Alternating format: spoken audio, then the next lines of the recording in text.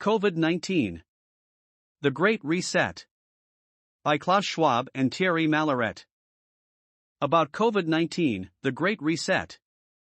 Since it made its entry on the world stage, COVID-19 has dramatically torn up the existing script of how to govern countries, live with others, and take part in the global economy. Written by World Economic Forum founder KLAUS SCHWAB and Monthly Barometer author THIERRY Malleret, COVID-19, The Great Reset considers its far-reaching and dramatic implications on tomorrow's world. The book's main objective is to help understand what's coming in a multitude of domains. Published in July 2020, in the midst of the crisis and when further waves of infection may still arise, it is a hybrid between a contemporary essay and an academic snapshot of a crucial moment in history. It includes theory and practical examples but is chiefly explanatory, containing many conjectures and ideas about what the post-pandemic world might, and perhaps should, look like. The book has 3 main chapters, offering a panoramic overview of the future landscape.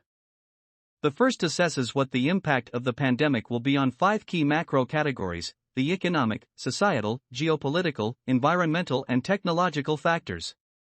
The second considers the effects in micro terms, on specific industries and companies. The third hypothesizes about the nature of the possible consequences at the individual level.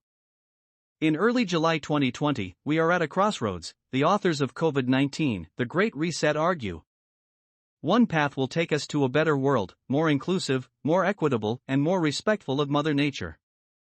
The other will take us to a world that resembles the one we just left behind, but worse and constantly dogged by nasty surprises. We must therefore get it right.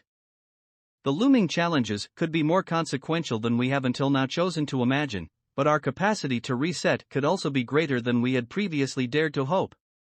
About the authors. Professor Klaus Schwab, 1938, Ravensburg, Germany, is the founder and executive chairman of the World Economic Forum. In 1971, he published Modern Enterprise Management in Mechanical Engineering. He argues in that book that a company must serve not only shareholders but all stakeholders to achieve long-term growth and prosperity. To promote the stakeholder concept, he founded the World Economic Forum the same year. Professor Schwab holds doctorates in economics, University of Fribourg, and in engineering, Swiss Federal Institute of Technology, and obtained a master's degree in public administration, MPA, from the Kennedy School of Government at Harvard University. In 1972, in addition to his leadership role at the Forum, he became a professor at the University of Geneva. He has since received numerous international and national honors, including 17 honorary doctorates. His latest books are The Fourth Industrial Revolution, 2016, a worldwide bestseller translated into 30 languages, and Shaping the Future of the Fourth Industrial Revolution, 2018. THIERRY Malleret, 1961, Paris, France, is the managing partner of the Monthly Barometer, a succinct predictive analysis provided to private investors, global CEOs, and opinion and decision-makers. His professional experience includes founding the Global Risk Network at the World Economic Forum and heading its program team. Malleret was educated at the Sorbonne and the École des Hautes Études en Sciences Sociales, Paris, and at St. Antony's College, Oxford. He holds master's degrees in economics and history, and a PhD in economics. His career spans investment banking, think tanks, academia, and government, with a 3-year spell in the Prime Minister's office in Paris. He has written several business and academic books and has published 4 novels. He lives in Chamonix, France, with his wife Marianne. Introduction. The worldwide crisis triggered by the coronavirus pandemic has no parallel in modern history. We cannot be accused of hyperbole when we say it is plunging our world in its entirety and each of us individually into the most challenging times we've faced in generations. It is our defining moment. We will be dealing with its fallout for years, and many things will change forever. It is bringing economic disruption of monumental proportions, creating a dangerous and volatile period on multiple fronts, politically, socially, geopolitically, raising deep concerns about the environment and also extending the reach, pernicious or otherwise, of technology into our lives. No industry or business will be spared from the impact of these changes. Millions of companies risk disappearing and many industries face an uncertain future. A few will thrive. On an individual basis, for many, life as they've always known it is unraveling at alarming speed. But deep, existential crises also favor introspection and can harbor the potential for transformation. The fault lines of the world, most notably social divides, lack of fairness, absence of cooperation, failure of global governance and leadership, now lie exposed as never before, and people feel the time for reinvention has come. A new world will emerge, the contours of which are for us to both imagine and to draw. At the time of writing, June 2020, the pandemic continues to worsen globally. Many of us are pondering when things will return to normal. The short response is, never. Nothing will ever return to the broken sense of normalcy that prevailed prior to the crisis because the coronavirus pandemic marks a fundamental inflection point in our global trajectory. Some analysts call it a major bifurcation, others refer to a deep crisis of biblical proportions, but the essence remains the same. The world as we knew it in the early months of 2020 is no more, dissolved in the context of the pandemic. Radical changes of such consequence are coming that some pundits have referred to a before coronavirus, BC, and after coronavirus, AC, era. We will continue to be surprised by both the rapidity and unexpected nature of these changes. As they conflate with each other, they will provoke second, third, fourth and more order consequences, cascading effects and unforeseen outcomes. In so doing, they will shape a new normal radically different from the one we will be progressively leaving behind. Many of our beliefs and assumptions about what the world could or should look like will be shattered in the process. However, broad and radical pronouncements, like everything will change, and an all or nothing, black and white analysis should be deployed with great care. Of course, reality will be much more nuanced. By itself, the pandemic may not completely transform the world, but it is likely to accelerate many of the changes that were already taking place before it erupted, which will in turn set in motion other changes. The only certainty, the changes won't be linear and sharp discontinuities will prevail. COVID-19, the Great Reset is an attempt to identify and shed light on the changes ahead, and to make a modest contribution in terms of delineating what their more desirable and sustainable form might resemble. Let's begin by putting things into perspective. Human beings have been around for about 200,000 years, the oldest bacteria for billions of years and viruses for at least 300 million years. This means that, most likely, pandemics have always existed and been an integral part of human history since people started traveling around. Over the past 2,000 years they have been the rule, not the exception. Because of their inherently disruptive nature, epidemics throughout history have proven to be a force for lasting and often radical change, sparking riots, causing population clashes and military defeats, but also triggering innovations, redrawing national boundaries and often paving the way for revolutions. Outbreaks forced empires to change course, like the Byzantine Empire when struck by the plague of Justinian in 541 to 542, and some even to disappear altogether, when Aztec and Inca emperors died with most of their subjects from European germs. Also, authoritative measures to attempt to contain them have always been part of the policy arsenal. Thus, there is nothing new about the confinement and lockdowns imposed upon much of the world to manage COVID-19. They have been common practice for centuries. The earliest forms of confinement came with the quarantines instituted in an effort to contain the Black Death that between 1347 and 1351 killed about a third of all Europeans. Coming from the word quaranta, which means 40 in Italian, the idea of confining people for 40 days originated without the authorities really understanding what they wanted to contain, but the measures were one of the first forms of institutionalized public health that helped legitimize the accretion of power by the modern state. The period of 40 days has no medical foundation, it was chosen for symbolic and religious reasons. Both the Old and New Testaments often refer to the number 40 in the context of purification, in particular the 40 days of Lent and the 40 days of flood in Genesis. The spread of infectious diseases has a unique ability to fuel fear, anxiety, and mass hysteria. In so doing, as we have seen, it also challenges our social cohesion and collective capacity to manage a crisis. Epidemics are by nature divisive and traumatizing. What we are fighting against is invisible. Our family, friends, and neighbors may all become sources of infection. Those everyday rituals that we cherish, like meeting a friend in a public place, may become a vehicle for transmission, and the authorities that try to keep us safe by enforcing confinement measures are often perceived as agents of oppression. Throughout history, the important and recurring pattern has been to search for scapegoats and place the blame firmly on the outsider. In medieval Europe, the Jews were almost always among the victims of the most notorious pogroms provoked by the plague. One tragic example illustrates this point. In 1349, 2 years after the Black Death had started to rove across the continent, in Strasbourg on Valentine's Day, Jews, who'd been accused of spreading the plague by polluting the wells of the city, were asked to convert. About 1,000 refused and were burned alive. During that same year, Jewish communities in other European cities were wiped out, forcing them to massively migrate to the eastern part of Europe, in Poland and Russia, permanently altering the demography of the continent in the process.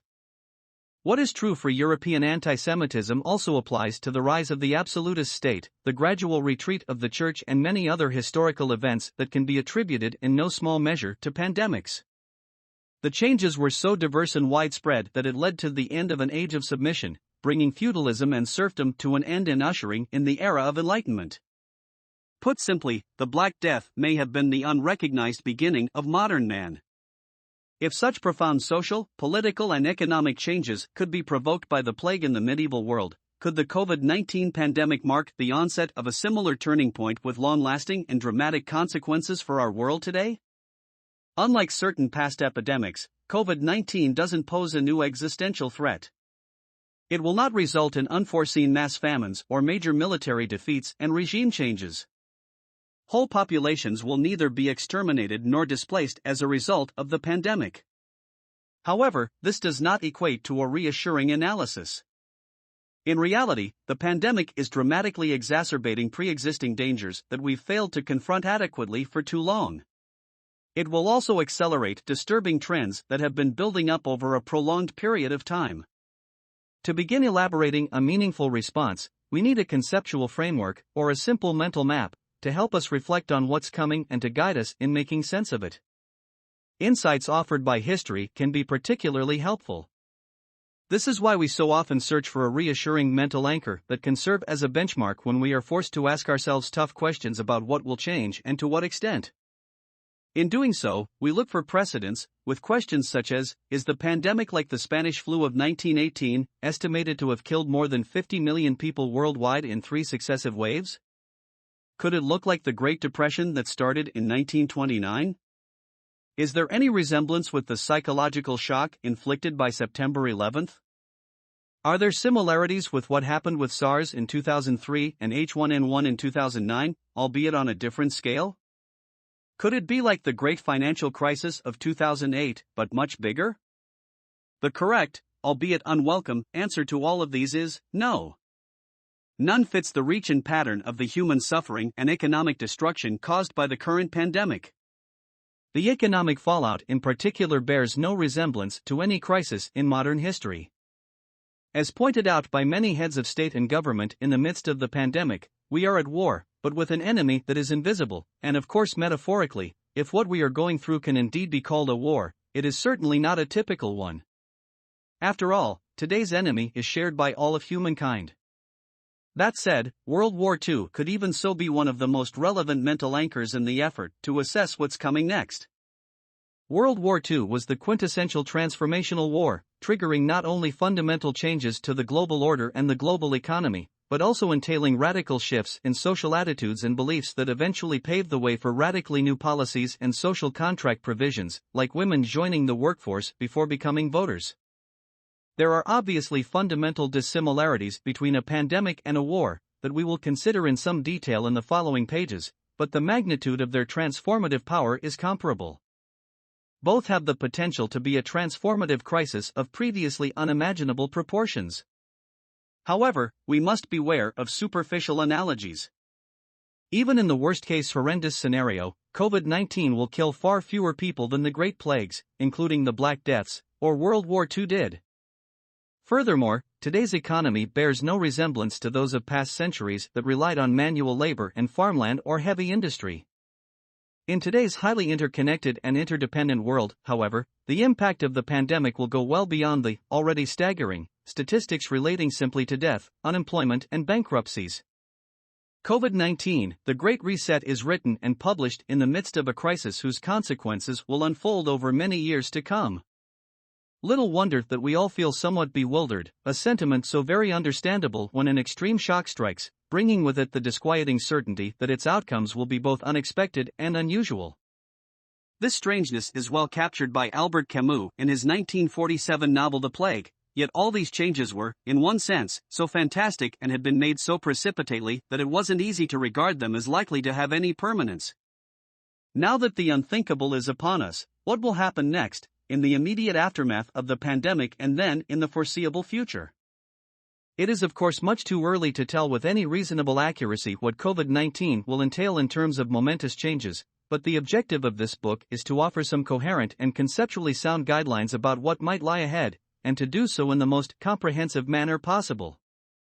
Our aim is to help our readers grasp the multifaceted dimension of the changes that are coming.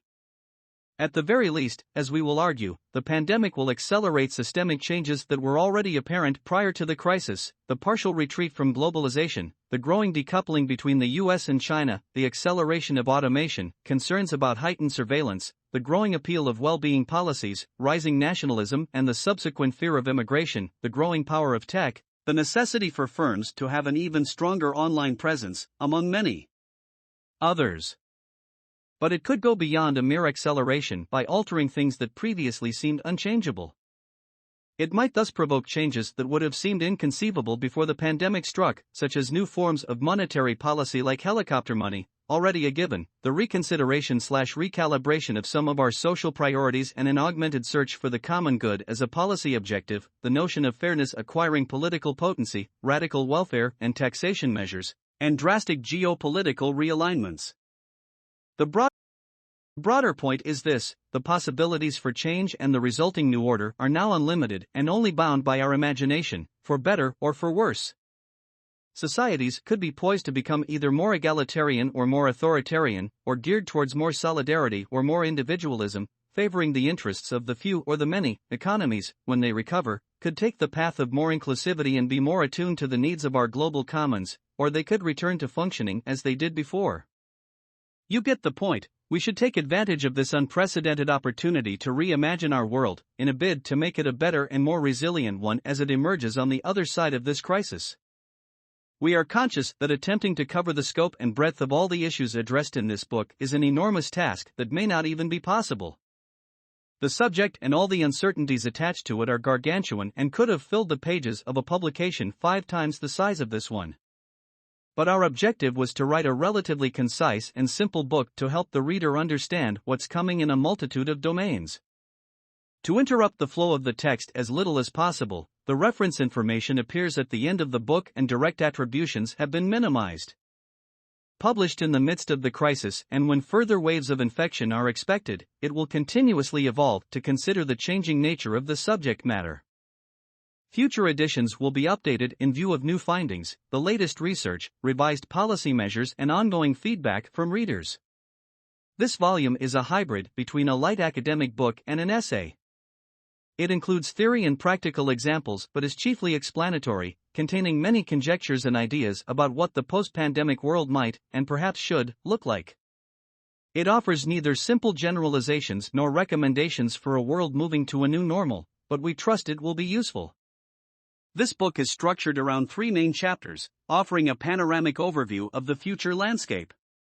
The first assesses what the impact of the pandemic will be on 5 key macro categories: the economic, societal, geopolitical, environmental and technological factors. The second considers the effects in micro terms, on specific industries and companies. The third hypothesizes about the nature of the possible consequences at the individual level. 1. Macro reset. The first leg of our journey progresses across 5 macro categories that offer a comprehensive analytical framework to understand what's going on in today's world and how this might evolve. For ease of reading, we travel thematically through each separately. In reality, they are interdependent, which is where we begin. Our brains make us think in linear terms, but the world that surrounds us is nonlinear, that is to say, complex, adaptive, fast-paced and ambiguous. 1.1 Conceptual framework: 3 defining characteristics of today's world.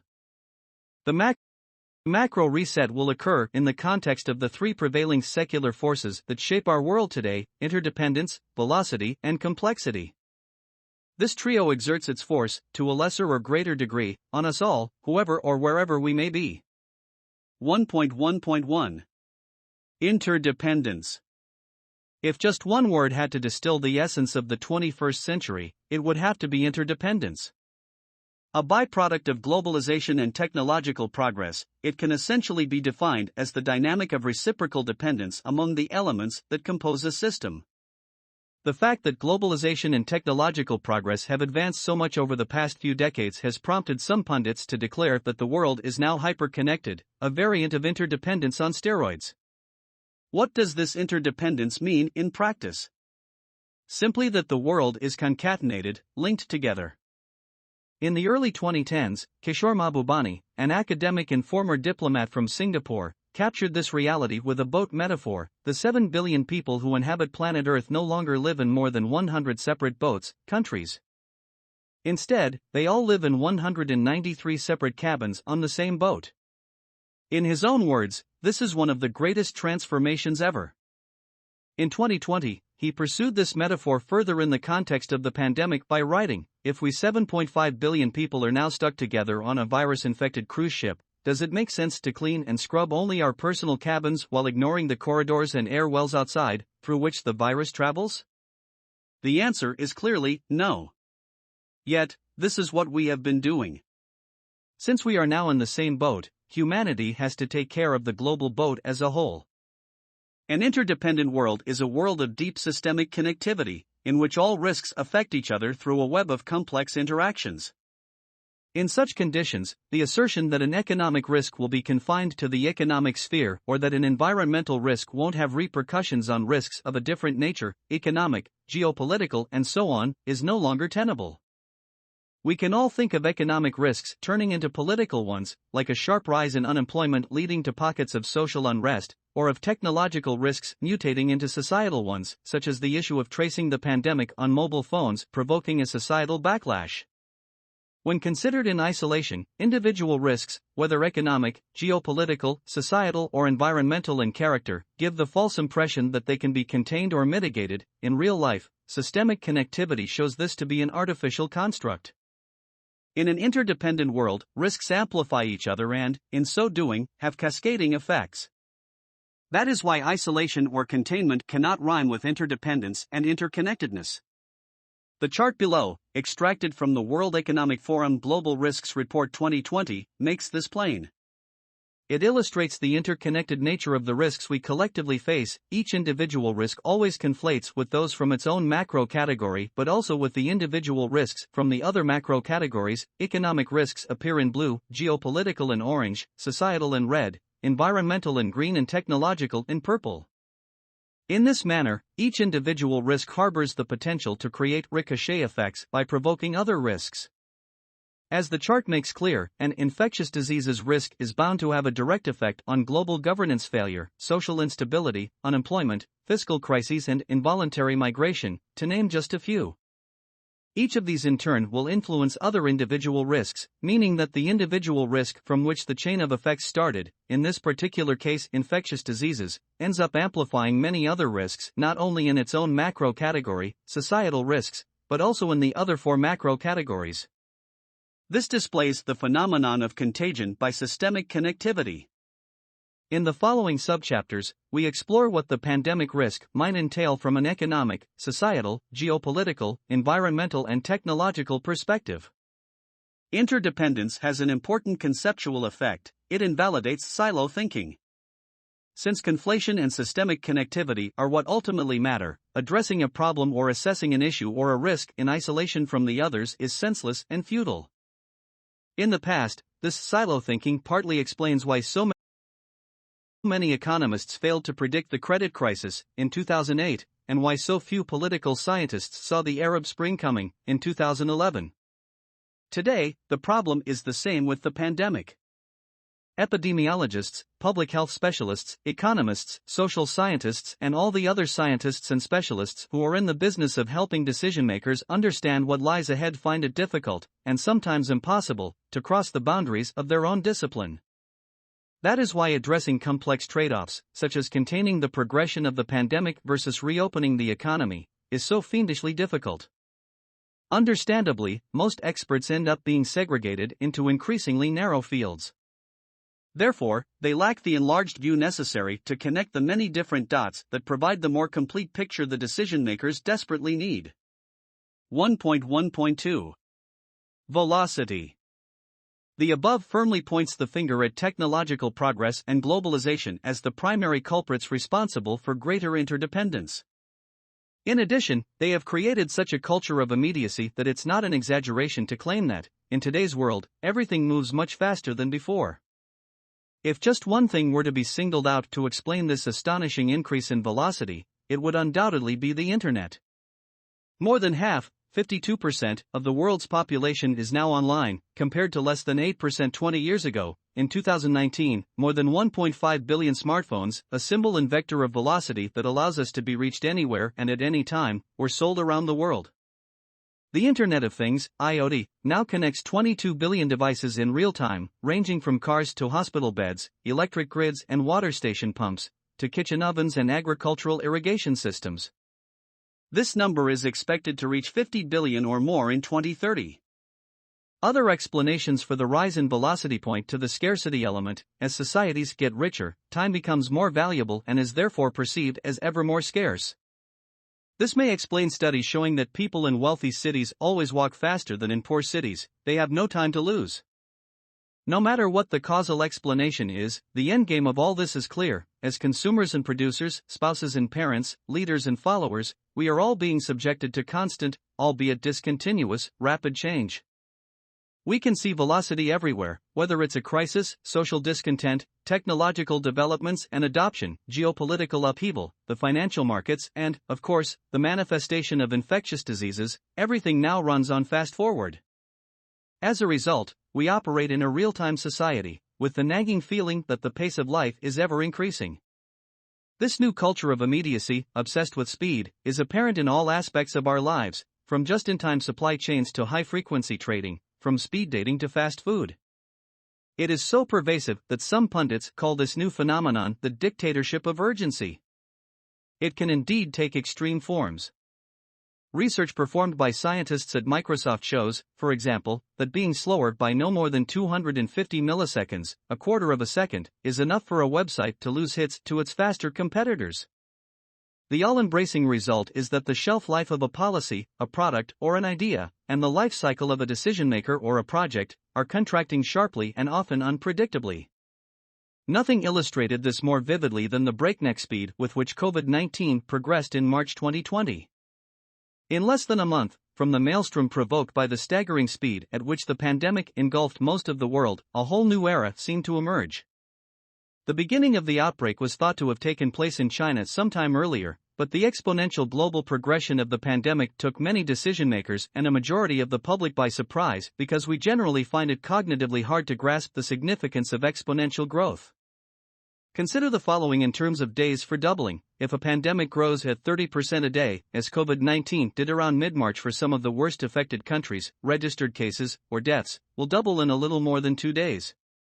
If it grows at 20%, it will take between 4 and 5 days, and if it grows at 10%, it will take just more than a week. Expressed differently, at the global level, it took COVID-19 3 months to reach 100,000 cases, 12 days to double to 200,000 cases, 4 days to reach 300,000 cases, and then 400,000 and 500,000 cases were reached in 2 days each. These numbers make our heads spin. Extreme velocity in action. Exponential growth is so baffling to our cognitive functions that we often deal with it by developing exponential myopia, thinking of it as nothing more than very fast. In a famous experiment conducted in 1975, 2 psychologists found that when we have to predict an exponential process, we often underestimate it by factor of 10. Understanding this growth dynamic and the power of exponentials clarifies why velocity is such an issue and why the speed of intervention to curb the rate of growth is so crucial. Ernest Hemingway understood this. In his novel The Sun Also Rises, 2 characters have the following conversation: "How did you go bankrupt?" Bill asked. "2 ways," Mike said. "Gradually, then suddenly." The same tends to happen for big systemic shifts and disruption in general. Things tend to change gradually at first and then all at once. Expect the same for the macro reset. Not only does velocity take extreme forms, but it can also engender perverse effects. Impatience, for example, is one, the effects of which can be seen similarly in the behavior of participants in the financial markets, with new research suggesting that momentum trading, based on velocity, leads stock prices to deviate persistently from their fundamental value or correct price, and in that of voters in an election. The latter will have a critical relevance in the post-pandemic era. Governments, by necessity, take a while to make decisions and implement them. They are obliged to consider many different constituency groups and competing interests, balance domestic concerns with external considerations and secure legislative approval, before putting into motion the bureaucratic machinery to action all these decisions. By contrast, voters expect almost immediate policy results and improvements, which, when they don't arrive fast enough, lead to almost instantaneous disappointment. This problem of asynchronicity between two different groups, policymakers and the public, whose time horizon differs so markedly, will be acute and very difficult to manage in the context of the pandemic. The velocity of the shock and the depth of the pain it has inflicted will not and cannot be matched with equal velocity on the policy side. Velocity also led many observers to establish a false equivalence by comparing seasonal flu with COVID-19. This comparison, made again and again in the early months of the pandemic, was misleading and conceptually erroneous. Let's take the example of the US to hammer out the point and better grasp the role played by velocity in all of this. According to the Centers for Disease Control, CDC, between 39 and 56 million Americans contracted the flu during the 2019 to 2020 winter season, with between 24,000 and 62,000 deaths. By contrast, and according to Johns Hopkins University, on June 24, 2020, more than 2.3 million were diagnosed with COVID-19 and almost 121,000 people had died. But the comparison stops there. It is meaningless for two reasons. 1. The flu numbers correspond to the estimated total flu burden while the COVID-19 figures are confirmed cases, and 2. The seasonal flu cascades in gentle waves over a period of up to 6 months in an even pattern, while the COVID-19 virus spreads like a tsunami in a hotspot pattern, in a handful of cities and regions where it concentrates, and, in doing so, can overwhelm and jam healthcare capacities, monopolizing hospitals, to the detriment of non-COVID-19 patients. The second reason, the velocity with which the COVID-19 pandemic surges and the suddenness with which clusters emerge, makes all the difference and renders the comparison with the flu irrelevant. Velocity lies at the root of the first and second reasons. In a vast majority of countries, the speed with which the epidemic progressed made it impossible to have sufficient testing capabilities, and it then overwhelmed many national health systems equipped to deal with a predictable, recurrent, and rather slow seasonal flu, but not with a superfast pandemic. Another important and far-reaching consequence of velocity is that decision-makers have more information and more analysis than ever before, but less time to decide. For politicians and business leaders, the need to gain a strategic perspective collides ever more frequently with the day-to-day pressures of immediate decisions, particularly obvious in the context of the pandemic, and reinforced by complexity, as we see in the next section. 1.1.3 Complexity. In its simplest possible form, complexity can be defined as what we don't understand or find difficult to understand. As for a complex system, the psychologist Herbert Simon defined it as one made up of a large number of parts that interact in a non-simple way. Complex systems are often characterized by an absence of visible causal links between their elements, which makes them virtually impossible to predict. Deep in ourselves, we sense that the more complex a system is, the greater the likelihood that something might go wrong and that an accident or an aberration might occur and propagate. Complexity can roughly be measured by three factors: 1. The amount of information content or the number of components in a system; 2. The interconnectedness, defined as the dynamic of reciprocal responsiveness between these pieces of information or components; and 3. The effect of nonlinearity. Nonlinear elements are often called tipping points. Nonlinearity is a key feature of complexity because it means that a change in just one component of a system can lead to a surprising and disproportionate effect elsewhere. It is for this reason that pandemic models so often yield wide ranges of outcomes. A difference of assumption regarding just one component of the model can dramatically affect the end result.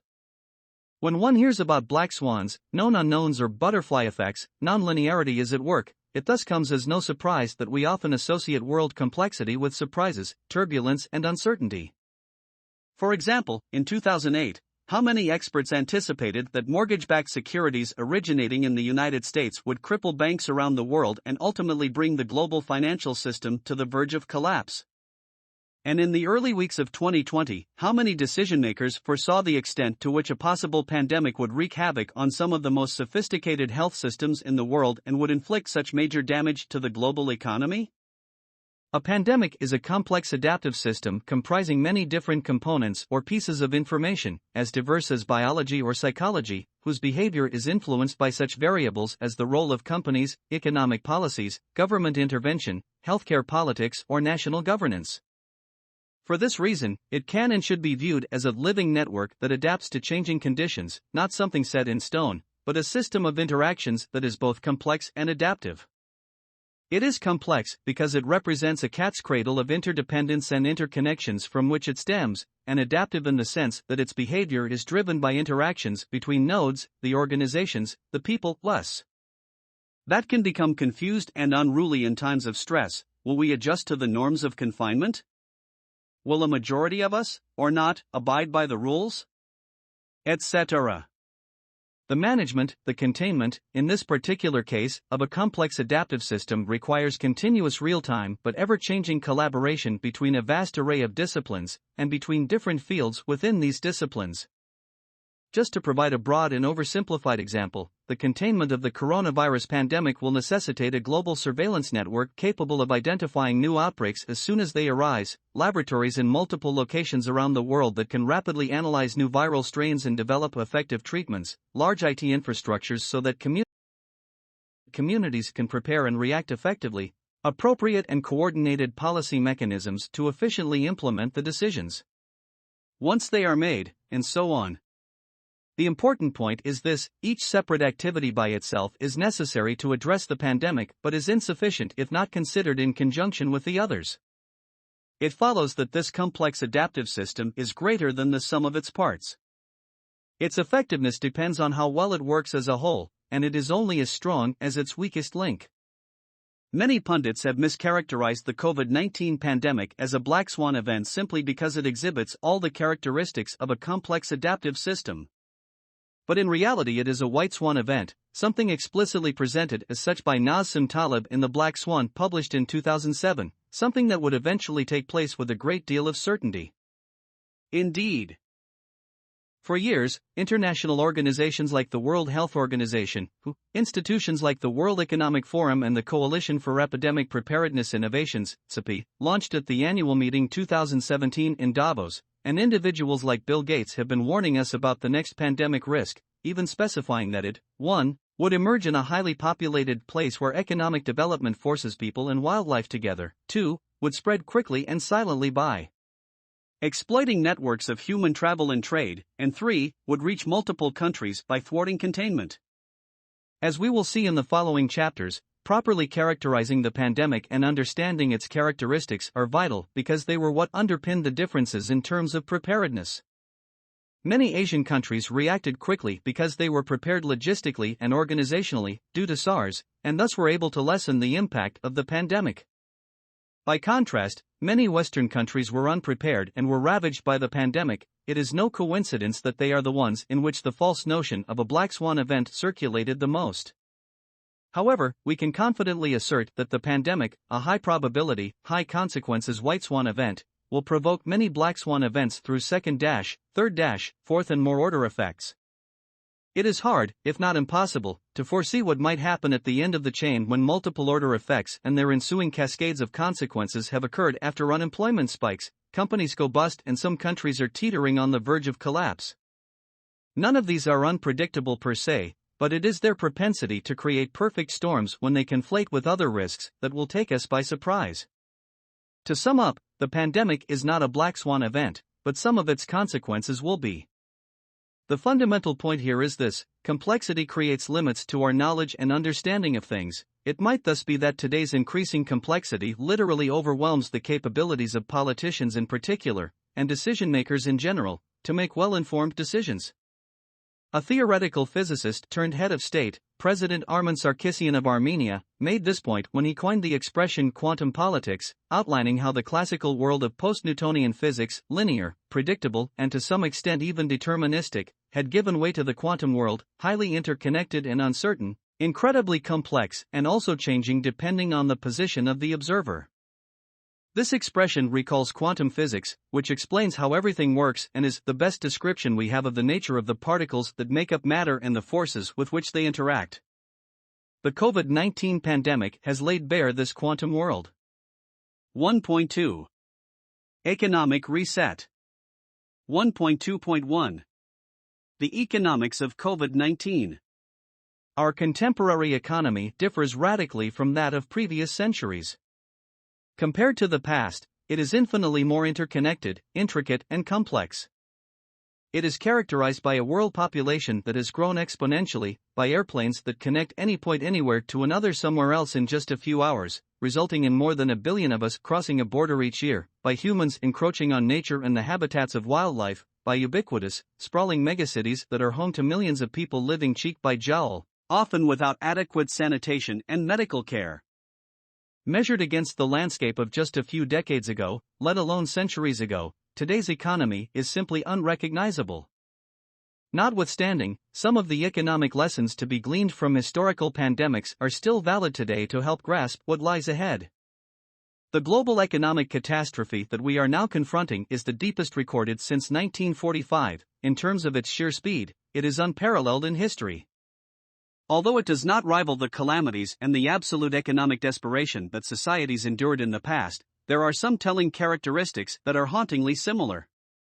When in 1665, over the space of 18 months, the last bubonic plague had eradicated 1/4 of London's population, Daniel Defoe wrote in a journal of the plague year, published in 1722, all trades being stopped, employment ceased, the labor, and by that the bread, of the poor were cut off. And at first indeed the cries of the poor were most lamentable to hear, thousands of them having stayed in London till nothing but desperation sent them away, death overtook them on the road, and they served for no better than the messengers of death.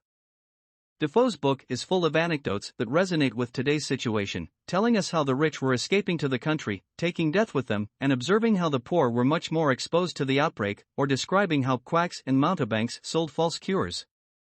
What the history of previous epidemics shows again and again is how pandemics exploit trade routes and the clash that exists between the interests of public health and those of economics, something that constitutes an economic aberration, as we will see in just a few pages. As the historian Simon Schama describes, in the midst of calamity, economics was always at loggerheads with the interests of public health. Even though, until there was an understanding of germ-borne diseases, the plague was mostly attributed to foul air and noxious vapors said to arise from stagnant or polluted marshes, there was nonetheless a sense that the very commercial arteries that had generated prosperity were now transformed into vectors of poison.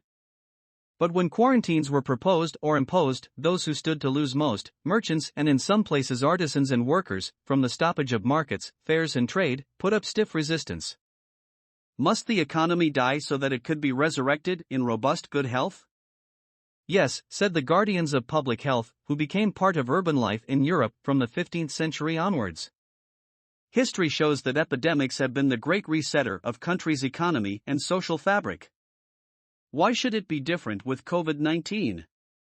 A seminal paper on the long-term economic consequences of major pandemics throughout history shows that significant macroeconomic after-effects can persist for as long as 40 years, substantially depressing real rates of return.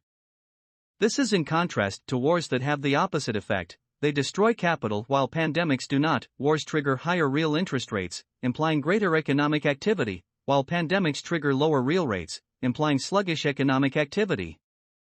In addition, consumers tend to react to the shock by increasing their savings, either because of new precautionary concerns, or simply to replace the wealth lost during the epidemic. On the labor side, there will be gains at the expense of capital since real wages tend to rise after pandemics.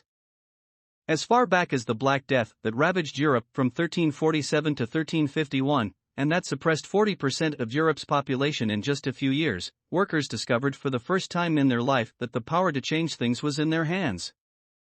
Barely a year after the epidemic had subsided, textile workers in Saint-Omer, a small city in northern France, demanded and received successive wage rises.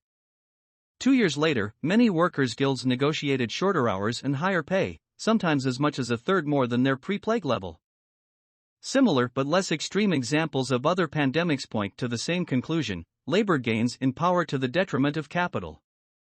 Nowadays, this phenomenon may be exacerbated by the aging of much of the population around the world. Africa and India are notable exceptions, but such a scenario today risks being radically altered by the rise of automation, an issue to which we will return in section 1.6. Unlike previous pandemics, it is far from certain that the COVID-19 crisis will tip the balance in favor of labor and against capital. For political and social reasons, it could, but technology changes the mix. 1.2.1.1 Uncertainty.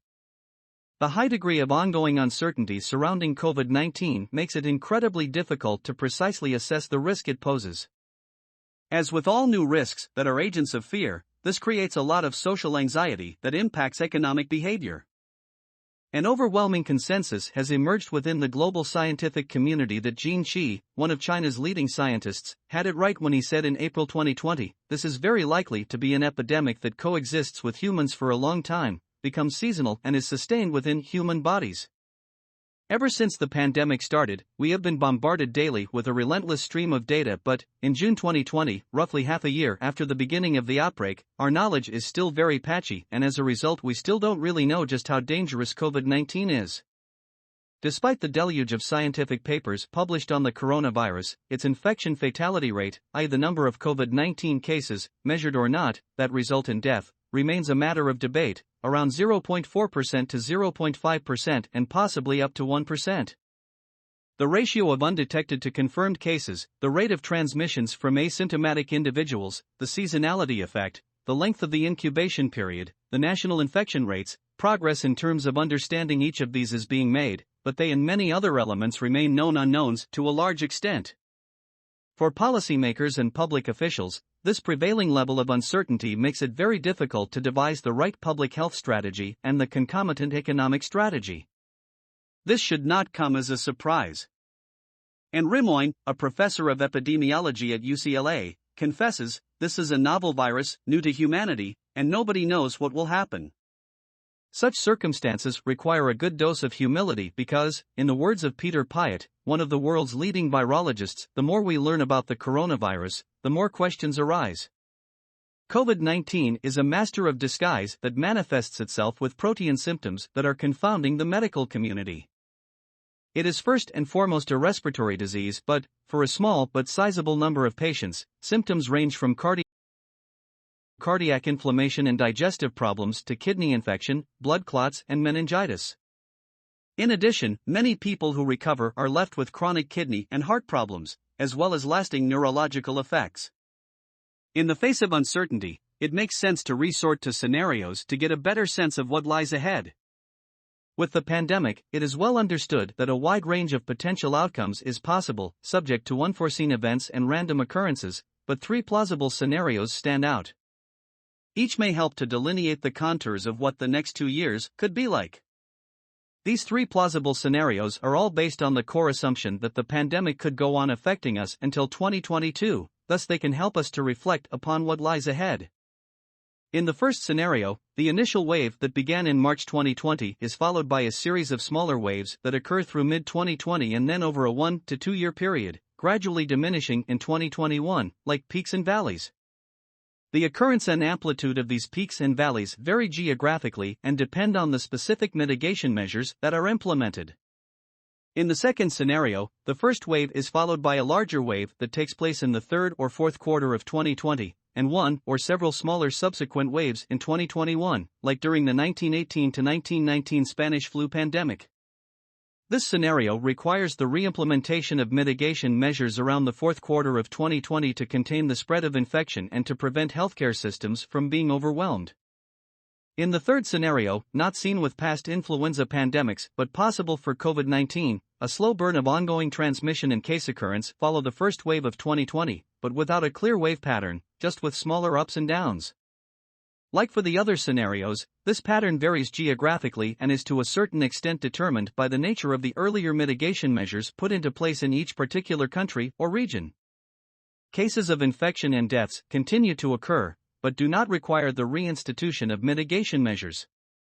A large number of scientists seem to agree with the framework offered by these three scenarios. Whichever of the three the pandemic follows, they all mean, as the authors explicitly state, that policymakers must be prepared to deal with at least another 18 to 24 months of significant COVID-19 activity, with hotspots popping up periodically in diverse geographic areas. As we will argue next, a full-fledged economic recovery cannot take place until the virus is defeated or behind us. 1.2.1.2 The economic fallacy of sacrificing a few lives to save growth. Throughout the pandemic, there has been a perennial debate about saving lives versus saving the economy, lives versus livelihoods. This is a false trade-off. From an economic standpoint, the myth of having to choose between public health and a hit to GDP growth can easily be debunked. Leaving aside the not insignificant ethical issue of whether sacrificing some lives to save the economy is a social Darwinian proposition or not, deciding not to save lives will not improve economic welfare. The reasons are twofold. 1. On the supply side, if prematurely loosening the various restrictions and the rules of social distancing result in an acceleration of infection, which almost all scientists believe it would, more employees and workers would become infected and more businesses would just stop functioning. After the onset of the pandemic in 2020, the validity of this argument was proven on several occasions. They ranged from factories that had to stop operating because too many workers had fallen ill, primarily the case for work environments that forced physical proximity between workers, like in meat processing facilities, to naval ships stranded because too many crew members had been infected, thus preventing the vessel from operating normally. An additional factor that negatively affects the supply of labor is that, around the world, there were repeated instances of workers refusing to return to work for fear of becoming infected. In many large companies, employees who felt vulnerable to the disease generated a wave of activism, including work stoppages.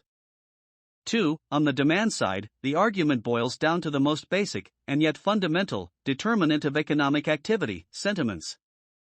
Because consumer sentiments are what really drive economies, a return to any kind of normal will only happen when and not before confidence returns.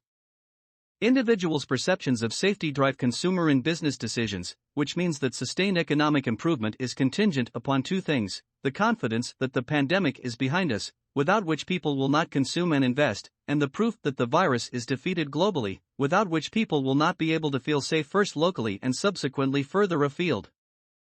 The logical conclusion of these 2 points is this: governments must do whatever it takes and spend whatever it costs in the interests of our health and our collective wealth for the economy to recover sustainably. As both an economist and public health specialist put it, only saving lives will save livelihoods, making it clear that only policy measures that place people's health at their core will enable an economic recovery, adding, if governments fail to save lives, people afraid of the virus will not resume shopping, traveling, or dining out. This will hinder economic recovery, lockdown or no lockdown. Only future data and subsequent analysis will provide incontrovertible proof that the trade-off between health and the economy does not exist. That said, some U.S. data collected in the early phases of reopening in some states showed a drop in spending and working even before the lockdown. Once people began to worry about the pandemic, they effectively started to shut down the economy, even before the government had officially asked them to do so. A similar phenomenon took place after some American states decided to, partially, reopen. Consumption remained subdued. This proves the point that economic life cannot be activated by fiat, but it also illustrates the predicament that most decision-makers experienced when having to decide whether to reopen or not. The economic and societal damage of a lockdown is glaringly obvious to everybody, while success in terms of containing the outbreak and preventing deaths, a prerequisite for a successful opening, is more or less invisible. There is no public celebration when a coronavirus case or death doesn't happen, leading to the public health policy paradox that, when you do it right, nothing happens. This is why delaying the lockdown or opening too early was always such a strong policy temptation. However, several studies have since shown how such a temptation carried considerable risk. Two, in particular, coming to similar conclusions with different methodologies, modeled what could have happened without lockdown. According to one conducted by Imperial College London, wide-scale rigorous lockdowns imposed in March 2020 averted 3.1 million deaths in 11 European countries, including the UK, Spain, Italy, France, and Germany. The other, led by the University of California, Berkeley, concluded that 530 million total infections, corresponding to 62 million confirmed cases, were averted in 6 countries, China, South Korea, Italy, Iran, France, and the US, by the confinement measures that each had put into place. The simple conclusion, in countries afflicted with registered COVID-19 cases that, at the peak, were roughly doubling every 2 days, governments had no reasonable alternative but to impose rigorous lockdowns. Pretending otherwise is to ignore the power of exponential growth and the considerable damage it can inflict through a pandemic. Because of the extreme velocity of the COVID-19 progression, the timing and forcefulness of the intervention were of the essence. 1.2.2 Growth and Employment. Before March 2020, never had the world economy come to such an abrupt and brutal stop. Never before had anyone alive experienced an economic collapse so dramatic and drastic, both in its nature and pace. The shock that the pandemic has inflicted on the global economy has been more severe and has occurred much faster than anything else in recorded economic history.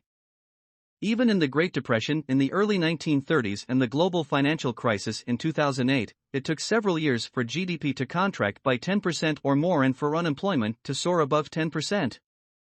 With the pandemic, disaster-like macroeconomic outcomes, in particular exploding unemployment levels and plunging GDP growth, happened in March 2020 over the course of just 3 weeks. COVID-19 inflicted a crisis of both supply and demand that led to the deepest dive on record for the global economy for over 100 years. As the economist Kenneth Rogoff warned, everything depends on how long it lasts, but if this goes on for a long time, it's certainly going to be the mother of all financial crises. The length and acuteness of the downturn, and its subsequent hit to growth and employment, depend on 3 things: 1. The duration and severity of the outbreak, 2. Each country's success at containing the pandemic and mitigating its effects, and 3. The cohesiveness of each society in dealing with the post-confinement measures and the various opening strategies. At the time of writing, end of June 2020, all 3 aspects remain unknown.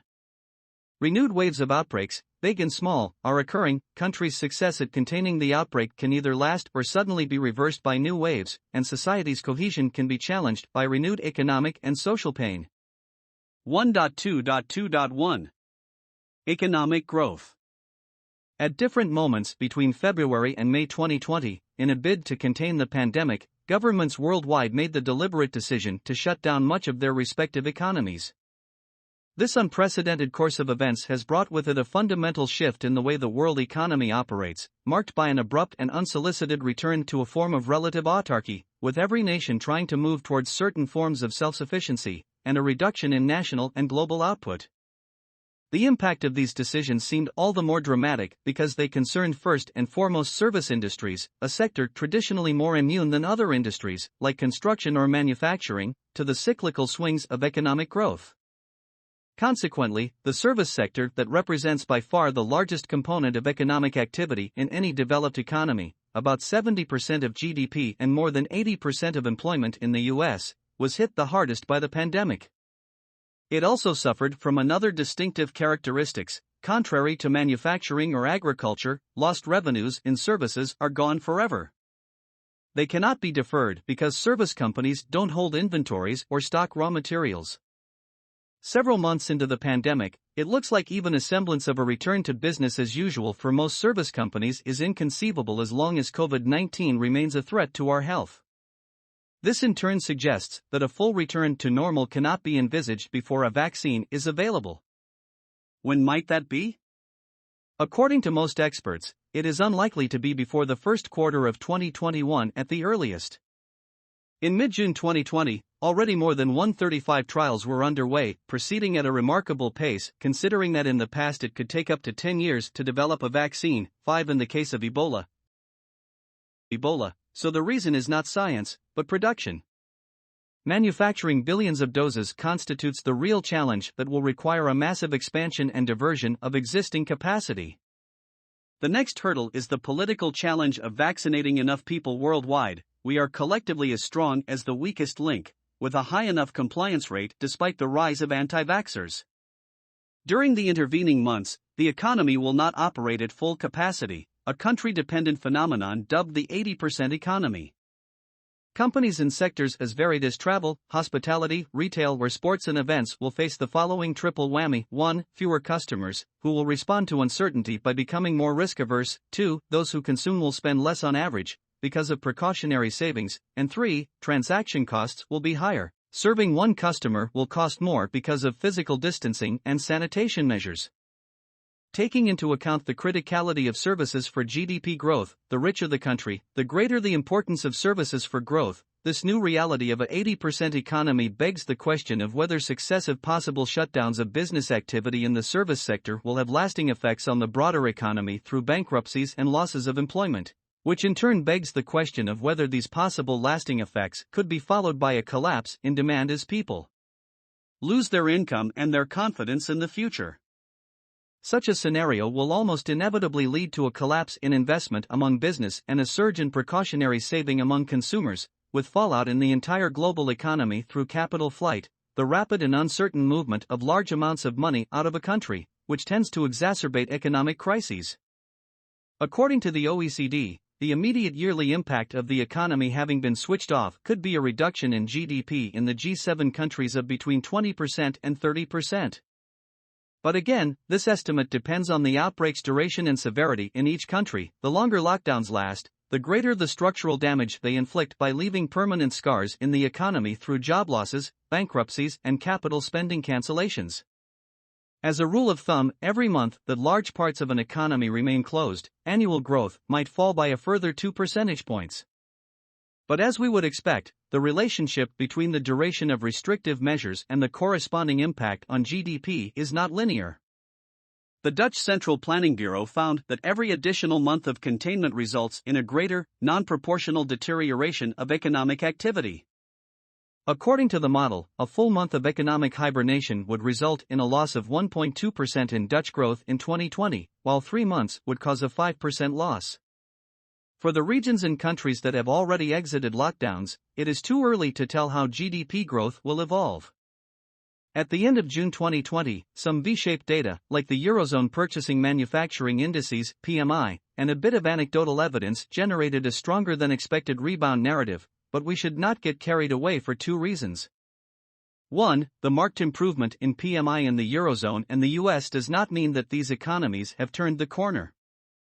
It simply indicates that business activity has improved compared to previous months, which is natural since a significant pickup in activity should follow the period of inactivity caused by rigorous lockdowns. 2. In terms of future growth, one of the most meaningful indicators to watch is the savings rate.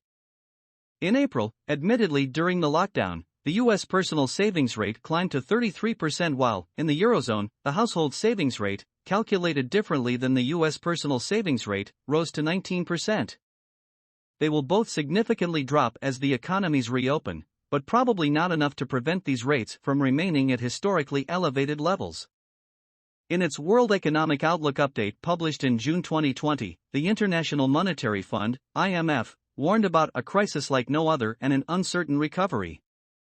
Compared to April, it revised its projections for global growth downwards, anticipating global GDP at -4.9% in 2020, almost 2 percentage points below its previous estimate.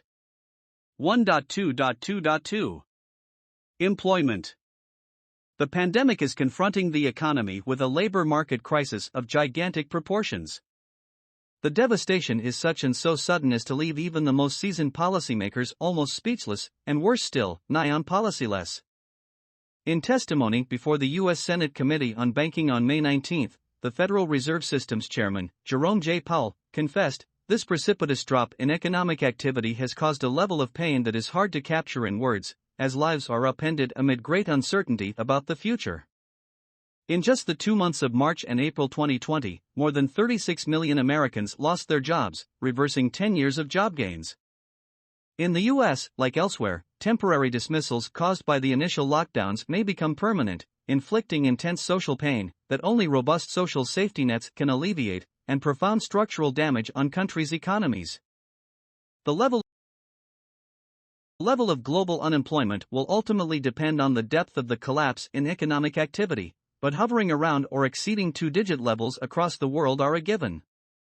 In the US, a harbinger of difficulties to come elsewhere, it is estimated that the official rate of unemployment could reach a peak of 25% in 2020, a level equivalent to that of the Great Depression, that would be even higher if hidden unemployment were to be taken into account, like workers who are not counted in official statistics because they are so discouraged they abandon the workforce and cease looking for a job, or part-time workers who are looking for a full-time job. The situation of employees in the service industry will be particularly dire. That of workers not officially employed will be even worse. As for GDP growth, the magnitude and severity of the unemployment situation are country-dependent. Each nation will be affected differently, depending on its economic structure and the nature of its social contract, but the US and Europe offer two radically different models of how the issue is being addressed by policymakers and of what lies ahead. As of June 2020, the rise in the US unemployment rate, it stood at a mere 3.5% prior to the pandemic, was much higher than anywhere else. In April 2020, the US unemployment rate had risen by 11.2 percentage points compared to February, while, during the same period in Germany, it had increased by less than 1 percentage point. Two reasons account for this striking difference. One, the US labor market has a hire-and-fire culture that doesn't exist and is often prohibited by law in Europe. And two, right from the onset of the crisis, Europe put into place fiscal measures destined to support employment. In the US, government support so far, June 2020, has been larger than in Europe, but of a fundamentally different nature. It provides income support for those who lost their job, with the occasional result that those displaced are better off than in their full-time jobs before the crisis. In Europe, by contrast, the governments decided to directly support those businesses that kept workers formally employed in their original jobs, even when they were no longer working full-time or not working at all. In Germany, the short-time working scheme, called Kurzarbeit, a model emulated elsewhere, replaced up to 60% of earnings for 10 million employees who would have otherwise lost their jobs, while in France a similar scheme also compensated a similar number of workers by providing them with up to 80% of their previous salary. Many other European countries came up with similar solutions, without which layoffs and redundancies would have been much more consequential. These labor market supporting measures are accompanied by other governmental emergency measures, like those giving insolvent companies the possibility to buy time. In many European countries, if firms can prove that their liquidity problems were caused by the pandemic, they won't have to file for bankruptcy until later, possibly as late as March 2021 in some countries. This makes eminent sense if the recovery takes hold, but it could be that this policy is only postponing the problem. Globally, a full recovery of the labor market could take decades and, in Europe like elsewhere, the fear of mass bankruptcies followed by mass unemployment looms large. In the coming months, the unemployment situation is bound to deteriorate further for the simple reason that it cannot improve significantly until a sustainable economic recovery begins. This won't happen before a vaccine or a treatment is found, meaning that many people will be doubly worried about losing their job and about not finding another one if they do lose it, which will lead to a sharp increase in savings rates. In a slightly more distant time, from a few months to a few years, two categories of people will face a particularly bleak employment situation: young people entering for the first time a job market devastated by the pandemic and workers susceptible to be replaced by robots. These are fundamental issues at the intersection of economics, society and technology with defining implications for the future of work. Automation, in particular, will be a source of acute concern. The economic case that technology always exerts a positive economic effect in the long term is well known. The substance of the argument goes like this: automation is disruptive, but it improves productivity and increases wealth, which in turn lead to greater demands for goods and services and thus to new types of jobs to satisfy those demands. This is correct, but what happens between now and the long term? In all likelihood, the recession induced by the pandemic will trigger a sharp increase in labor substitution, meaning that physical labor will be replaced by robots and intelligent machines, which will in turn provoke lasting and structural changes in the labor market. In the technology chapter, we analyze in more detail the impact that the pandemic is having on automation, but there is already ample evidence that it is accelerating the pace of transformation. The call center sector epitomizes this situation. In the pre-pandemic era, new artificial intelligence (AI)-based technologies were being gradually introduced to automate some of the tasks performed by human employees. The COVID-19 crisis, and its accompanying measures of social distancing, has suddenly accelerated this process of innovation and technological change. Chatbots, which often use the same voice recognition technology behind Amazon's Alexa, and other software that can replace tasks normally performed by human employees, are being rapidly introduced. These innovations, provoked by necessity, i.e., sanitary measures, will soon result in hundreds of thousands, and potentially millions, of job losses. As consumers may prefer automated services to face-to-face interactions for some time to come, what is currently happening with call centers will inevitably occur in other sectors as well. Automation anxiety is therefore set for a revival, which the economic recession will exacerbate. The process of automation is never linear. It tends to happen in waves and often in harsh economic times, when the decline in companies' revenues makes labor costs relatively more expensive. This is when employers replace less skilled workers with automation to increase labor productivity. Low-income workers in routine jobs, in manufacturing and services like food and transportation, are those most likely to be affected. The labor market will become increasingly polarized between highly paid work and lots of jobs that have disappeared or aren't well paid and are not very interesting. In emerging and developing countries, particularly those with a youth bulge, technology runs the risk of transforming the demographic dividend into a demographic nightmare because automation will make it much harder to get on the escalator of economic growth. It is easy to give way to excessive pessimism because we human beings find it much easier to visualize what is disappearing than what is coming next. We know and understand that levels of unemployment are bound to rise globally in the foreseeable future, but over the coming years and decades we may be surprised. We could witness an unprecedented wave of innovation and creativity driven by new methods and tools of production. There might also be a global explosion of hundreds of thousands of new micro-industries that will hopefully employ hundreds of millions of people. Of course, we cannot know what the future holds, except that much will depend on the trajectory of future economic growth. 1.2.2.3 What future growth could look like. In the post-pandemic era, according to current projections, the new economic normal may be characterized by much lower growth than in past decades. As the recovery begins, quarter-to-quarter GDP growth may look impressive, because it will start from a very low basis, but it may take years before the overall size of most nations' economy returns to their pre-pandemic level. This is also due to the fact that the severity of the economic shock inflicted by the coronavirus will conflate with a long-term trend. Declining populations in many countries and aging demographics is destiny and a crucial driver of GDP growth. Under such conditions, when lower economic growth seems almost certain, many people may wonder whether obsessing about growth is even useful, concluding that it doesn't make sense to chase a target of ever higher GDP growth. The deep disruption caused by COVID-19 globally has offered societies an enforced pause to reflect on what is truly of value. With the economic emergency responses to the pandemic now in place, the opportunity can be seized to make the kind of institutional changes and policy choices that will put economies on a new path towards a fairer, greener future. The history of radical rethinking in the years following World War II, which included the establishment of the Bretton Woods institutions, the United Nations, the EU, and the expansion of welfare states, shows the magnitude of the shifts possible. This raises two questions. 1. What should the new compass for tracking progress be? And 2. What will the new drivers of an economy that is inclusive and sustainable be? In relation to the first question, changing course will require a shift in the mindset of world leaders to place greater focus and priority on the well-being of all citizens and the planet. Historically, national statistics were amassed principally to furnish governments with a better understanding of the available resources for taxation and waging war.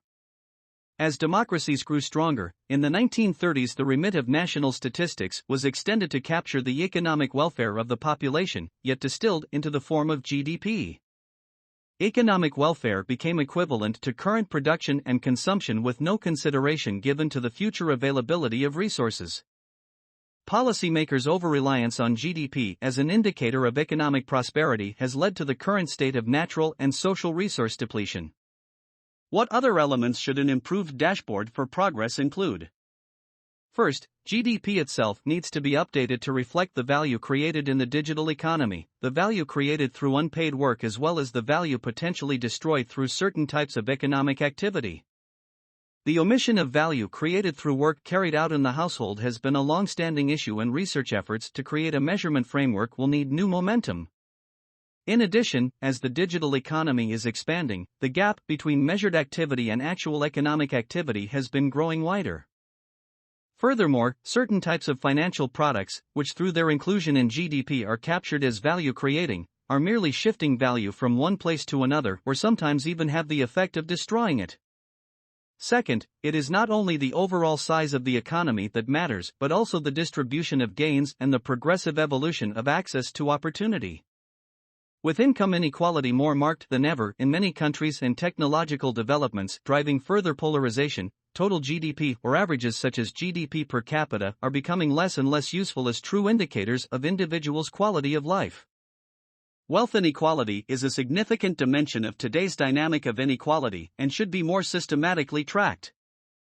Third, resilience will need to be better measured and monitored to gauge the true health of an economy, including the determinants of productivity, such as institutions, infrastructure, human capital and innovation ecosystems, which are critical for the overall strength of a system.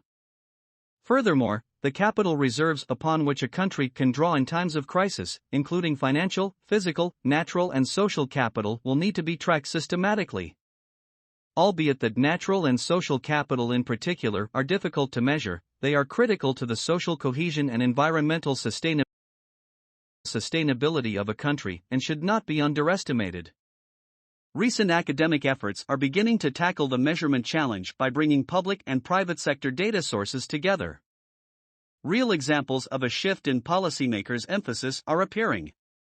It is no coincidence that in 2019, a country placed in the top 10 ranking of the World Happiness Report unveiled a well-being budget. The Prime Minister of New Zealand's decision to earmark money for social issues such as mental health, child poverty and family violence made well-being an explicit goal of public policy. In so doing, Prime Minister Ardern turned into policy what everybody has known for years, that an increase in GDP does not guarantee an improvement in living standards and social welfare. Additionally, several institutions and organizations, ranging from cities to the European Commission, are reflecting on options that would sustain future economic activity at a level that matches the satisfaction of our material needs with the respect of our planetary boundaries. The municipality of Amsterdam is the first in the world to have formally committed to this framework as a starting point for public policy decisions in the post-pandemic world. The framework resembles a donut in which the inner ring represents the minimum we need to lead a good life, as enunciated by the UN's Sustainable Development Goals, and the outer ring the ecological ceiling defined by Earth system scientists, which highlights the boundaries not to be crossed by human activity to avoid environmentally negative impact on climate, soil, oceans, the ozone layer, freshwater, and biodiversity. In between the two rings is the sweet spot, or dough, where our human needs and those of the planet are being met. We do not know yet whether the tyranny of GDP growth will come to an end, but different signals suggest that the pandemic may accelerate changes in many of our well-entrenched social norms. If we collectively recognize that, beyond a certain level of wealth defined by GDP per capita, happiness depends more on intangible factors such as accessible healthcare and a robust social fabric than on material consumption, then values as different as the respect for the environment, responsible eating, empathy or generosity may gain ground and progressively come to characterize the new social norms. Beyond the immediate ongoing crisis, in recent years the role of economic growth in advancing living standards has varied depending on context. In high-income economies, productivity growth has been steadily declining since the 1970s, and it has been argued that there are currently no clear policy avenues for reviving long-term growth. In addition, the growth that did materialize disproportionately accrued to individuals at the top end of the income distribution.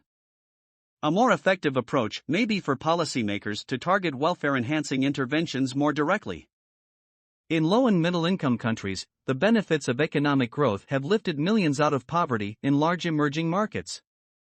The policy options to boost growth performance are better known, e.g. addressing basic distortions, yet new approaches will have to be found as the manufacturing-led development model is fast losing its power with the advent of the Fourth Industrial Revolution. This leads to the second key question around future growth.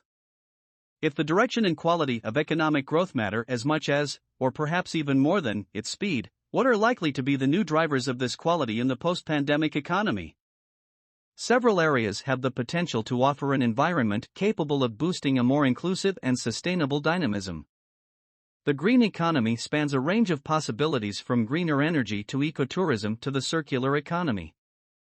For example, shifting from the take-make-dispose approach to production and consumption to a model that is restorative and regenerative by design can preserve resources and minimize waste by using a product again when it reaches the end of its useful life, thus creating further value that can in turn generate economic benefits by contributing to innovation, job creation, and, ultimately, growth.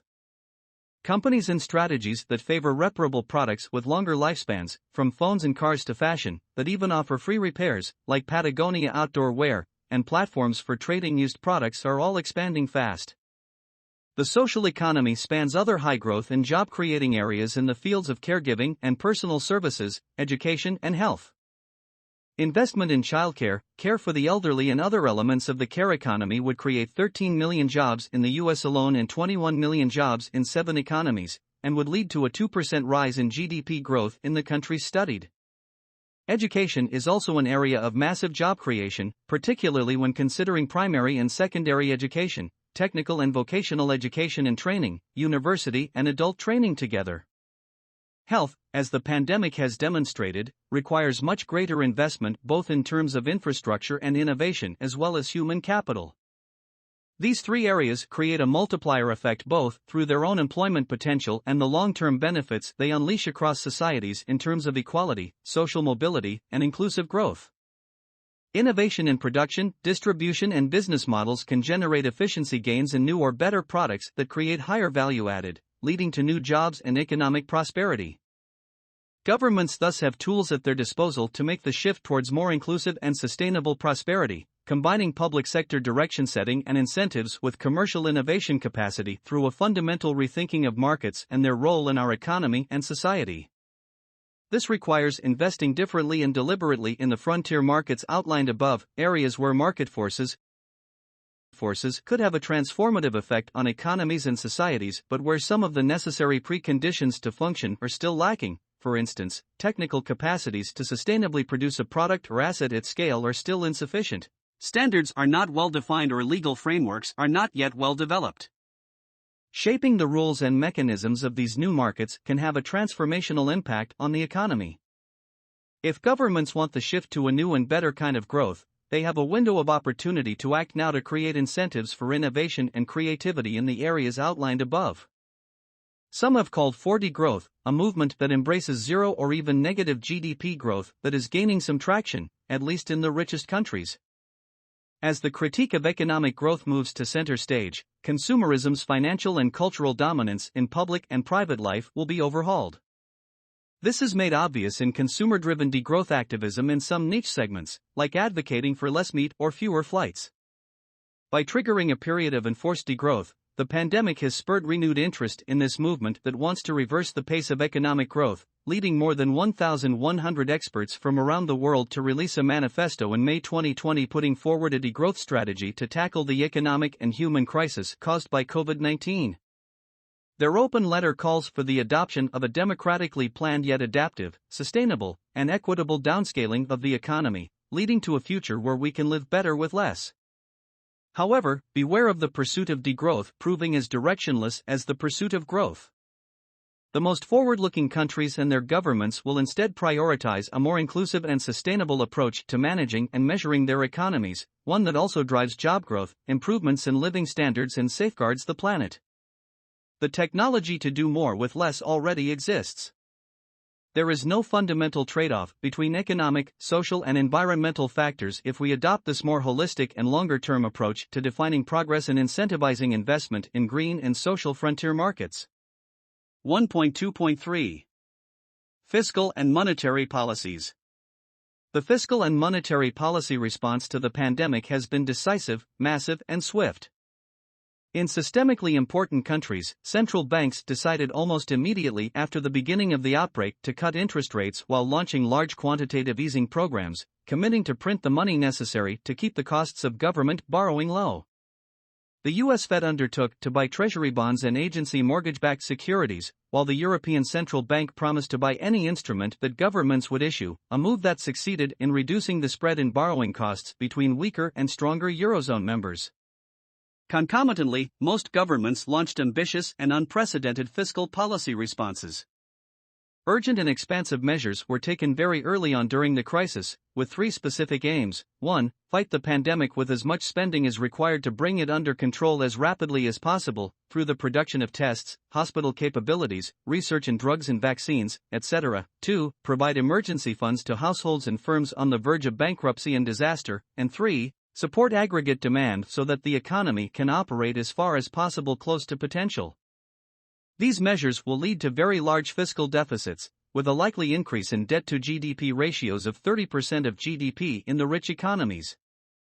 At the global level, the aggregate stimulus from government spending will likely exceed 20% of global GDP in 2020, with significant variation across countries, ranging from 33% in Germany to more than 12% in the US.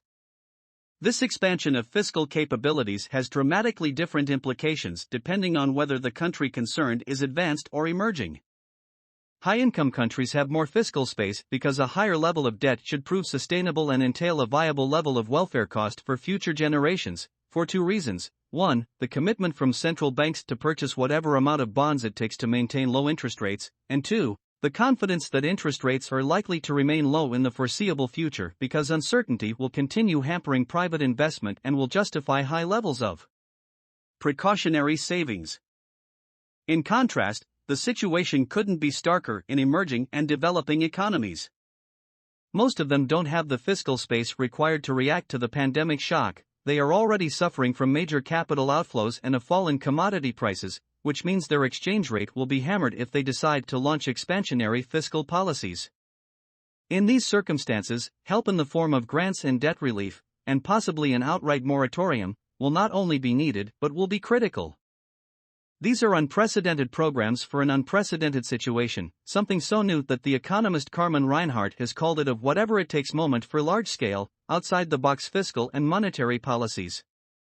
Measures that would have seemed inconceivable prior to the pandemic may well become standard around the world as governments try to prevent the economic recession from turning into a catastrophic depression. Increasingly, there will be calls for government to act as a payer of last resort to prevent or stem the spate of mass layoffs and business destruction triggered by the pandemic. All these changes are altering the rules of the economic and monetary policy game. The artificial barrier that makes monetary and fiscal authorities independent from each other has now been dismantled, with central bankers becoming, to a relative degree, subservient to elected politicians. It is now conceivable that, in the future, government will try to wield its influence over central banks to finance major public projects, such as an infrastructure or green investment fund. Similarly, the precept that government can intervene to preserve workers' jobs or incomes and protect companies from bankruptcy may endure after these policies come to an end. It is likely that public and political pressure to maintain such schemes will persist, even when the situation improves. One of the greatest concerns is that this implicit cooperation between fiscal and monetary policies leads to uncontrollable inflation. It originates in the idea that policymakers will deploy massive fiscal stimulus that will be fully monetized, i.e., not financed through standard government debt. This is where modern monetary theory, MMT, and helicopter money come in. With interest rates hovering around zero, central banks cannot stimulate the economy by classic monetary tools, i.e., a reduction in interest rates, unless they decided to go for deeply negative interest rates, a problematic move resisted by most central banks. The stimulus must therefore come from an increase in fiscal deficits, meaning that public expenditure will go up at a time when tax revenues decline. Put in the simplest possible, and, in this case, simplistic, terms, MMT runs like this: governments will issue some debt that the central bank will buy. If it never sells it back, it equates to monetary finance. The deficit is monetized by the central bank purchasing the bonds that the government issues, and the government can use the money as it sees fit. It can, for example, metaphorically drop it from helicopters to those people in need. The idea is appealing and realizable, but it contains a major issue of social expectations and political control. once citizens realize that money can be found on a magic money tree, elected politicians will be under fierce and relentless public pressure to create more and more, which is when the issue of inflation kicks in. 1.2.3.1 Deflation or inflation. Two technical elements embedded in the issue of monetary finance are associated with the risk of inflation. First, the decision to engage in perpetual quantitative easing, i.e., in monetary finance, doesn't have to be taken when the central bank buys the debt issued by the government. It can be left to the contingent future to hide or circumvent the idea that money grows on trees. Second, the inflationary impact of helicopter money is not related to whether the deficit is funded or unfunded, but is directly proportional to the amount of money involved. There are no nominal limits to how much money a central bank can create, but there are sensible limits to how much they would want to create to achieve reflation without risking too much inflation. The resultant increase in nominal GDP will be split between a real output effect and an increase in price level effect. This balance and its inflationary nature will depend on how tight the supply constraints are, so ultimately on the amount of money created. Central bankers may decide that there is nothing to worry about with inflation at 2% or 3%, and that 4% to 5% is also fine, but they will have to define an upper limit at which inflation becomes disruptive and a real concern. The challenge will be to determine at what level inflation becomes corrosive and a source of obsessive concern for consumers. For the moment, some fear deflation while others worry about inflation. What lies behind these divergent anxieties for the future? The deflation worriers point to a collapsing labor market and stumbling commodity prices, and wonder how inflation could possibly pick up anytime soon in these conditions. Inflation worriers observe the substantial increases in central bank balance sheets and fiscal deficits and ask how these will not, one day, lead to inflation, and possibly high inflation, and even hyperinflation. They point to the example of Germany after World War I, which inflated away its domestic war debt in the hyperinflation of 1923, or the UK, which eroded with a bit of inflation the massive amount of debt, 250%, it inherited from World War II. These worriers acknowledge that, in the short term, deflation may be the bigger risk, but argue that inflation is ultimately unavoidable given the massive and inevitable amounts of stimulus. At this current juncture, it is hard to imagine how inflation could pick up anytime soon. The reshoring of production activities could generate occasional pockets of inflation, but they are likely to remain limited. The combination of potent, long-term, structural trends like aging and technology, both are deflationary in nature, and an exceptionally high unemployment rate that will constrain wage increases for years put strong downward pressure on inflation. In the post-pandemic era, strong consumer demand is unlikely. The pain inflicted by widespread unemployment, lower incomes for large segments of the population and uncertainty about the future are all likely to lead to an increase in precautionary savings. When social distancing eventually eases, pent-up demand could provoke a bit of inflation, but it is likely to be temporary and will therefore not affect inflation expectations. Olivier Blanchard, the former chief economist of the IMF, thinks that only the combination of the following three elements could create inflation. 1. A very large increase in the debt-to-GDP ratio, larger than the current forecast of 20-30%. 2. A very large increase in the neutral rate, i.e. the safe real rate required to keep the economy at potential. And 3. Fiscal dominance of monetary policy. The probability of each individually is already low, so the probability of the three occurring in conjunction with each other is extremely low, but not nil. Bond investors think alike. This could change, of course, but at the moment the low rate differential between nominal and inflation-indexed bonds paints a picture of ongoing very low inflation at best. In the coming years, high-income countries may well face a situation similar to that of Japan over the past few decades: structurally weak demand, very low inflation and ultra-low interest rates. The possible Japanification of the rich world is often depicted as a hopeless combination of no growth, no inflation and insufferable debt levels. This is misleading. When the data is adjusted for demographics, Japan does better than most. Its GDP per capita is high and growing and, since 2007, its real GDP per member of the working-age population has risen faster than in any other G7 country. Naturally, there are many idiosyncratic reasons for this: a very high level of social capital and trust, but also labor productivity growth that surpasses the average, and a successful absorption of elderly workers into the labor force, but it shows that a shrinking population doesn't have to lead to economic oblivion. Japan's high living standards and well-being indicators offer a salutary lesson that there is hope in the face of economic hardship. 1.2.3.2 The fate of the US dollar. For decades, the US has enjoyed the exorbitant privilege of retaining the global currency reserve, a status that has long been a perk of imperial might and an economic elixir. To a considerable extent, American power and prosperity have been built and reinforced by the global trust in the dollar and the willingness of customers abroad to hold it, most often in the form of US government bonds. The fact that so many countries and foreign institutions want to hold dollars as a store of value and as an instrument of exchange, for trade, has anchored its status as the global reserve currency. This has enabled the US to borrow cheaply abroad and benefit from low interest rates at home, which in turn has allowed Americans to consume beyond their means. It has also made large recent US government deficits possible, permitted the US to run substantial trade deficits, reduced the exchange rate risk, and made the US financial markets more liquid. At the core of the US dollar status as a reserve currency lies a critical issue of trust. Non-Americans who hold dollars trust that the United States will protect both its own interests, by managing sensibly its economy, and the rest of the world as far as the US dollar is concerned, by managing sensibly its currency, like providing dollar liquidity to the global financial system efficiently and rapidly. For quite some time, some analysts and policymakers have been considering a possible and progressive end to the dominance of the dollar. They now think that the pandemic might be the catalyst that proves them right. Their argument is twofold and relates to both sides of the trust issue.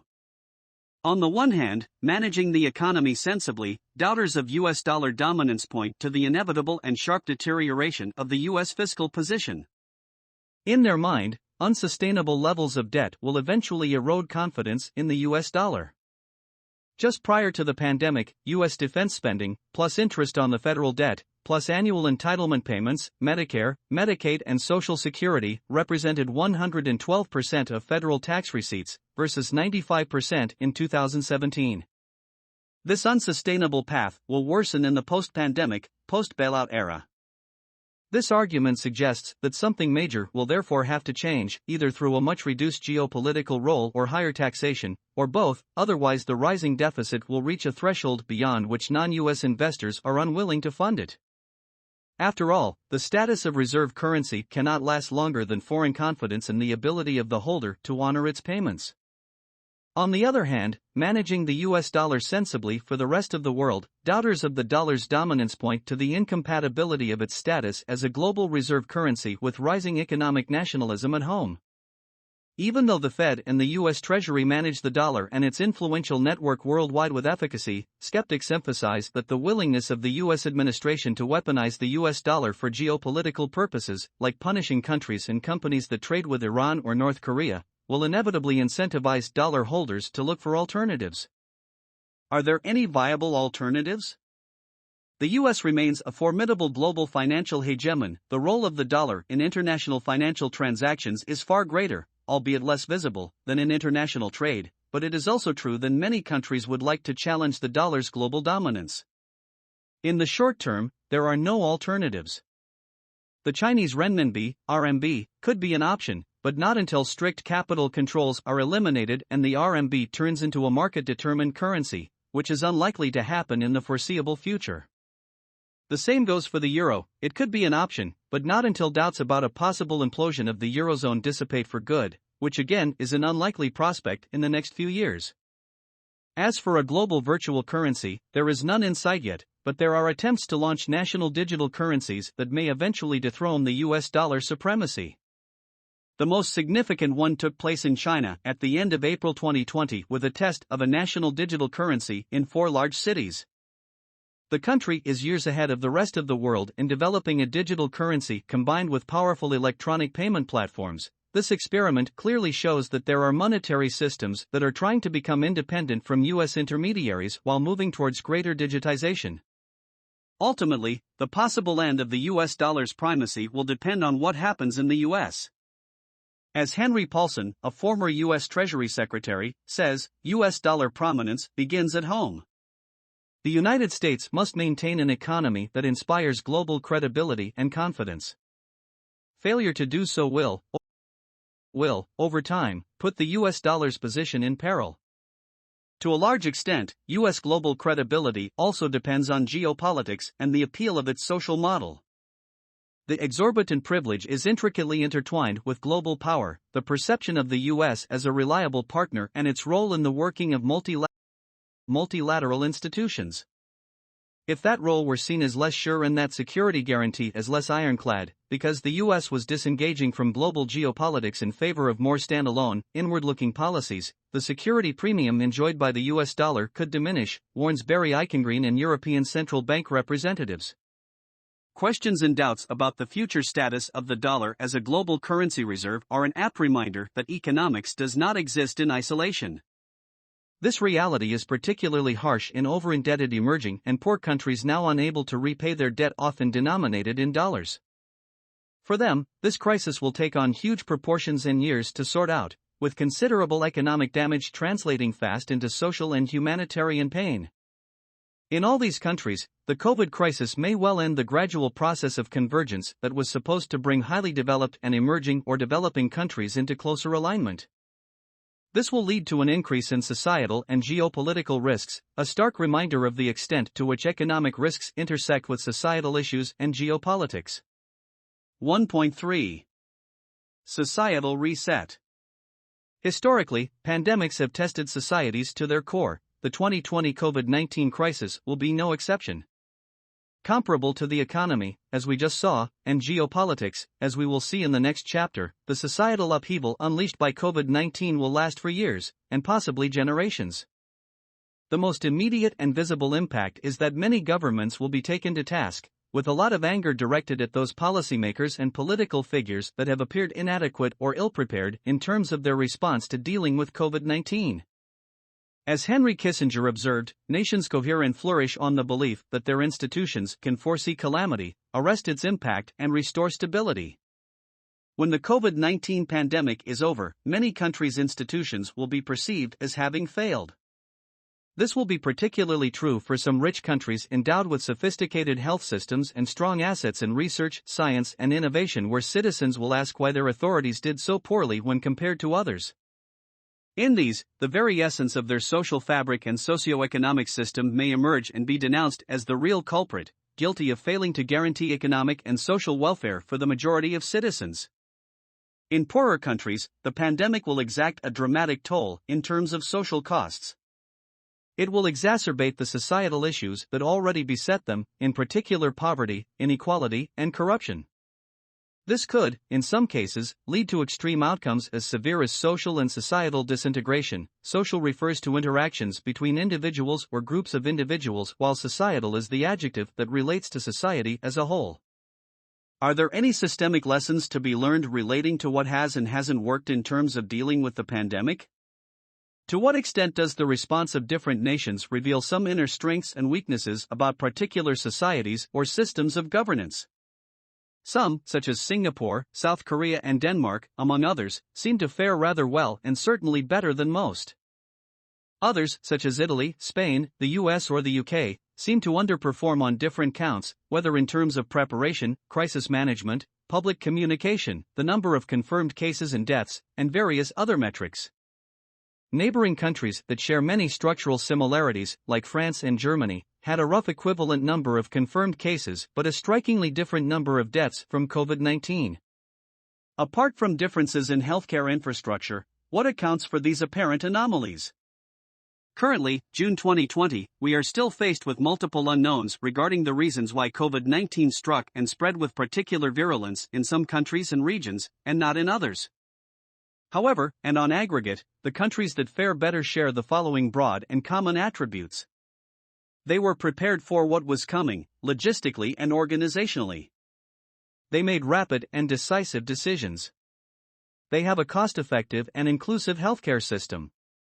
They are high-trust societies in which citizens have confidence in both the leadership and the information they provide. They seem under duress to exhibit a real sense of solidarity, favoring the common good over individual aspirations and needs. With the partial exception of the first and second attributes that are more technical, albeit technicality has cultural elements embedded in it, all the others can be categorized as favorable societal characteristics, proving that core values of inclusivity, solidarity and trust are strong determining elements and important contributors to success in containing an epidemic. It is of course much too early to depict with any degree of accuracy the form that the societal reset will take in different countries, but some of its broad global contours can already be delineated. First and foremost, the post-pandemic era will usher in a period of massive wealth redistribution, from the rich to the poor and from capital to labor. Second, COVID-19 is likely to sound the death knell of neoliberalism, a corpus of ideas and policies that can loosely be defined as favoring competition over solidarity, creative destruction over government intervention and economic growth over social welfare. For a number of years, the neoliberal doctrine has been on the wane, with many commentators, business leaders and policymakers increasingly denouncing its market fetishism, but COVID-19 brought the coup de grace. It is no coincidence that the two countries that over the past few years embraced the policies of neoliberalism with most fervor, the US and the UK, are among those that suffered the most casualties during the pandemic. These two concomitant forces, massive redistribution on the one hand and abandoning neoliberal policies on the other, will exert a defining impact on our society's organization, ranging from how inequalities could spur social unrest to the increasing role of governments and the redefinition of social contracts. 1.3.1 Inequalities. One seriously misleading cliché about the coronavirus resides in the metaphor of COVID-19 as a great leveler. The reality is quite the opposite. COVID-19 has exacerbated pre-existing conditions of inequality wherever and whenever it strikes. As such, it is not a leveler, neither medically nor economically, or socially, or psychologically. The pandemic is in reality a great unequalizer that has compounded disparities in income, wealth, and opportunity. It has laid bare for all to see not only the vast numbers of people in the world who are economically and socially vulnerable, but also the depth and degree of their fragility, a phenomenon even more prevalent in countries with low or non-existent social safety nets or weak family and social bonds. This situation, of course, predates the pandemic, but, as we observed for other global issues, the virus acted as an amplifier, forcing us to recognize and acknowledge the severity of the problems relating to inequality, formerly brushed aside by too many for too long. The first effect of the pandemic has been to magnify the macro challenge of social inequalities by placing a spotlight on the shocking disparities in the degree of risk to which different social classes are exposed. In much of the world, an approximate, albeit revealing, narrative emerged during the lockdowns. It described a dichotomy: the upper and middle classes were able to telework and self-school their children from their homes, primary or, when possible, secondary, more remote residences considered safer, while members of the working class, for those with a job, were not at home and were not overseeing their children's education, but were working on the front line to help save lives, directly or not, and the economy, cleaning hospitals, manning the checkouts, transporting essentials, and ensuring our security. In the case of a highly developed service economy like the US, roughly a third of total jobs can be performed from home or remotely, with considerable discrepancies that are highly correlated with earnings by sectors. More than 75% of American finance and insurance workers can do their job remotely, while just 3% of much lesser paid workers in the food industry can do so. In the midst of the pandemic, mid-April, most new cases of infection and the death count made it clearer than ever that COVID-19 was far from being the great leveler or equalizer that so many people were referring to at the beginning of the pandemic. Instead, what rapidly emerged was that there was nothing fair or even-handed about how the virus went about its deadly work. In the US, COVID-19 has taken a disproportionate toll on African Americans, low-income people and vulnerable populations, such as the homeless. In the state of Michigan, where less than 15% of the population is black residents represented around 40% of deaths from COVID-19 complications. The fact that COVID-19 affected black communities so disproportionately is a mere reflection of existing inequalities. In America, as in many other countries, African Americans are poorer, more likely to be unemployed or underemployed and victims of substandard housing and living conditions. As a result, they suffer more from pre-existing health conditions like obesity, heart disease or diabetes that make COVID-19 particularly deadly. The second Second effect of the pandemic and the state of lockdown that ensued was to expose the profound disconnect between the essential nature and innate value of a job done and the economic recompense it commands. Put another way, we value least economically the individual society needs the most. The sobering truth is that the heroes of the immediate COVID-19 crisis, those who, at personal risk, took care of the sick and kept the economy ticking, are among the worst paid professionals: the nurses, the cleaners, the delivery drivers, the workers in food factories, care homes and warehouses, among others. It is often their contribution to economic and societal welfare that is the least recognized. The phenomenon is global, but particularly stark in the Anglo-Saxon countries where poverty is coupled with precariousness. The citizens in this group are not only the worst paid, but also those most at risk of losing their jobs. In the UK, for example, a large majority, almost 60%, of care providers working in the community operate on zero-hour contracts, which means they have no guaranteed regular hours and, as a result, no certainty of a regular income. Likewise, workers in food factories are often on temporary employment contracts with fewer rights than normal and with no security. As for the delivery drivers, most of the time categorized as self-employed, they are paid per drop and receive no sick or holiday pay, a reality poignantly portrayed in Ken Loach's most recent work, Sorry We Missed You, a movie that illustrates the dramatic extent to which these workers are always just one mishap away from physical, emotional, or economic ruin, with cascading effects worsened by stress and anxiety. In the post-pandemic era, will social inequalities increase or decrease?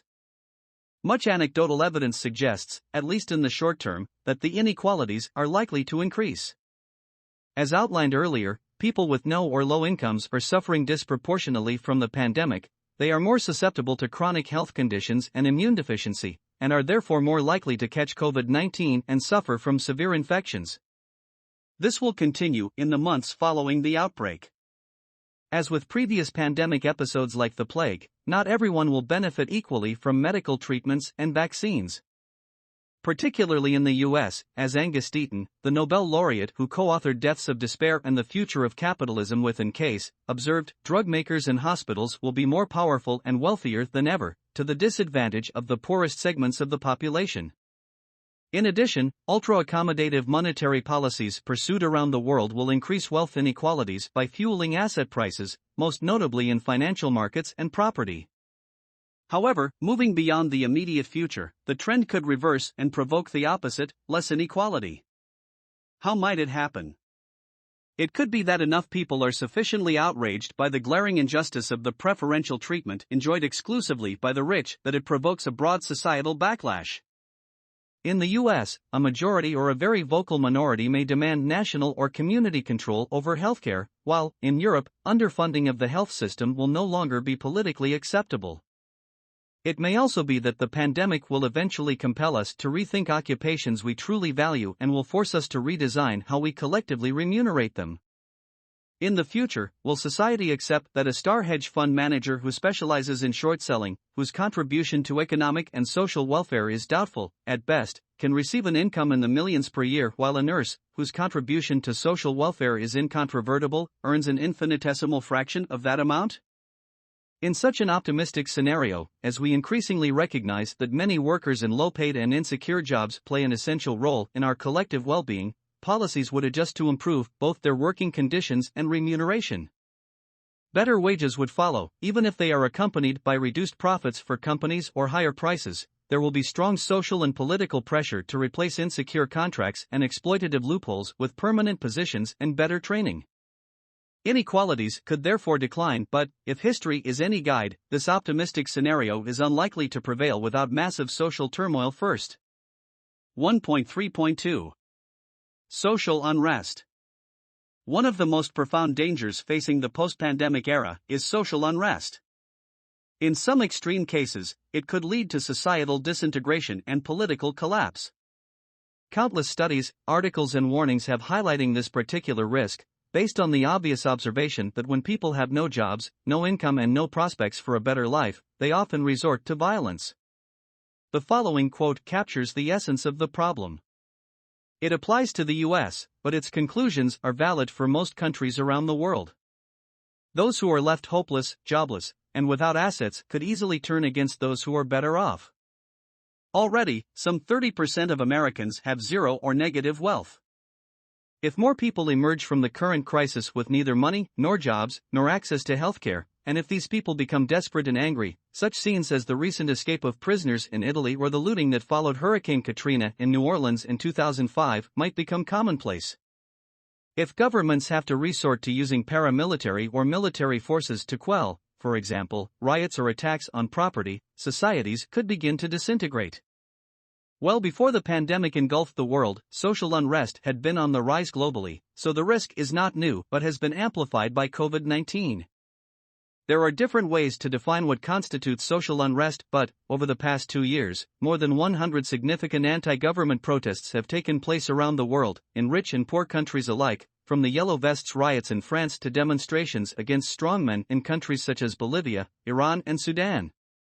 Most of the latter were suppressed by brutal crackdowns, and many went into hibernation, like the global economy, when governments forced their populations into lockdowns to contain the pandemic.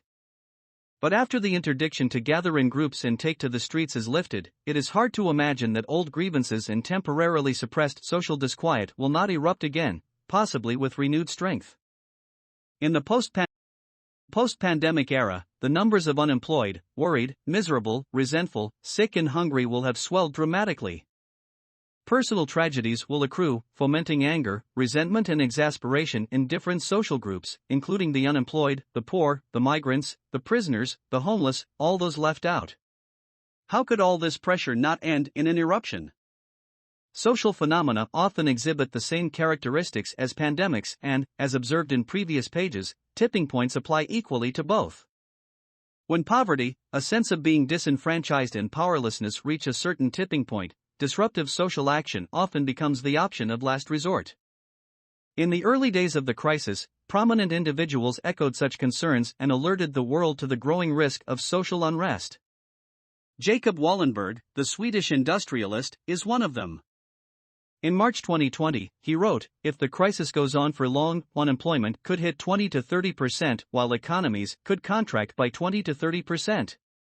There will be no recovery. There will be social unrest. There will be violence. There will be socio-economic consequences, dramatic unemployment. Citizens will suffer dramatically, some will die, others will feel awful. We are now beyond the threshold of what Wallenberg considered to be worrying, with unemployment exceeding 20% to 30% in many countries around the world and with most economies having contracted in the second quarter of 2020 beyond a level previously considered of concern. How is this going to play out and where is social unrest most likely to occur and to what degree?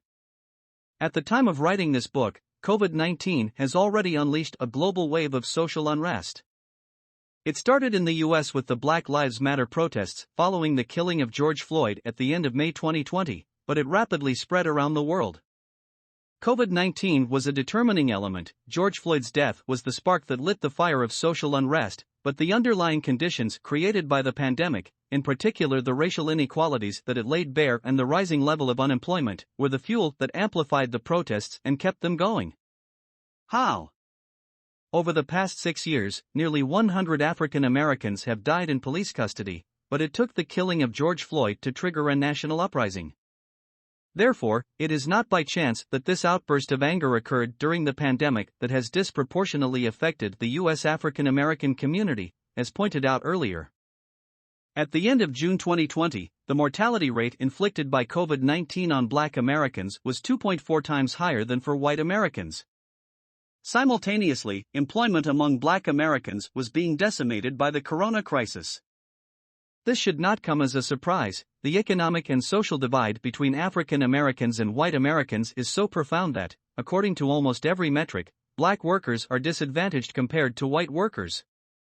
In May 2020, unemployment among African Americans stood at 16.8%, versus a national level of 13.3%, a very high level that feeds into a phenomenon described by sociologists as biographical availability. The absence of full-time employment tends to increase the participation level in social movements. We do not know how the Black Lives Matter movement will evolve and, if it persists, what form it will take. However, indications show it is turning into something broader than race-specific issues.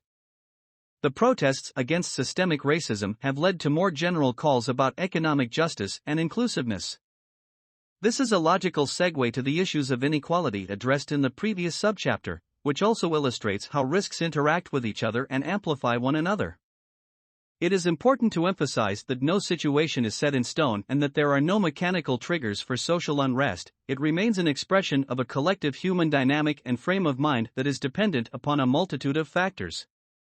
True to the notions of interconnectedness and complexity, outbursts of social unrest are quintessential nonlinear events that can be triggered by a broad variety of political, economic, societal, technological, and environmental factors.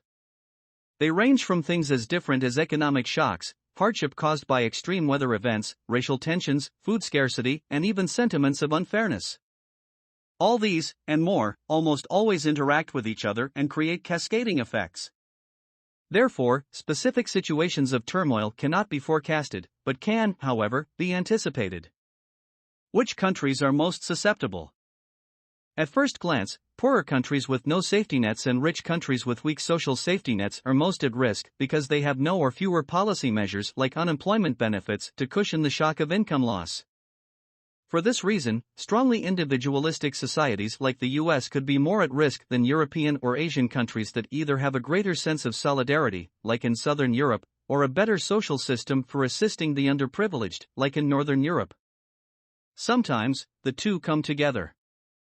Countries like Italy, for example, possess both a strong social safety net and a strong sense of solidarity, particularly in intergenerational terms. In a similar vein, the Confucianism prevalent in so many Asian countries places a sense of duty and generational solidarity before individual rights. It also puts high value on measures and rules that benefit the community as a whole. All this does not mean, of course, that European or Asian countries are immune from social unrest. Far from it. As the Yellow Vests movement demonstrated in the case of France, violent and sustained forms of social unrest can erupt even in countries endowed with a robust social safety net but where social expectations are left wanting. Social unrest negatively affects both economic and social welfare, but it is essential to emphasize that we are not powerless in the face of potential social unrest, for the simple reason that governments and to a lesser extent companies and other organizations can prepare to mitigate the risk by enacting the right policies. The greatest underlying cause of social unrest is inequality. The policy tools to fight unacceptable levels of inequality do exist and they often lie in the hands of governments. 1.3.3 The return of big government. In the words of John Micklethwaite and Adrian Wooldridge, the COVID-19 pandemic has made government important again. Not just powerful again, look at those once mighty companies begging for help, but also vital again. It matters enormously whether your country has a good health service, competent bureaucrats, and sound finances. Good government is the difference between living and dying. One of the great lessons of the past 5 centuries in Europe and America is this: acute crises contribute to boosting the power of the state. It's always been the case, and there is no reason why it should be different with the COVID-19 pandemic.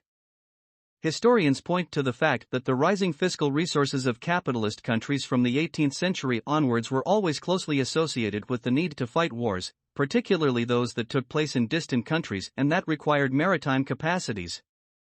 Such was the case with the 7 Years' War of 1756 to 1763, described as the first truly global war that involved all the great powers of Europe at the time. Since then, the responses to major crises have always further consolidated the power of the state, starting with taxation, an inherent and essential attribute of sovereignty belonging as a matter of right to every independent government. A few examples illustrating the point strongly suggest that this time, as in the past, taxation will increase. As in the past, the social rationale and political justification underlying the increases will be based upon the narrative of countries at war, only this time against an invisible enemy. France's top rate of income tax was 0 in 1914, a year after the end of World War I, it was 50%. Canada introduced income tax in 1917 as a temporary measure to finance the war, and then expanded it dramatically during World War II with a flat 20% surtax imposed on all income tax payable by persons other than corporations and the introduction of high marginal tax rates, 69%. Rates came down after the war but remained substantially higher than they had been before. Similarly, during World War II, income tax in America turned from a class tax to a mass tax, with the number of payers rising from 7 million in 1940 to 42 million in 1945. The most progressive tax years in U.S. history were 1944 and 1945, with a 94% rate applied to any income above $200,000, the equivalent in 2009 of $2.4 million.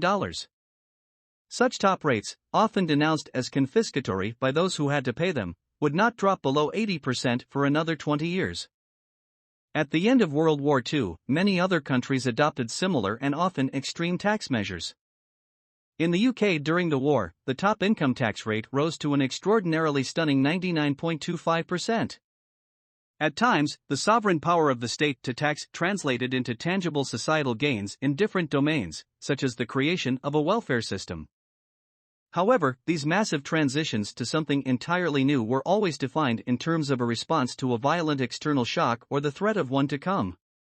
World War II, for example, led to the introduction of cradle-to-grave state welfare systems in most of Europe. So did the Cold War. Governments in capitalist countries were so worried by an internal communist rebellion that they put into place a state-led model to forestall it. This system, in which state bureaucrats managed large chunks of the economy, ranging from transportation to energy, stayed in place well into the 1970s. Today the situation is fundamentally different. In the intervening decades, in the Western world, the role of the state has shrunk considerably. This is a situation that is set to change because it is hard to imagine how an exogenous shock of such magnitude as the one inflicted by COVID-19 could be addressed with purely market-based solutions. Already and almost overnight, the coronavirus succeeded in altering perceptions about the complex and delicate balance between the private and public realms in favor of the latter. It has revealed that social insurance is efficient and that offloading an ever greater deal of responsibilities, like health and education, to individuals and the markets may not be in the best interest of society. In a surprising and sudden turnaround, the idea, which would have been an anathema just a few years ago, that governments can further the public good while runaway economies without supervision can wreak havoc on social welfare may now become the norm. On the dial that measures the continuum between the government and the markets, the needle has decisively moved towards the left.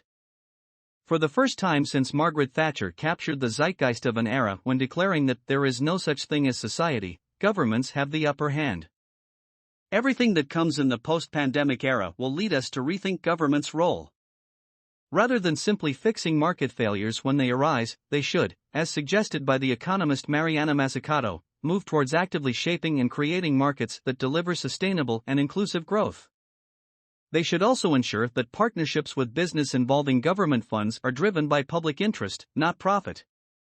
How will this expanded role of governments manifest itself? A significant element of new bigger government is already in place with the vastly increased and quasi-immediate government control of the economy. As detailed in Chapter 1, public economic intervention has happened very quickly and on an unprecedented scale. In April 2020, just as the pandemic began to engulf the world, governments across the globe had announced stimulus programs amounting to several $1 trillion, as if 8 or 9 Marshall Plans had been put into place almost simultaneously to support the basic needs of the poorest people, preserve jobs whenever possible, and help businesses to survive. Central banks decided to cut rates and committed to provide all the liquidity that was needed, while governments started to expand social welfare benefits, make direct cash transfers, cover wages, and suspend loan and mortgage payments, among other responses. Only governments had the power, capability, and reach to make such decisions, without which economic calamity and a complete social meltdown would have prevailed. Looking to the future, governments will most likely, but with different degrees of intensity, decide that it's in the best interest of society to rewrite some of the rules of the game and permanently increase their role. As happened in the 1930s in the US when massive unemployment and economic insecurity were progressively addressed by a larger role for government, today a similar course of action is likely to characterize the foreseeable future. We review in other subchapters the form this will take, like in the next one on the new social contract, but let's briefly identify some of the most salient points. Health and unemployment insurance will either need to be created from scratch or be strengthened where it already exists. Social safety nets will need to be strengthened as well. In the Anglo-Saxon societies that are the most market-oriented, extended unemployment benefits, sick leave, and many other social measures will have to be implemented to cushion the effect of the shock and will thereafter become the norm. In many countries, renewed trade union engagement will facilitate this process. Shareholder value will become a secondary consideration, bringing to the fore the primacy of stakeholder capitalism. The financialization of the world that gained so much traction in past years will probably go into reverse. Governments, particularly in the countries most affected by it, the US and the UK, will be forced to reconsider many features of this obsession with finance. They could decide on a broad range of measures, from making share buybacks illegal, to preventing banks from incentivizing consumer debt. The public scrutiny of private companies will increase, particularly, but not only, for all the businesses that benefited from public money. Some countries will nationalize, while others will prefer to take equity stakes or to provide loans. In general, there will be more regulation covering many different issues, such as workers' safety or domestic sourcing for certain goods. Businesses will also be held to account on social and environmental fractures for which they will be expected to be part of the solution. As an add-on, governments will strongly encourage public-private partnerships so that private companies get more involved in the mitigation of global risks. Irrespective of the details, the role of the state will increase and, in doing so, will materially affect the way business is conducted. To varying degrees, business executives in all industries and all countries will have to adapt to greater government intervention. Research and development for global public goods such as health and climate change solutions will be actively pursued. Taxation will increase, particularly for the most privileged, because governments will need to strengthen their resilience capabilities and wish to invest more heavily in them. As advocated by Joseph Stiglitz, the first priority is to provide more funding for the public sector, especially for those parts of it that are designed to protect against the multitude of risks that a complex society faces, and to fund the advances in science and higher quality education, on which our future prosperity depends. These are areas in which productive jobs, researchers, teachers, and those who help run the institutions that support them, can be created quickly. Even as we emerge from this crisis, we should be aware that some other crisis surely lurks around the corner. We can't predict what the next one will look like, other than it will look different from the last. Nowhere will this intrusion of governments, whose form may be benign or malign depending on the country and the culture in which it is taking place, manifest itself with greater vigor than in the redefinition of the social contract. 1.3.4 The social contract. It is almost inevitable that the pandemic will prompt many societies around the world to reconsider and redefine the terms of their social contract. We have already alluded to the fact that COVID-19 has acted as an amplifier of pre-existing conditions, bringing to the fore long-standing issues that resulted from deep structural frailties that had never been properly addressed. This dissonance and an emergent questioning of the status quo is finding expression in a loudening call to revise the social contracts by which we are all more or less bound. Broadly defined, the social contract refers to the, often implicit, set of arrangements and expectations that govern the relations between individuals and institutions. Put simply, it is the glue that binds societies together. Without it, the social fabric unravels. For decades, it has slowly and almost imperceptibly evolved in a direction that forced individuals to assume greater responsibility for their individual lives and economic outcomes, leading large parts of the population, most evidently in the low-income brackets, to conclude that the social contract was at best being eroded, if not in some cases breaking down entirely. The apparent illusion of low or no inflation is a practical and illustrative example of how this erosion plays out in real-life terms. For many years the world over, the rate of inflation has fallen for many goods and services, with the exception of the three things that matter the most to a great majority of U.S., housing, healthcare, and education. For all three, prices have risen sharply, absorbing an ever larger proportion of disposable incomes and, in some countries, even forcing families to go into debt to receive medical treatment. Similarly, in the pre-pandemic era, work opportunities had expanded in many countries, but the increase in employment rates often coincided with income stagnation and work polarization. This situation ended up eroding the economic and social welfare of a large majority of people whose revenue was no longer sufficient to guarantee a modestly decent lifestyle, including among the middle class in the rich world. Today, the fundamental reasons underpinning the loss of faith in our social contracts coalesce around issues of inequality, the ineffectiveness of most redistribution policies, a sense of exclusion and marginalization, and a general sentiment of unfairness.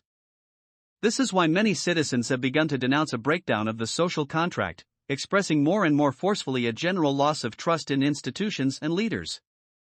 In some countries, this widespread exasperation has taken the form of peaceful or violent demonstrations. In others, it has led to electoral victories for populist and extremist parties. Whichever form it takes, in almost all cases, the establishment's response has been left wanting, ill-prepared for the rebellion and out of ideas and policy levers to address the problem. Although they are complex, the policy solutions do exist and broadly consist in adapting the welfare state to today's world by empowering people and by responding to the demands for a fairer social contract. Over the past few years, several international organizations and think tanks have adjusted to this new reality and outlined proposals on how to make it happen. The pandemic will mark a turning point by accelerating this transition. It has crystallized the issue and made a return to the pre-pandemic status quo impossible. What form might the new social contract take? There are no off-the-shelf, ready-to-go models because each potential solution depends upon the history and culture of the country to which it applies. Inevitably and understandably, a good social contract for China will be different from one for the US, which in turn will not resemble that of Sweden or Nigeria. However, they could all share some common features and principles, the absolute necessity of which has been made ever more obvious by the social and economic consequences of the pandemic crisis. Two in particular stand out. 1. A broader, if not universal, provision of social assistance, social insurance, healthcare, and basic quality services. 2. A move towards enhanced protection for workers and for those currently most vulnerable, like those employed in and fueling the gig economy in which full-time employees are replaced by independent contractors and freelancers. It is often said that a nation's response to a disaster speaks volumes about its strengths and dysfunctions, and first and foremost about the quality and robustness of its social contract. As we progressively move away from the most acute moments of the crisis and begin a thorough examination of what went right and what didn't, we should expect a lot of soul-searching that will ultimately lead to a redefinition of the terms of our social contract. In countries that were perceived as providing a subpar response to the pandemic, many citizens will start asking critical questions such as, why is it that in the midst of the pandemic, my country often lacked masks, respirators and ventilators? Why wasn't it properly prepared? Does it have to do with the obsession with short-termism? Why are we so rich in GDP terms and so ineffective at delivering good healthcare to all those who need it? How can it be that a person who has spent more than 10 years training to become a medical doctor and whose end-of-year results are measured in lives receives compensation that is meager compared to that of a trader or a hedge fund manager? The COVID-19 crisis has laid bare the inadequate state of most national health systems, both in terms of costs of lives of patients and of nurses and doctors. In rich countries where tax-funded health services have suffered for a long time from a lack of resources, the UK National Health Service being the most extreme example, due to political concerns about rising taxes, calls for more spending, and therefore higher taxes, will get louder, with a growing realization that efficient management cannot compensate for underinvestment. COVID-19 has also revealed yawning gaps in most welfare systems. At first glance, the nations that reacted in the most inclusive manner are those with an elaborate welfare system, most notably the Scandinavian countries. To provide an example, as early as March 2020, Norway guaranteed 80% of self-employed workers' average incomes, based on the tax returns of the previous 3 years, while Denmark guaranteed 75%. At the other end of the spectrum, the most market-oriented economies played catch-up and showed indecisiveness in how to protect the most vulnerable segments of the labor market, particularly the gig workers, the independent contractors and on-call and temporary workers whose employment consists of income-earning activities that are outside the traditional employer-employee relationship. An important topic that may have a decisive impact on the new social contract is sick leave. Economists tend to agree that the absence of paid sick leave makes it harder to contain the spread of an epidemic, the simple reason being that if employees are denied access to it, they may be tempted or forced to go to work while they are infected and thus spread the disease. This is particularly true for low-income and service workers, the two often go hand in hand. When the swine flu, H1N1, pandemic occurred in 2009 to 2010, the American Public Health Association estimated that around 7 million people were infected and an additional 1,500 died because contagious employees could not afford not to go to work. Among the rich economies, only the US has a system that leaves it at the discretion of employers to decide whether to provide paid sick leave. In 2019, almost a quarter of all U.S. workers, about 40 million, largely concentrated in low-wage positions, did not benefit from it. In March 2020, when the pandemic started to rage in the U.S., President Trump signed into law new legislation that temporarily required employers to provide 2 weeks of sick leave plus family leave at partial pay, but only for workers with childcare problems. It remains to be seen how this will feature in the redefinition of the social contract in the U.S. By contrast, almost all European countries require employers to provide paid sick leave for varying periods during which workers are also protected from dismissal. New laws that were promulgated at the beginning of the pandemic also meant that the state would compensate part of or the whole salary of people confined at home, including those working in the gig economy and freelancers. In Japan, all workers are entitled to up to 20 days of paid leave every year, while, in China, they are entitled to sick pay that ranges from 60% to 100% of daily wages during any period of illness, with the length of sick leave contractually agreed or defined between workers and employers. As we move forward, we should expect such issues to intrude more and more in the redefinition of our social contract. Another aspect that is critical for social contracts in Western democracies pertains to liberties and freedom. There is currently growing concern that the fight against this pandemic and future ones will lead to the creation of permanent surveillance societies. This issue is explored in more detail in the chapter on the technological reset, but suffice to say that a state emergency can only be justified when a threat is public, universal, and existential.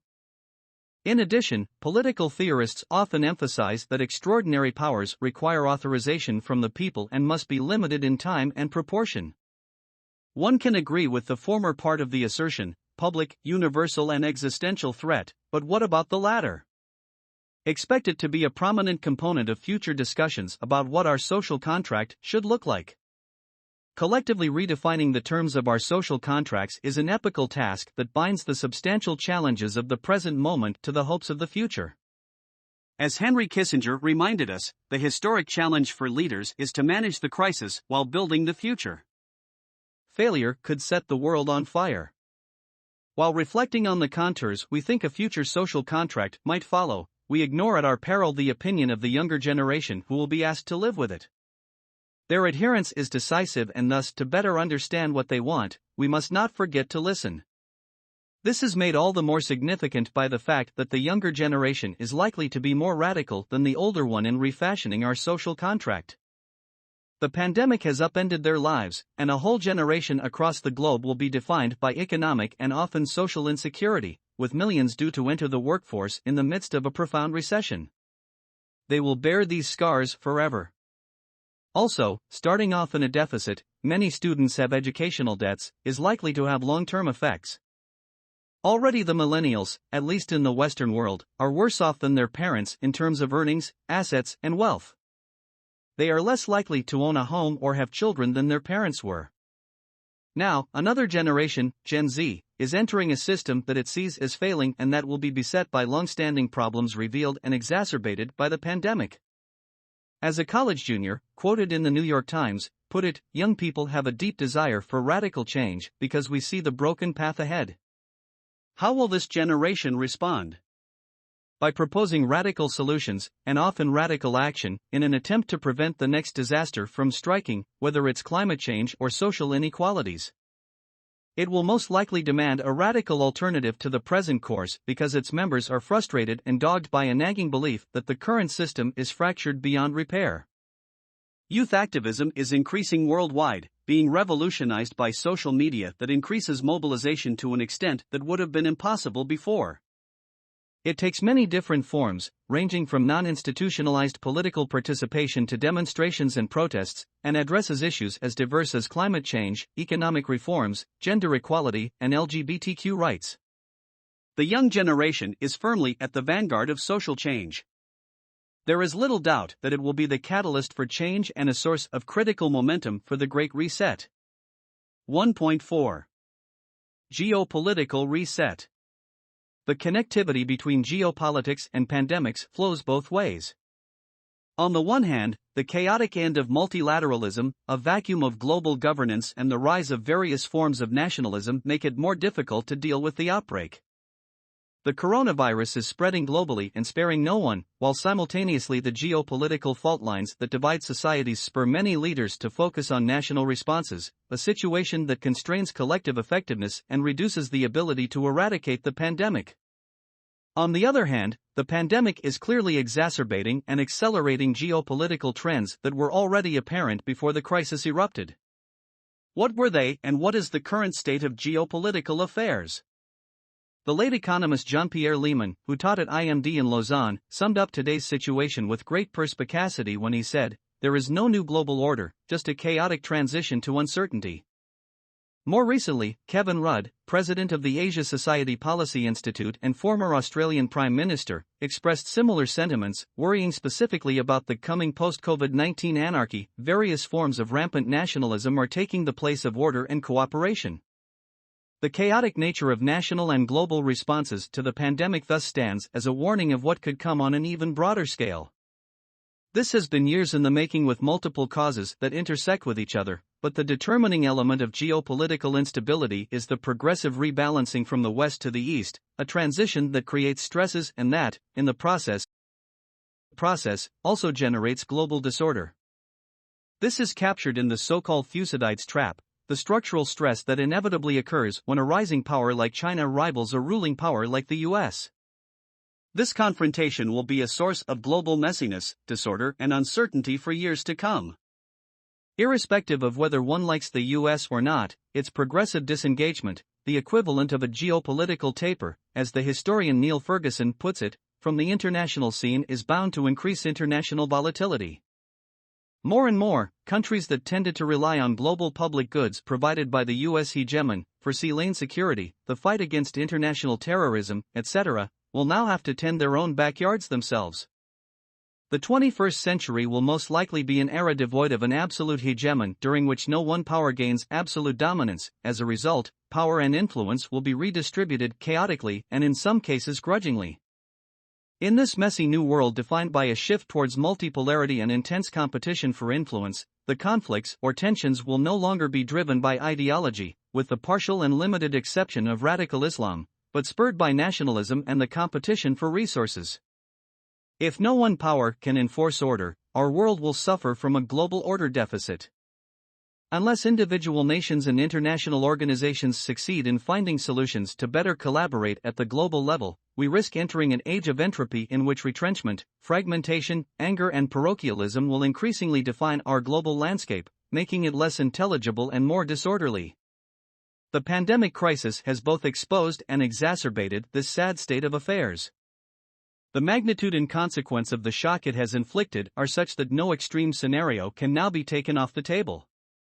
The implosion of some failing states or petrostates, the possible unraveling of the EU, a breakdown between China and the US that leads to war, all these and many more have now become plausible, albeit hopefully unlikely, scenarios.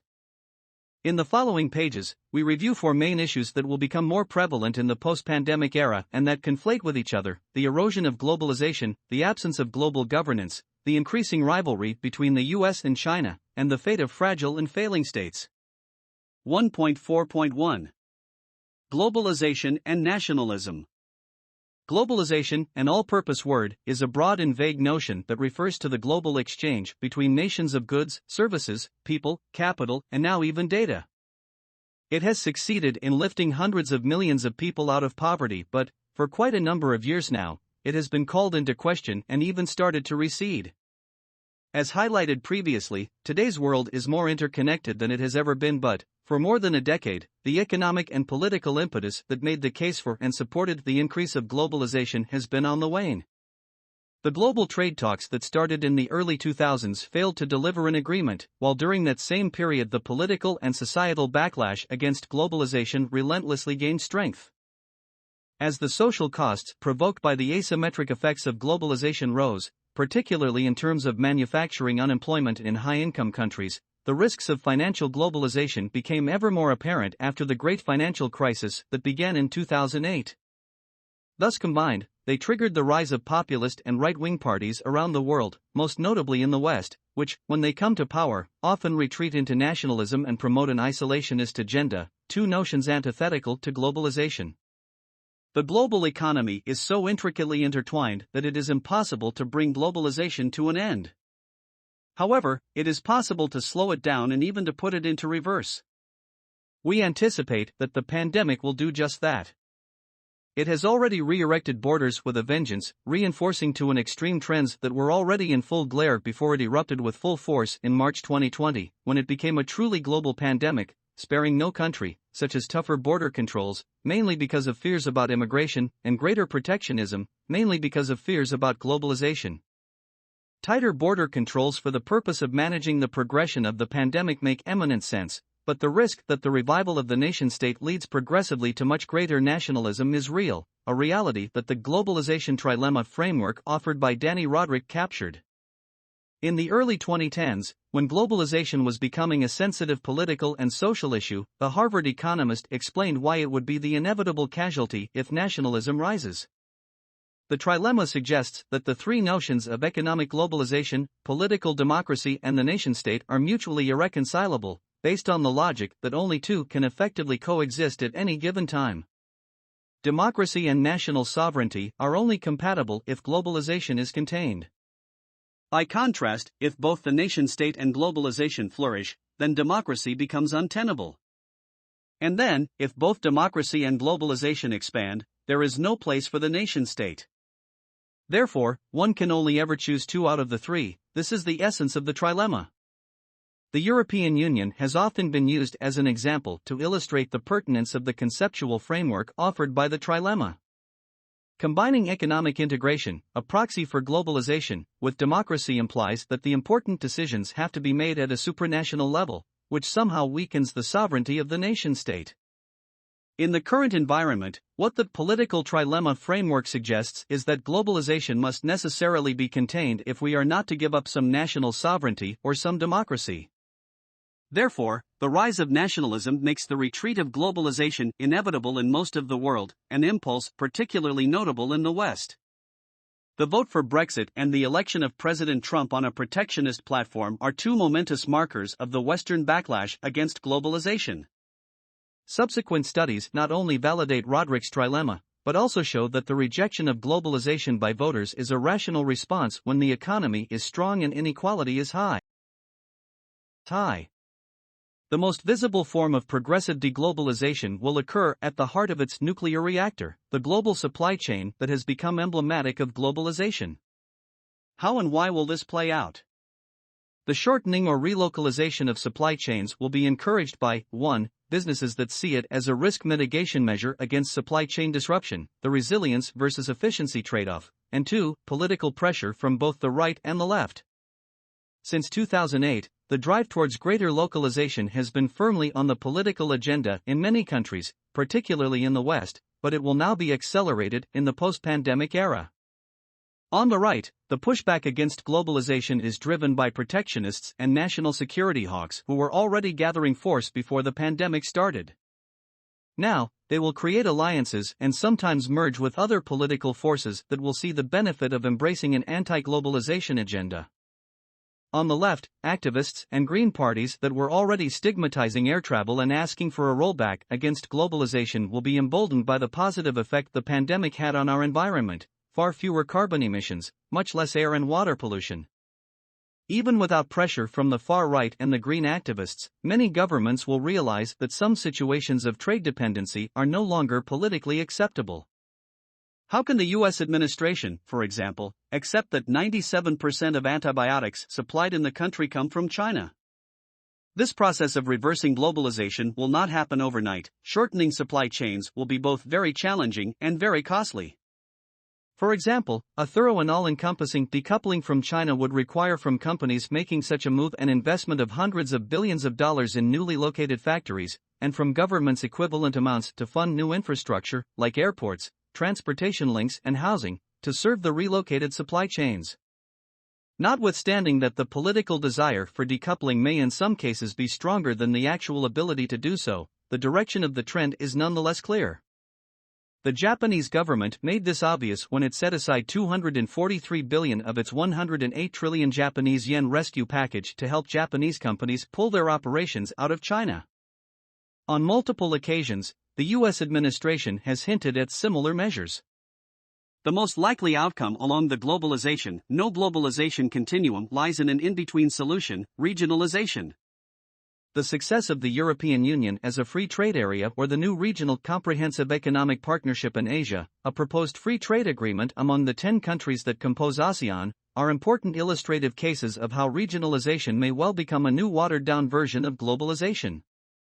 Even the 3 states that compose North America now trade more with each other than with China or Europe. As Parag Khanna points out, regionalism was clearly overtaking globalism before the pandemic exposed the vulnerabilities of our long-distance interdependence. For years, with the partial exception of direct trade between the US and China, globalization, as measured by the exchange of goods, was already becoming more intra-regional than interregional.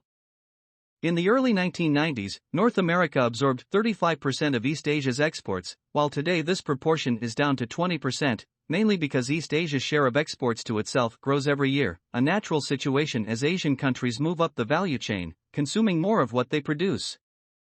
In 2019, as the US and China unleashed a trade war, US trade with Canada and Mexico rose while falling with China.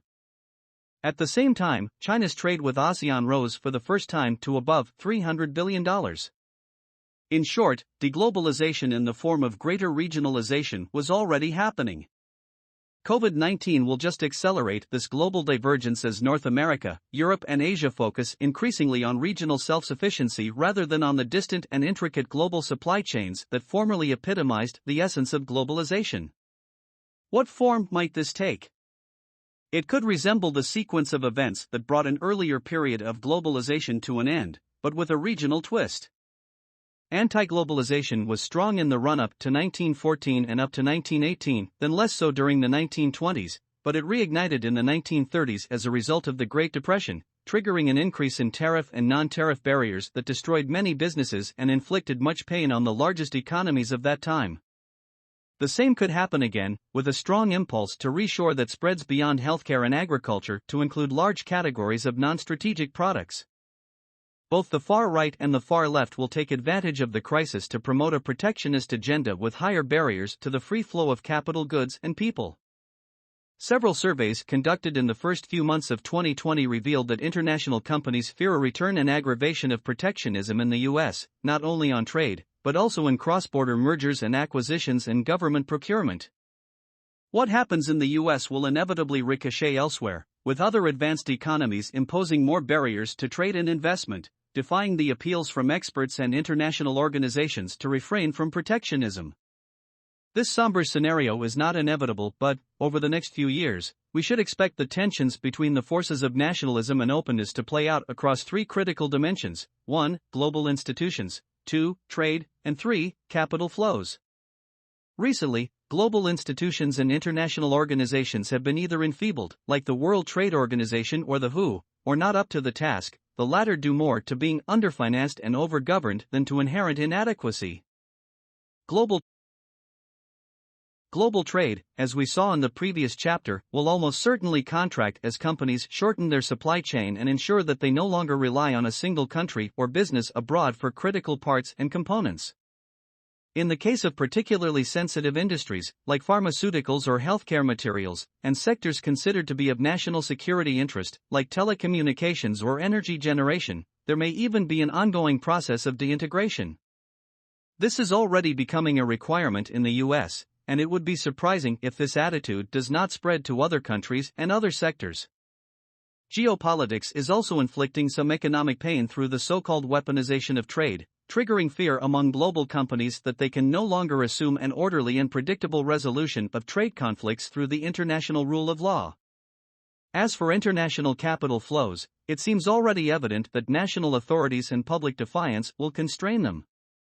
As already shown by so many countries and regions as different as Australia, India, or the EU, protectionist considerations will become ever more present in the post-pandemic era. measures will range from national governments buying stakes in strategic companies to prevent foreign takeovers or imposing diverse restrictions on such takeovers, to foreign direct investment, FDI, being subjected to government approval. It is telling that, in April 2020, the U.S. administration decided to block a publicly administered pension fund from investing in China. In the coming years, it seems inevitable that some deglobalization will happen, spurred by the rise of nationalism and greater international fragmentation. There is no point in trying to restore the status quo ex ante. Hyperglobalization has lost all its political and social capital, and defending it is no longer politically tenable, but it is important to limit the downside of a possible free fall that would precipitate major economic damage and social suffering. A hasty retreat from globalization would entail trade and currency wars, damaging every country's economy, provoking social havoc and triggering ethno- or clan nationalism. The establishment of a much more inclusive and equitable form of globalization that makes it sustainable, both socially and environmentally, is the only viable way to manage retreat. This requires policy solutions addressed in the concluding chapter and some form of effective global governance. Progress is indeed possible in those global areas that have traditionally benefited from international cooperation, like environmental agreements, public health, and tax havens. This will only come about through improved global governance, the most natural and effective mitigating factor against protectionist tendencies. However, we do not yet know how its framework will evolve in the foreseeable future. At the moment, the signs are ominous that it is not going in the right direction. There is no time to waste. If we do not improve the functioning and legitimacy of our global institutions, the world will soon become unmanageable and very dangerous. There cannot be a lasting recovery without a global strategic framework of governance. 1.4.2 Global Governance. Global governance is commonly defined as the process of cooperation among transnational actors aimed at providing responses to global problems, those that affect more than one state or region. It encompasses the totality of institutions, policies, norms, procedures, and initiatives through which nation-states try to bring more predictability and stability to their responses to transnational challenges. This definition makes it clear that any global effort on any global issue or concern is bound to be toothless without the cooperation of national governments and their ability to act and legislate to support their aims. Nation-states make global governance possible, one leads the other, which is why the UN says that effective global governance can only be achieved with effective international cooperation. The two notions of global governance and international cooperation are so intertwined that it is nigh on impossible for global governance to flourish in a divided world that is retrenching and fragmenting. The more nationalism and isolationism pervade the global polity, the greater the chance that global governance loses its relevance and becomes ineffective. Sadly, we are now at this critical juncture. Put bluntly, we live in a world in which nobody is really in charge. COVID-19 has reminded us that the biggest problems we face are global in nature. Whether it's pandemics, climate change, terrorism, or international trade, all are global issues that we can only address, and whose risks can only be mitigated, in a collective fashion. But the world has become, in the words of Ian Bremmer, a G0 world, or worse, a G-2 world, the US and China, according to the Indian economist Arvind Subramanian, to account for the absence of leadership of the two giants by opposition to the G7, the group of 7 wealthiest nations, or the G20, the G7 plus 13 other significant countries and organizations, which are supposed to lead. More and more often, the big problems besetting us take place beyond the control of even the most powerful nation-states. The risks and issues to be confronted are increasingly globalized, interdependent and interconnected, while the global governance capacities to do so are failing perilously, endangered by the resurgence of nationalism. Such disconnect signifies not only that the most critical global issues are being addressed in a highly fragmented, thus inadequate, manner, but also that they are actually being exacerbated by this failure to deal with them properly. Thus, far from remaining constant, in terms of the risk they pose, they inflate and end up increasing systemic fragility. This is shown in Figure 1. Strong interconnections exist between global governance failure, climate action failure, national government failure, with which it has a self-reinforcing effect, social instability, and of course the ability to successfully deal with pandemics. In a nutshell, global governance is at the nexus of all these other issues. Therefore, the concern is that, without appropriate global governance, we will become paralyzed in our attempts to address and respond to global challenges, particularly when there is such a strong dissonance between short-term, domestic imperatives and long-term, global challenges. This is a major worry, considering that today there is no committee to save the world. The expression was used more than 20 years ago, at the height of the Asian financial crisis. Pursuing the argument further, one could even claim that the general institutional decay that Fukuyama describes in Political Order and Political Decay amplifies the problem of a world devoid of global governance. It sets in motion a vicious cycle in which nation-states deal poorly with the major challenges that beset them, which then feeds into the public's distrust of the state, which in turn leads to the states being starved of authority and resources, then leading to even poorer performance and the inability or unwillingness to deal with issues of global governance. COVID-19 tells just such a story of failed global governance. From the very beginning, a vacuum in global governance, exacerbated by the strained relations between the US and China, undermined international efforts to respond to the pandemic. At the onset of the crisis, international cooperation was non-existent or limited, and, even during the period when it was needed the most, in the acme of the crisis, during the second quarter of 2020, it remained conspicuous by its absence. Instead of triggering a set of measures coordinated globally, COVID-19 led to the opposite, a stream of border closures, restrictions in international travel and trade introduced almost without any coordination, the frequent interruption of medical supply distribution and the ensuing competition for resources, particularly visible in various attempts by several nation-states to source badly needed medical equipment by any means possible. Even in the EU, countries initially chose to go it alone, but that course of action subsequently changed, with practical assistance between member countries, an amended EU budget in support of healthcare systems, and pooled research funds to develop treatments and vaccines. And there have now been ambitious measures, which would have seemed unimaginable in the pre-pandemic era, susceptible of pushing the EU towards further integration, in particular a €750 billion recovery fund put forward by the European Commission. In a functioning global governance framework, nations should have come together to fight a global and coordinated war against the pandemic. Instead, the my country first response prevailed and severely impaired attempts to contain the expansion of the first wave of the pandemic. It also placed constraints on the availability of protective equipment and treatment that in turn undermined the resilience of national healthcare systems. Furthermore, this fragmented approach went on to jeopardize attempts to coordinate exit policies aimed at restarting the global economic engine. In the case of the pandemic, in contrast with other recent global crises like 9/11 or the financial crisis of 2008, the global governance system failed, proving either non-existent or dysfunctional. The US went on to withdraw funding from the WHO, but, no matter the underlying rationale of this decision, the fact remains that it is the only organization capable of coordinating a global response to the pandemic, which means that an albeit far from perfect WHO is infinitely preferable to a non-existent one, an argument that Bill Gates compellingly and succinctly made in a tweet. Their work is slowing the spread of COVID-19, and if that work is stopped, no other organization can replace them. The world needs a WHO now more than ever. This failure is not the WHO's fault.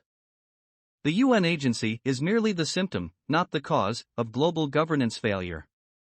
The WHO's deferential posture towards donor countries reflects its complete dependence on states agreeing to cooperate with it. The UN organization has no power to compel information sharing or enforce pandemic preparedness.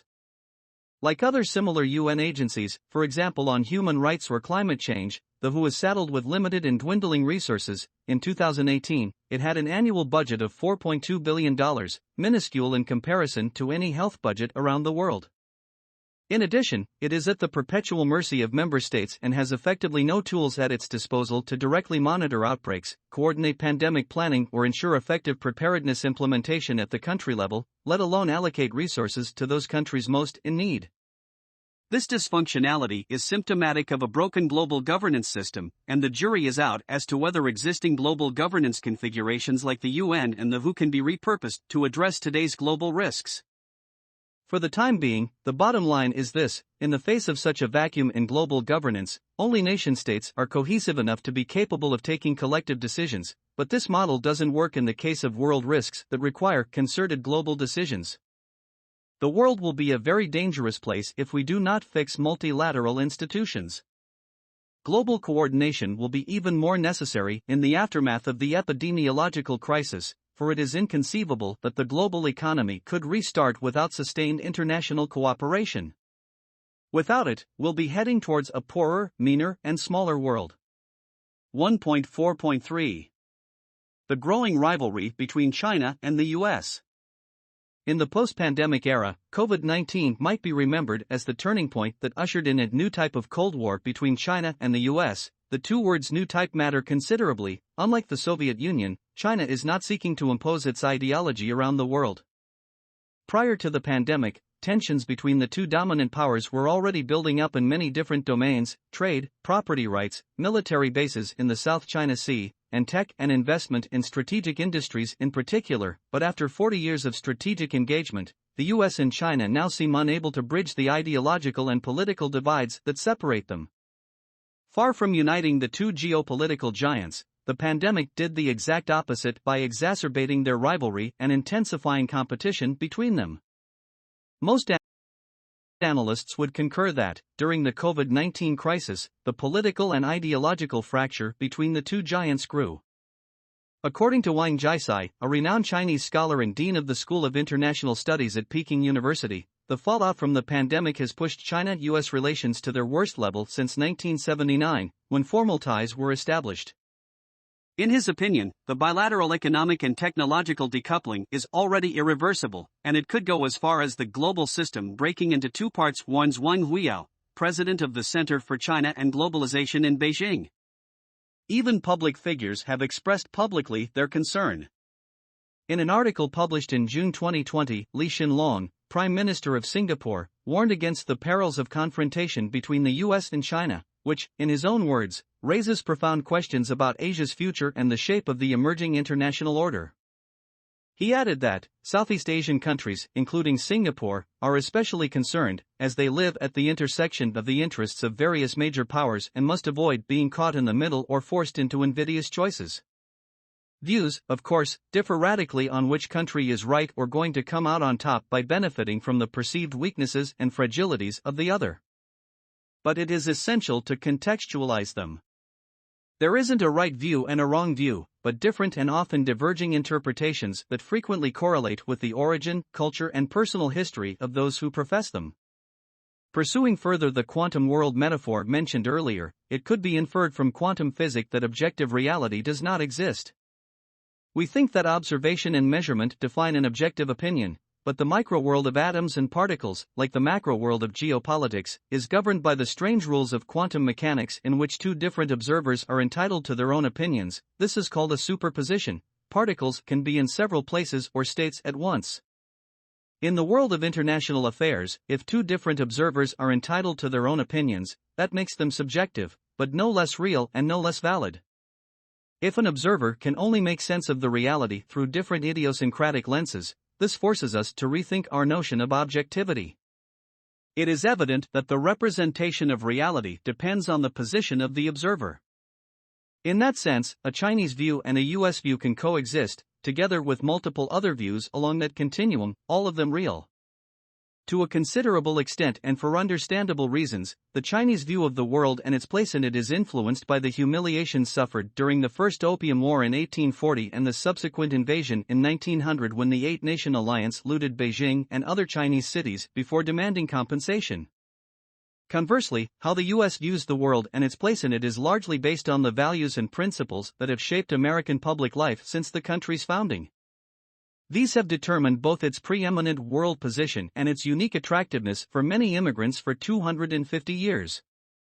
The U.S. perspective is also rooted in the unrivaled dominance it has enjoyed over the rest of the world for the past few decades and the inevitable doubts and insecurities that come with a relative loss of absolute supremacy.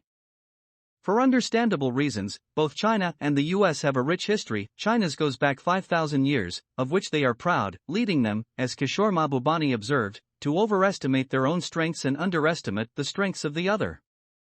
Vindicating the point above, all analysts and forecasters who specialize in China, the US, or both, have access to more or less the same data and information, now a global commodity. See, here and read more or less the same things, but sometimes reach diametrically opposed conclusions.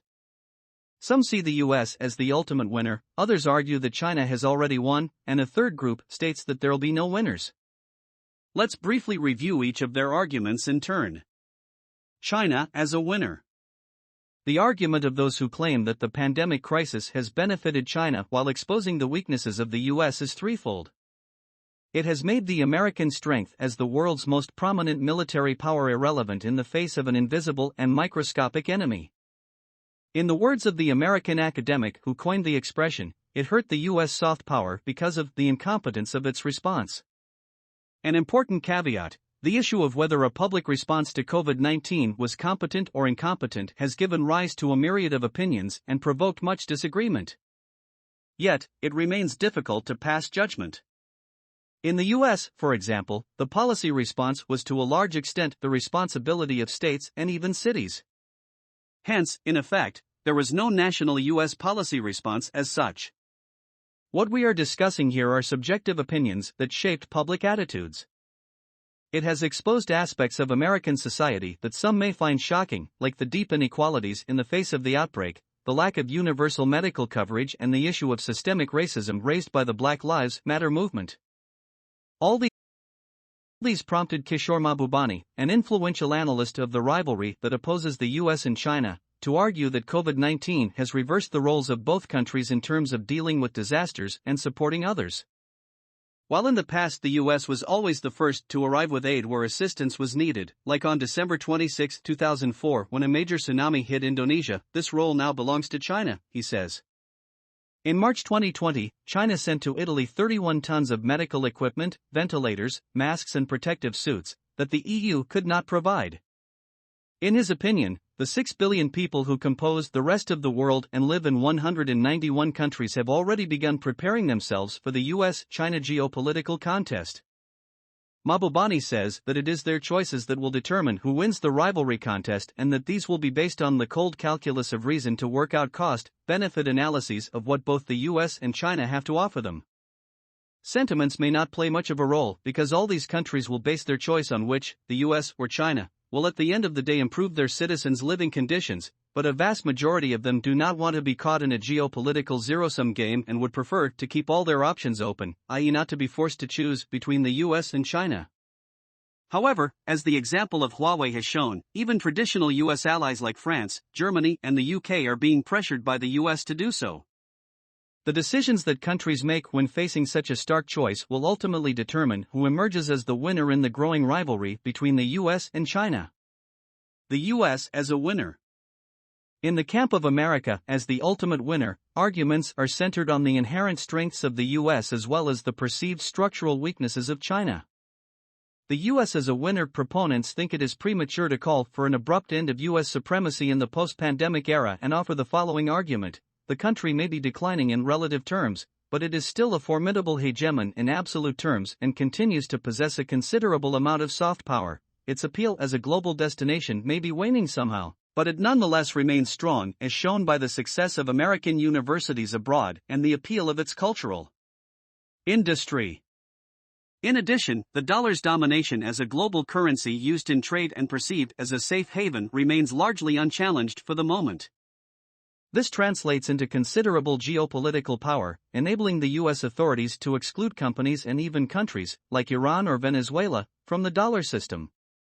As we saw in the preceding chapter, this may change in the future, but, over the next few years, there is no alternative to the world's dominance of the US dollar. More fundamentally, proponents of US irreducibility will argue with Ruchir Sharma that US economic supremacy has repeatedly proved declinists wrong. They will also agree with Winston Churchill, who once observed that the US has an innate capability to learn from its mistakes when he remarked that the US always did the right thing when all the alternatives have been exhausted. Leaving aside the highly charged political argument, democracy versus autocracy, those who believe that the US will remain a winner for many more years also stress that China faces its own headwinds on its path to global superpower status. Those most frequently mentioned are the following: 1. It suffers from a demographic disadvantage, with a fast-aging population and a working-age population that peaked in 2015. 2. Its influence in Asia is constrained by existing territorial disputes with Brunei, India, Indonesia, Japan, Malaysia, the Philippines, and Vietnam. And 3. It is highly energy-dependent. No winner. What do those who claim that the pandemic bodes ill for both American and Chinese power, and for the global order think. They argue that, like almost all other countries around the world, both China and the US are certain to suffer massive economic damage that will limit their capacity to extend their reach and influence. China, whose trade sector represents more than a third of total GDP, will find it difficult to launch a sustained economic recovery when its large trading partners, like the US, are drastically retrenching. As for the US, its over-indebtedness will sooner or later constrain post-recovery spending, with the ever-present risk that the current economic crisis metastasizes into a systemic financial crisis. Referring in the case of both countries to the economic hit and domestic political difficulties, the doubters assert that both countries are likely to emerge from this crisis significantly diminished.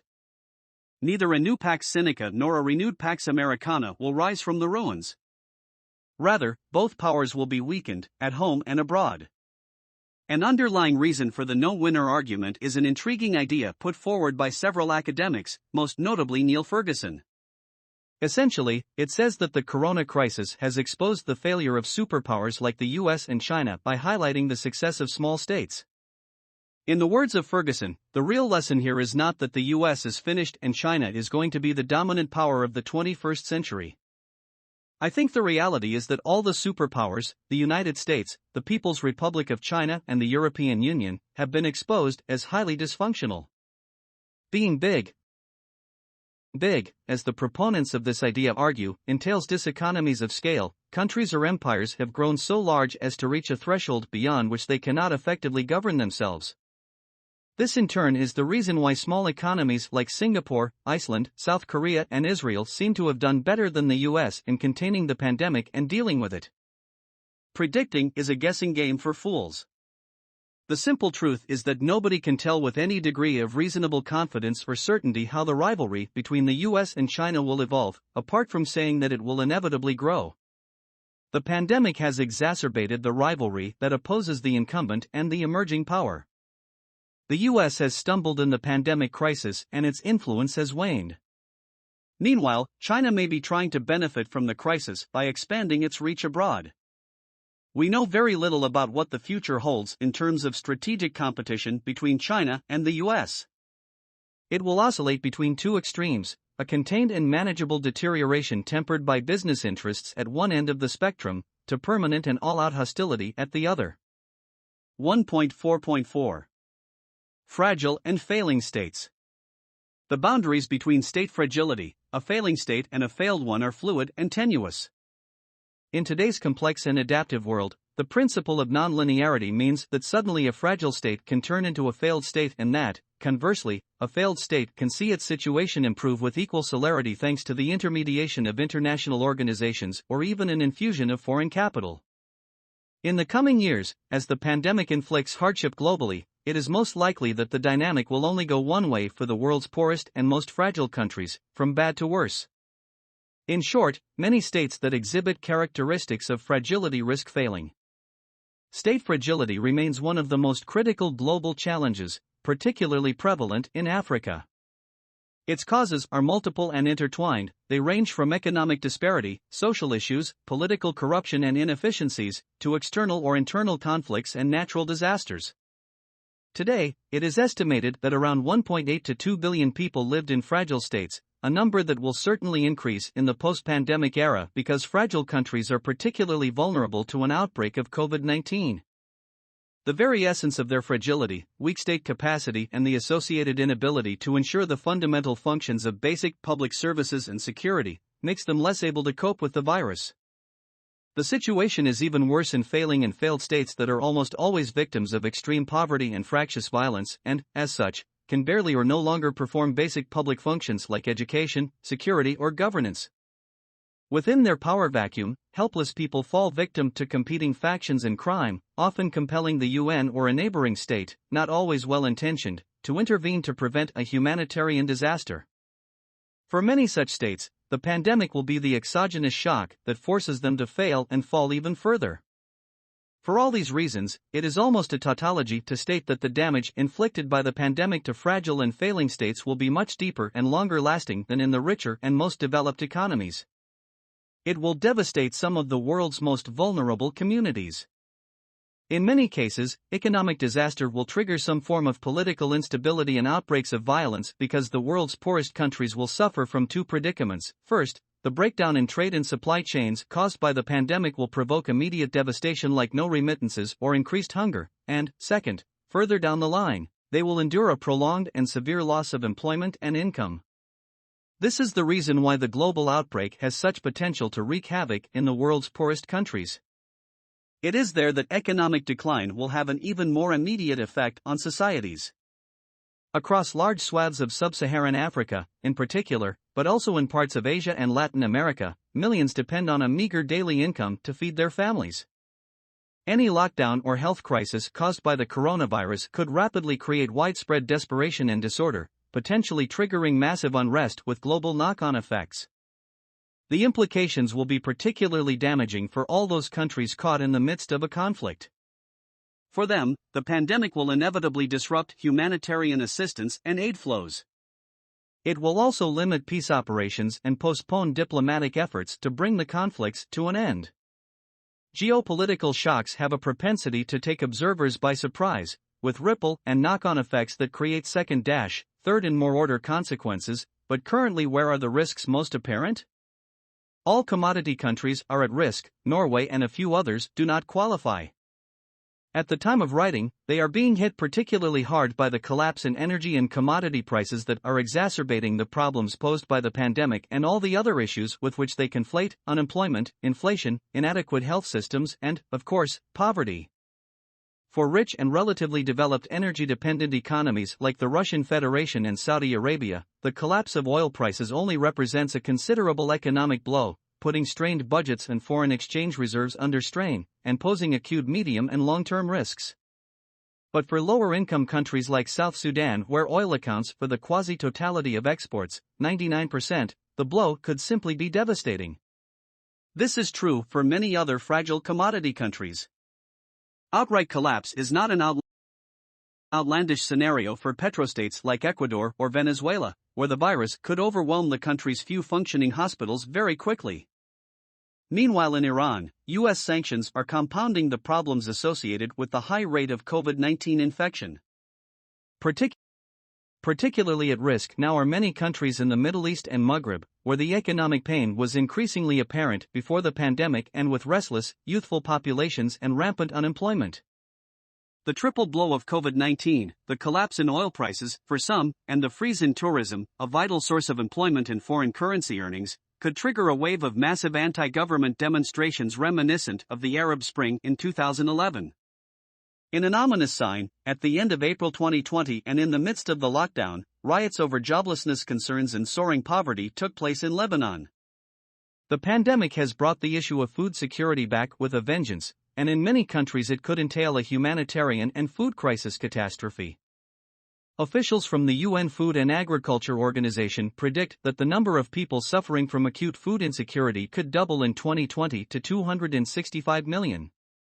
The combination of movement and trade restrictions caused by the pandemic with an increase in unemployment and limited or no access to food could trigger large-scale social unrest followed by mass movements of migration and refugees. In fragile and failing states, the pandemic exacerbates existing food shortages through barriers to trade and disruption in global food supply chains. It does so to such a considerable extent that on April 21, 2020, David Beasley, executive director of the UN World Food Programme, warned the UN Security Council that multiple famines of biblical proportions had become possible in about 36 countries, most notably Yemen, Congo, Afghanistan, Venezuela, Ethiopia, South Sudan, Syria, Sudan, Nigeria, and Haiti. In the poorest countries of the world, the lockdowns and the economic recession happening in high-income countries will trigger major income losses for the working poor and all those who depend on them. The decrease in overseas remittances that account for such a large proportion of GDP, more than 30%, in some countries like Nepal, Tonga or Somalia is a case in point. It will inflict a devastating shock to their economies with dramatic social implications.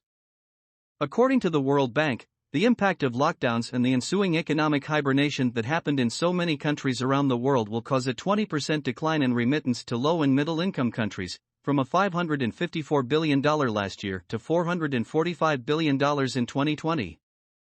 In larger countries like Egypt, India, Pakistan, Nigeria, and the Philippines, for which remittances are a crucial source of external financing, this will create a lot of hardship and render their economic, social, and political situation even more fragile, with the very real possibility of destabilization. Then, there is tourism, one of the hardest hit industries from the pandemic, which is an economic lifeline for many poor nations. In countries like Ethiopia, where tourism revenues account for almost half, 47%, of total exports, the corresponding loss of income and employment will inflict considerable economic and social pain. The same goes for the Maldives, Cambodia, and several others. Then, there are all the conflict zones where many armed groups are thinking about how to use the excuse of the pandemic to move their agenda forward, like in Afghanistan where the Taliban is asking that its prisoners be released from jail, or in Somalia where the Al-Shabaab group presents COVID-19 as an attempt to destabilize them. The global ceasefire plea made on March 23, 2020 by the UN Secretary-General has fallen on deaf ears. Of 43 countries with at least 50 reported events of organized violence in 2020, only 10 responded positively, most often with simple statements of support but no commitment to action. Among the other 31 countries with ongoing conflicts, the actors failed not only to take steps to meet the call, but many actually increased the level of organized violence. The early hopes that concerns with the pandemic and the ensuing health emergency might curb long-running conflicts and catalyze peace negotiations have evaporated. This is yet another example of the pandemic not only failing to arrest a troubling or dangerous trend but in fact accelerating it. Wealthier countries ignore the tragedy unfolding in fragile and failing countries at their peril. In one way or another, risks will reverberate through greater instability or even chaos. One of the most obvious knock-on effects for the richer parts of the world of economic misery, discontent and hunger in the most fragile and poorest states will consist in a new wave of mass migration in its direction, like those that occurred in Europe in 2016. 1.5. Environmental reset. At first glance, the pandemic and the environment might seem to be only distantly related cousins, but they are much closer and more intertwined than we think. Both have and will continue to interact in unpredictable and distinctive ways, ranging from the part played by diminished biodiversity in the behavior of infectious diseases to the effect that COVID-19 might have on climate change, thus illustrating the perilously subtle balance and complex interactions between humankind and nature. Furthermore, in global risk terms, it is with climate change and ecosystem collapse, the two key environmental risks, that the pandemic most easily equates.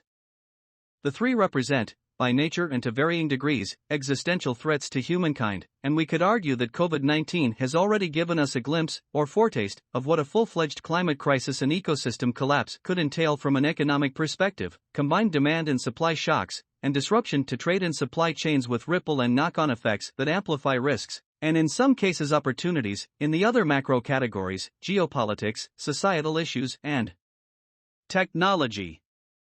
If climate change, ecosystem collapse and pandemics look so similar as global risks, how do they really compare?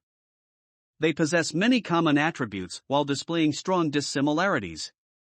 The five main shared attributes are: 1. They are known, i.e. white swan, systemic risks that propagate very fast in our interconnected world and, in so doing, amplify other risks from different categories. 2. They are non-linear, meaning that beyond a certain threshold, or tipping point, they can exercise catastrophic effects, like superspreading in a particular location and then overwhelming the capabilities of the health system in the case of the pandemic. 3. The probabilities and distribution of their impacts are very hard, if not impossible, to measure. They are constantly shifting and having to be reconsidered under revised assumptions, which in turn makes them extremely difficult to manage from a policy perspective. 4. They are global in nature and therefore can only be properly addressed in a globally coordinated fashion. And 5. They affect disproportionately the already most vulnerable countries and segments of the population. And what are their dissimilarities? 1. Pandemics are a quasi-instantaneous risk, whose imminence and danger are visible to all. An outbreak threatens our survival, as individuals or as species, and we therefore respond immediately and with determination when faced with the risk. By contrast, climate change and nature laws are gradual and cumulative, with effects that are discernible mostly in the medium and long term, and despite more and more climate-related and exceptional nature loss events, there are still significant numbers who remain unconvinced of the immediacy of the climate crisis. This crucial difference between the respective time horizons of a pandemic and that of climate change and nature laws means that a pandemic risk requires immediate action that will be followed by a rapid result, while climate change and nature laws also require immediate action, but the result, or future reward, in the jargon of economists, will only follow with a certain time lag. Mark Carney, former governor of the Bank of England who is now the UN Special Envoy for Climate Action and Finance, has observed that this problem of time asynchronicity generates a tragedy of the horizon. Contrary to immediate and observable risks, climate change risks may seem distant, in terms of time and geography, in which case they will not be responded to with the gravity they deserve and demand. As an example, the material risk that global warming and rising waters pose for a physical asset, like a beachside holiday resort, or a company, like a hotel group, will not necessarily be considered as material by investors and will therefore not be priced in by the markets. 2. The causality problem is easy to grasp, as are the reasons that make respective policies so much more difficult to implement. In the case of the pandemic, the causation link between the virus and the disease is obvious. SARS-CoV-2 causes COVID-19. Apart from a handful of conspiracy theorists, nobody will dispute that. In the case of environmental risks, it is much more difficult to attribute direct causality to a specific event. Often, scientists cannot point to a direct link of causation between climate change and a specific weather event, like a drought or the severity of a hurricane. Similarly, they don't always agree about how a specific human activity affects particular species facing extinction. This makes it incredibly more difficult to mitigate climate change and nature loss risks. While for a pandemic, a majority of citizens will tend to agree with the necessity to impose coercive measures, they will resist constraining policies in the case of environmental risks where the evidence can be disputed. A more fundamental reason also exists: fighting a pandemic does not require a substantial change of the underlying socioeconomic model and of our consumption habits. Fighting environmental risks does. 1.5.1 Coronavirus and the environment.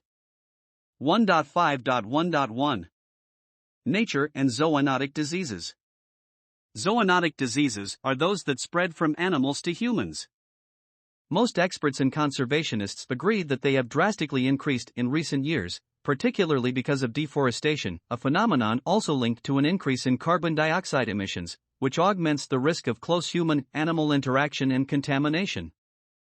For many years, researchers thought that natural environments like tropical forests and their rich wildlife represented a threat to humans because this is where the pathogens and viruses at the origin of new diseases in humans such as dengue, Ebola, and HIV could be found. Today, we know this is wrong because the causation goes the other way. As David Quammen, author of Spillover, Animal Infections and the Next Human Pandemic, argues, we invade tropical forests and other wild landscapes, which harbor so many species of animals and plants, and within those creatures, so many unknown viruses.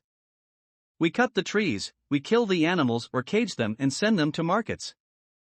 We disrupt ecosystems, and we shake viruses loose from their natural hosts. When that happens, they need a new host. Often, we are it. By now, an increasing number of scientists have shown that it is in fact the destruction of biodiversity caused by humans that is the source of new viruses like COVID-19. These researchers have coalesced around the new discipline of planetary health that studies the subtle and complex connections that exist between the well-being of humans, other living species and entire ecosystems, and their findings have made it clear that the destruction of biodiversity will increase the number of pandemics. In a recent letter to the U.S. Congress, 100 wildlife and environmental groups estimate that zoonotic diseases have quadrupled over the past 50 years. Since 1970, land use changes have had the largest relative negative impact on nature, and in the process caused a quarter of man-made emissions. Agriculture alone covers more than one-third of the terrestrial land surface and is the economic activity that disrupts nature the most. A recent academic review concludes that agriculture drivers are associated with more than 50% of zoonotic diseases. As human activities like agriculture, with many others like mining, logging or tourism, encroach on natural ecosystems, they break down the barriers between human populations and animals, creating the conditions for infectious diseases to emerge by spilling from animals to humans. the loss of animals' natural habitat and the wildlife trade are particularly relevant because when animals known as being linked to particular diseases, like bats and pangolins with the coronavirus, are taken out of the wild and moved into cities, a wildlife disease reservoir is simply transported into a densely populated area. This is what might have happened at the market in Wuhan where the novel coronavirus is believed to have originated. The Chinese authorities have since permanently banned wildlife trade and consumption. Nowadays, most scientists would agree that the greater population growth is, the more we disturb the environment, the more intensive farming becomes without adequate biosecurity, the higher the risk of new epidemics. The key antidote currently available to us to contain the progression of zoonotic diseases is the respect and preservation of the natural environment and the active protection of biodiversity. To do this effectively, it will be incumbent on us all to rethink our relationship with nature and question why we have become so alienated from it. In the concluding chapter, we offer specific recommendations on the form that a nature-friendly recovery may take. 1.5.1.2 Air pollution and pandemic risk. It's been known for years that air pollution, largely caused by emissions that also contribute to global warming, is a silent killer, linked to various health conditions, ranging from diabetes and cancer to cardiovascular and respiratory diseases. According to the WHO, 90% of the world's population breathes air that fails to meet its safety guidelines, causing the premature death of 7 million people each year and prompting the organization to qualify air pollution as a public health emergency. We now know that air pollution worsens the impact of any particular coronavirus, not only the current SARS-CoV-2, on our health. As early as 2003, a study published in the midst of the SARS epidemic suggested that air pollution might explain the variation in the level of lethality, making it clear for the first time that the greater the level of air pollution, the greater the likelihood of death from the disease caused by a coronavirus. Since then, a growing body of research has shown how a lifetime of breathing dirtier air can make people more susceptible to the coronavirus. In the US, a recent medical paper concluded that those regions with more polluted air will experience higher risks of death from COVID-19, showing that US counties with higher pollution levels will suffer higher numbers of hospitalizations and numbers of deaths. A consensus has formed in the medical and public community that there is a synergistic effect between air pollution exposure and the possible occurrence of COVID-19, and a worse outcome when the virus does strike. The research, still embryonic but expanding fast, hasn't proved yet that a link of causation exists, but it unambiguously exposes a strong correlation between air pollution and the spread of the coronavirus and its severity. It seems that air pollution in general, and the concentration of particulate matter in particular, impair the airways, the lungs' first line of defense, meaning that people, irrespective of their age, who live in highly polluted cities will face a greater risk of catching COVID-19 and dying from it. This may explain why people in Lombardy, one of Europe's most polluted regions, who had contracted the virus were shown to be twice as likely to die from COVID-19 than people almost anywhere else in Italy. 1.5.1.3 Lockdown and carbon emissions. It is too early to define the amount by which global carbon dioxide emissions will fall in 2020, but the International Energy Agency, IEA, estimates in its Global Energy Review 2020 that they will fall by 8%. Even though this figure would correspond to the largest annual reduction on record, it is still minuscule compared to the size of the problem, and it remains inferior to the annual reduction in emissions of 7.6% over the next decade that the UN thinks is necessary to hold the global rise in temperatures below 1.5 degrees Celsius. Considering the severity of the lockdowns, the 8% figure looks rather disappointing. It seems to suggest that small individual actions, consuming much less, not using our cars and not flying, are of little significance when compared to the size of emissions generated by electricity, agriculture and industry, the big-ticket emitters that continue to operate during the lockdowns, with the partial exception of some industries. What it also reveals is that the biggest offenders in terms of carbon emissions aren't always those often perceived as the obvious culprits. A recent sustainability report shows that the total carbon emissions generated by the electricity production required to power our electronic devices and transmit their data are roughly equivalent to that of the global airline industry. The conclusion? Even unprecedented and draconian lockdowns with a third of the world population confined to their homes for more than a month came nowhere near to being a viable decarbonization strategy because, even so, the world economy kept emitting large amounts of carbon dioxide. What then might such a strategy look like? The considerable size and scope of the challenge can only be addressed by a combination of 1. A radical and major systemic change in how we produce the energy we need to function, and 2. Structural changes in our consumption behavior. If, in the post-pandemic era, we decide to resume our lives just as before, by driving the same cars, by flying to the same destinations, by eating the same things, by heating our house the same way, and so on, the COVID-19 crisis will have gone to waste as far as climate policies are concerned. Conversely, if some of the habits we were forced to adopt during the pandemic translate into structural changes in behavior, the climate outcome might be different. Commuting less, working remotely a bit more, bicycling and walking instead of driving to keep the air of our cities as clean as it was during the lockdowns, vacationing nearer to home, all these, if aggregated at scale, could lead to a sustained reduction in carbon emissions. This brings us to the all-important question of whether the pandemic will eventually exercise a positive or negative effect on climate change policies. 1.5.2 Impact of the pandemic on climate change and other environmental policies. The pandemic is destined to dominate the policy landscape for years, with the serious risk that it could overshadow environmental concerns. In a telling anecdote, the convention center in Glasgow, where the UN COP26 climate summit should have taken place in November 2020, was converted in April into a hospital for COVID-19 patients.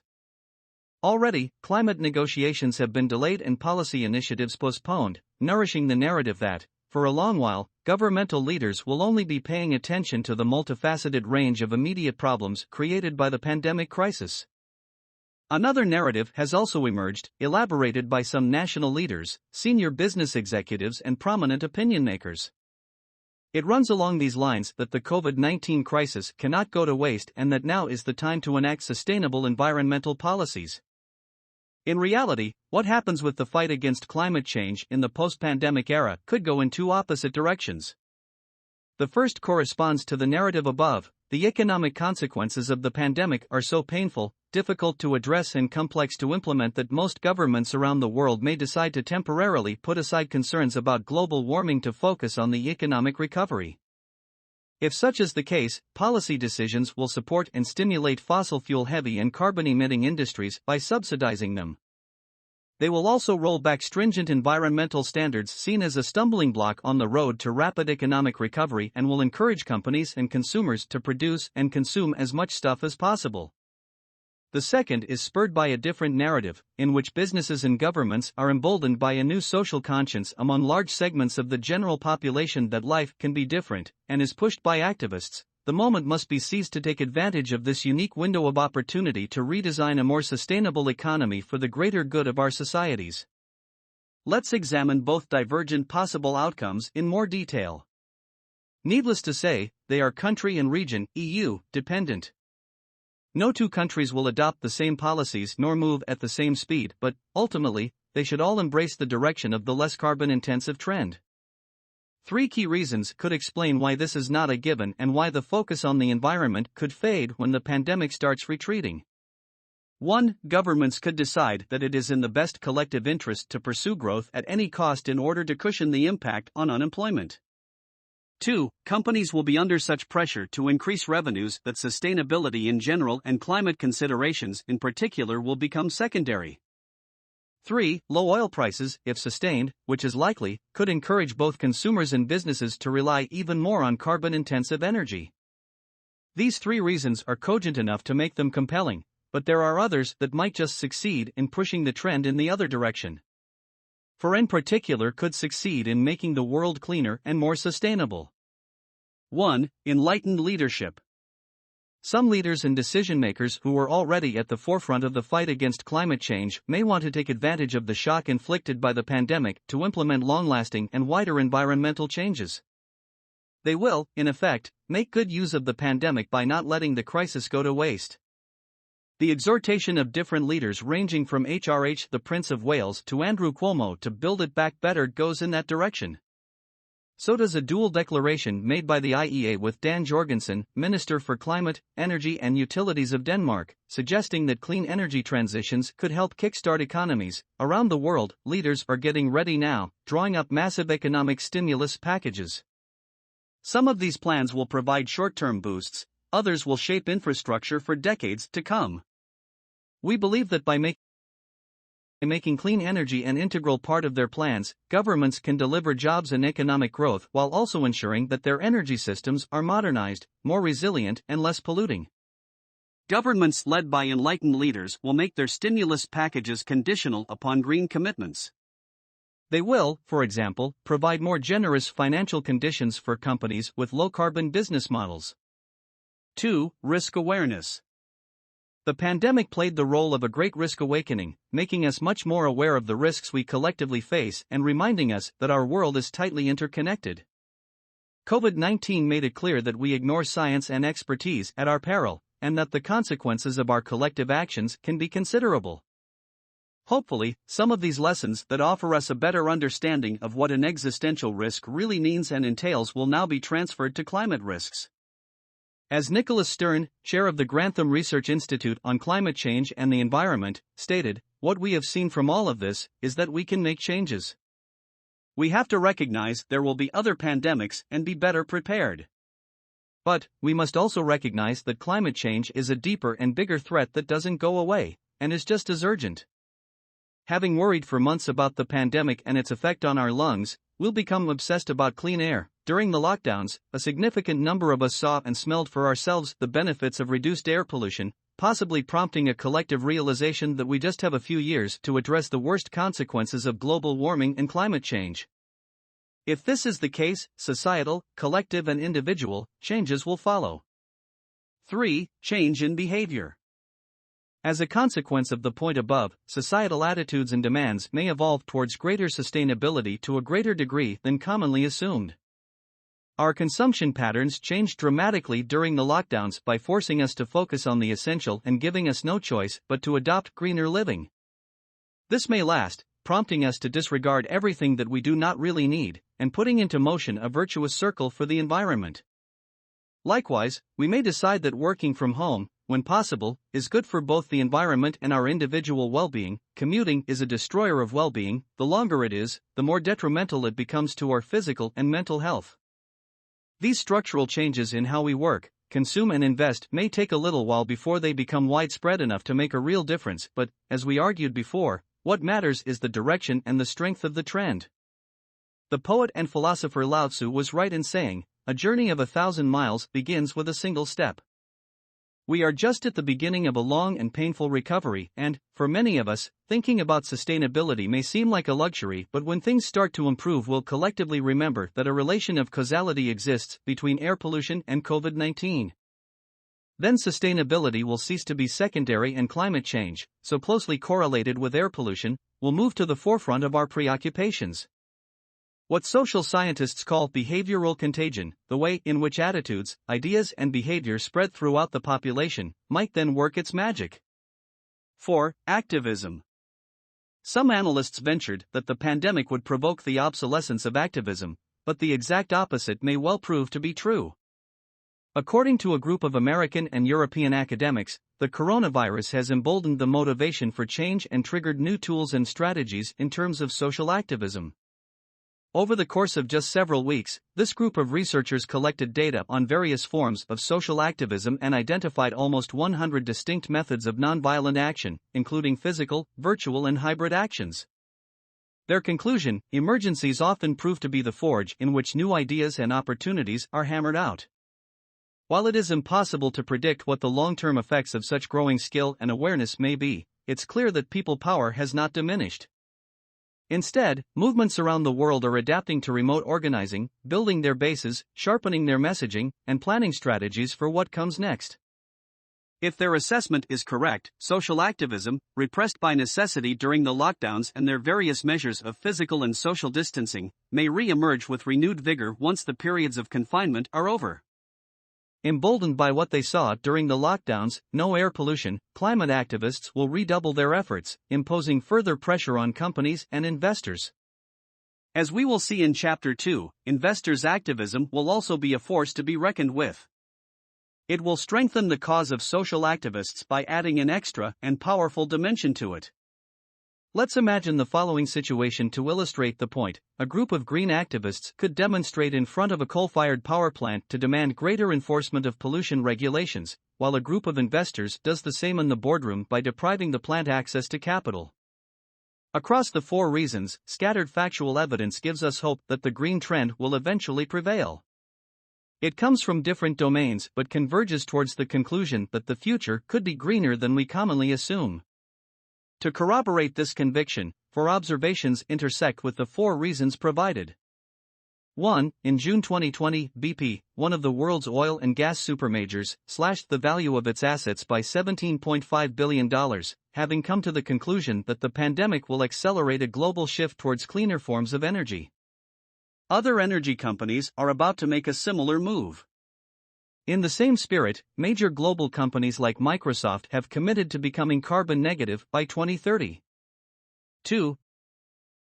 The European Green Deal launched by the European Commission is a massive endeavor and the most tangible manifestation yet of public authorities deciding not to let the COVID-19 crisis go to waste. The plan commits €1 trillion for lowering emissions and investing in the circular economy, with the aim of making the EU the first carbon-neutral continent by 2050, in terms of net emissions, and decoupling economic growth from resource use.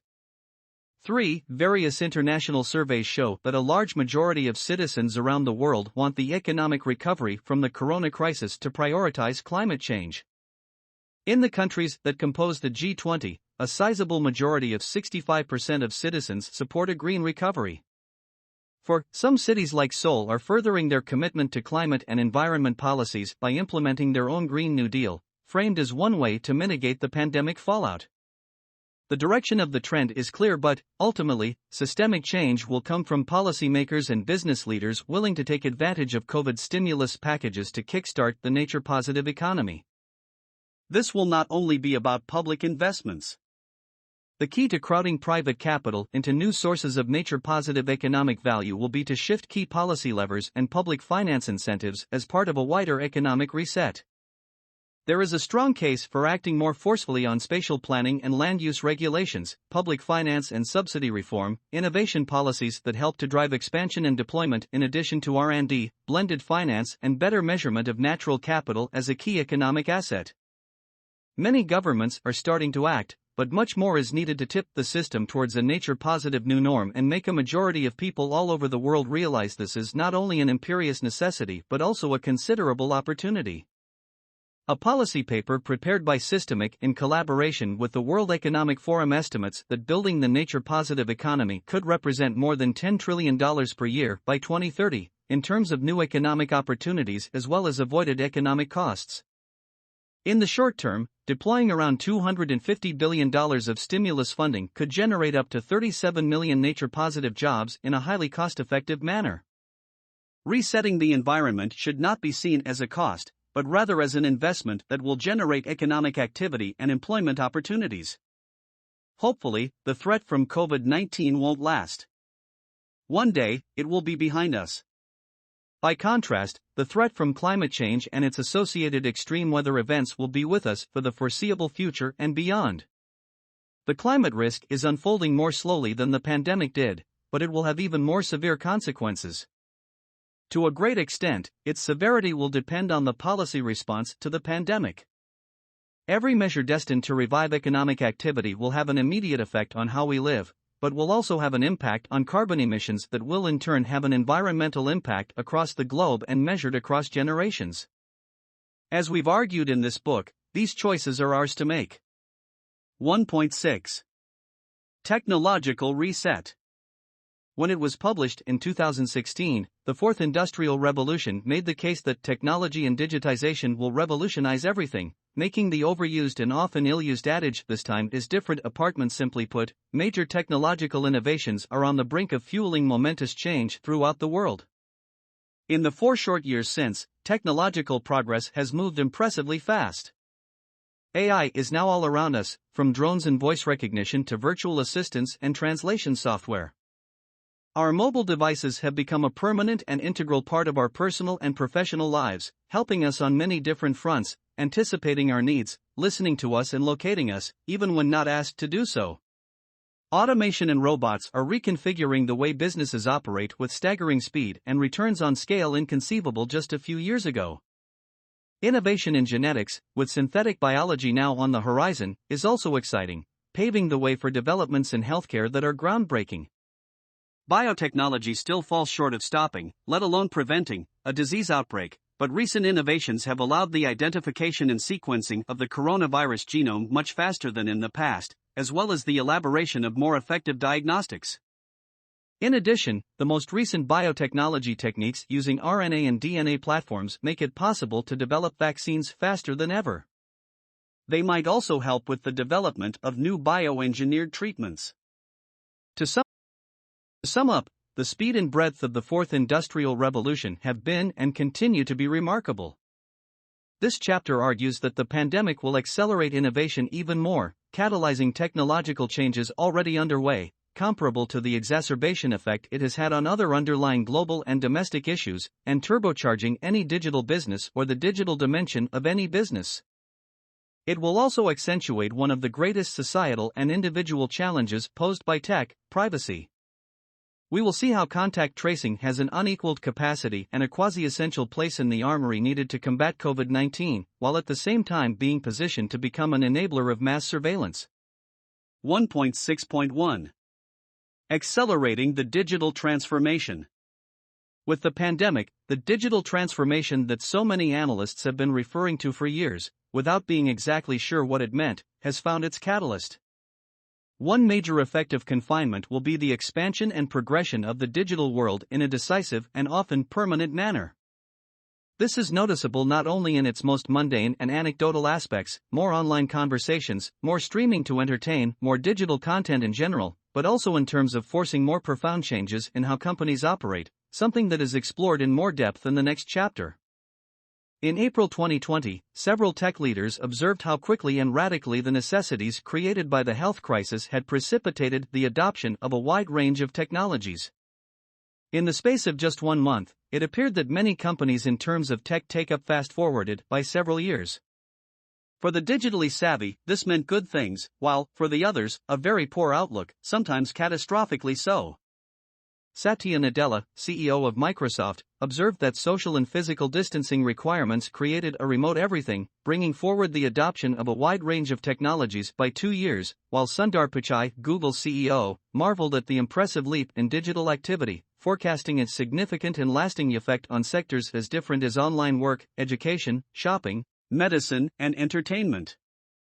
1.6.1.1 The consumer. During the lockdowns, many consumers previously reluctant to rely too heavily on digital applications and services were forced to change their habits almost overnight, watching movies online instead of going to the cinema, having meals delivered instead of going out to restaurants, talking to friends remotely instead of meeting them in the flesh, talking to colleagues on a screen instead of chit-chatting at the coffee machine, exercising online instead of going to the gym, and so on. Thus, almost instantly, most things became e-things: e-learning, e-commerce, e-gaming, e-books, e-attendance. Some of the old habits will certainly return. The joy and pleasure of personal contacts can't be matched. We are social animals after all, but many of the tech behaviors that we were forced to adopt during confinement will, through familiarity, become more natural. As social and physical distancing persist, relying more on digital platforms to communicate, or work, or seek advice, or order something will, little by little, gain ground on formerly ingrained habits. In addition, the pros and cons of online versus offline will be under constant scrutiny through a variety of lenses. If health considerations become paramount, we may decide, for example, that a cycling class in front of a screen at home doesn't match the conviviality and fun of doing it with a group in a live class, but is in fact safer and cheaper. The same reasoning applies to many different domains like flying to a meeting. Zoom is safer, cheaper, greener, and much more convenient. Driving to a distant family gathering for the weekend, the WhatsApp family group is not as fun but, again, safer, cheaper and greener. Or even attending an academic course, not as fulfilling, but cheaper and more convenient. 1.6.1.2 The regulator. This transition towards more digital of everything in our professional and personal lives will also be supported and accelerated by regulators. To date, governments have often slowed the pace of adoption of new technologies by lengthy ponderings about what the best regulatory framework should look like, but, as the example of telemedicine and drone delivery is now showing, a dramatic acceleration forced by necessity is possible. During the lockdowns, a quasi-global relaxation of regulations that had previously hampered progress in domains where the technology had been available for years suddenly happened because there was no better or other choice available. What was until recently unthinkable suddenly became possible, and we can be certain that neither those patients who experienced how easy and convenient telemedicine was nor the regulators who made it possible will want to see it go into reverse. New regulations will stay in place. In the same vein, a similar story is unfolding in the US with the Federal Aviation Authority, but also in other countries, related to fast-tracking regulation pertaining to drone delivery. The current imperative to propel, no matter what, the contactless economy and the subsequent willingness of regulators to speed it up means that there are no holds barred. What is true for until recently sensitive domains like telemedicine and drone delivery is also true for more mundane and well-covered regulatory fields, like mobile payments. Just to provide a banal example, in the midst of the lockdown, in April 2020, European banking regulators decided to increase the amount that shoppers could pay using their mobile devices while also reducing the authentication requirements that made it previously difficult to make payments using platforms like PayPal or Venmo. Such moves will only accelerate the digital prevalence in our daily lives, albeit not without contingent cybersecurity issues. 1.6.1.3 The firm.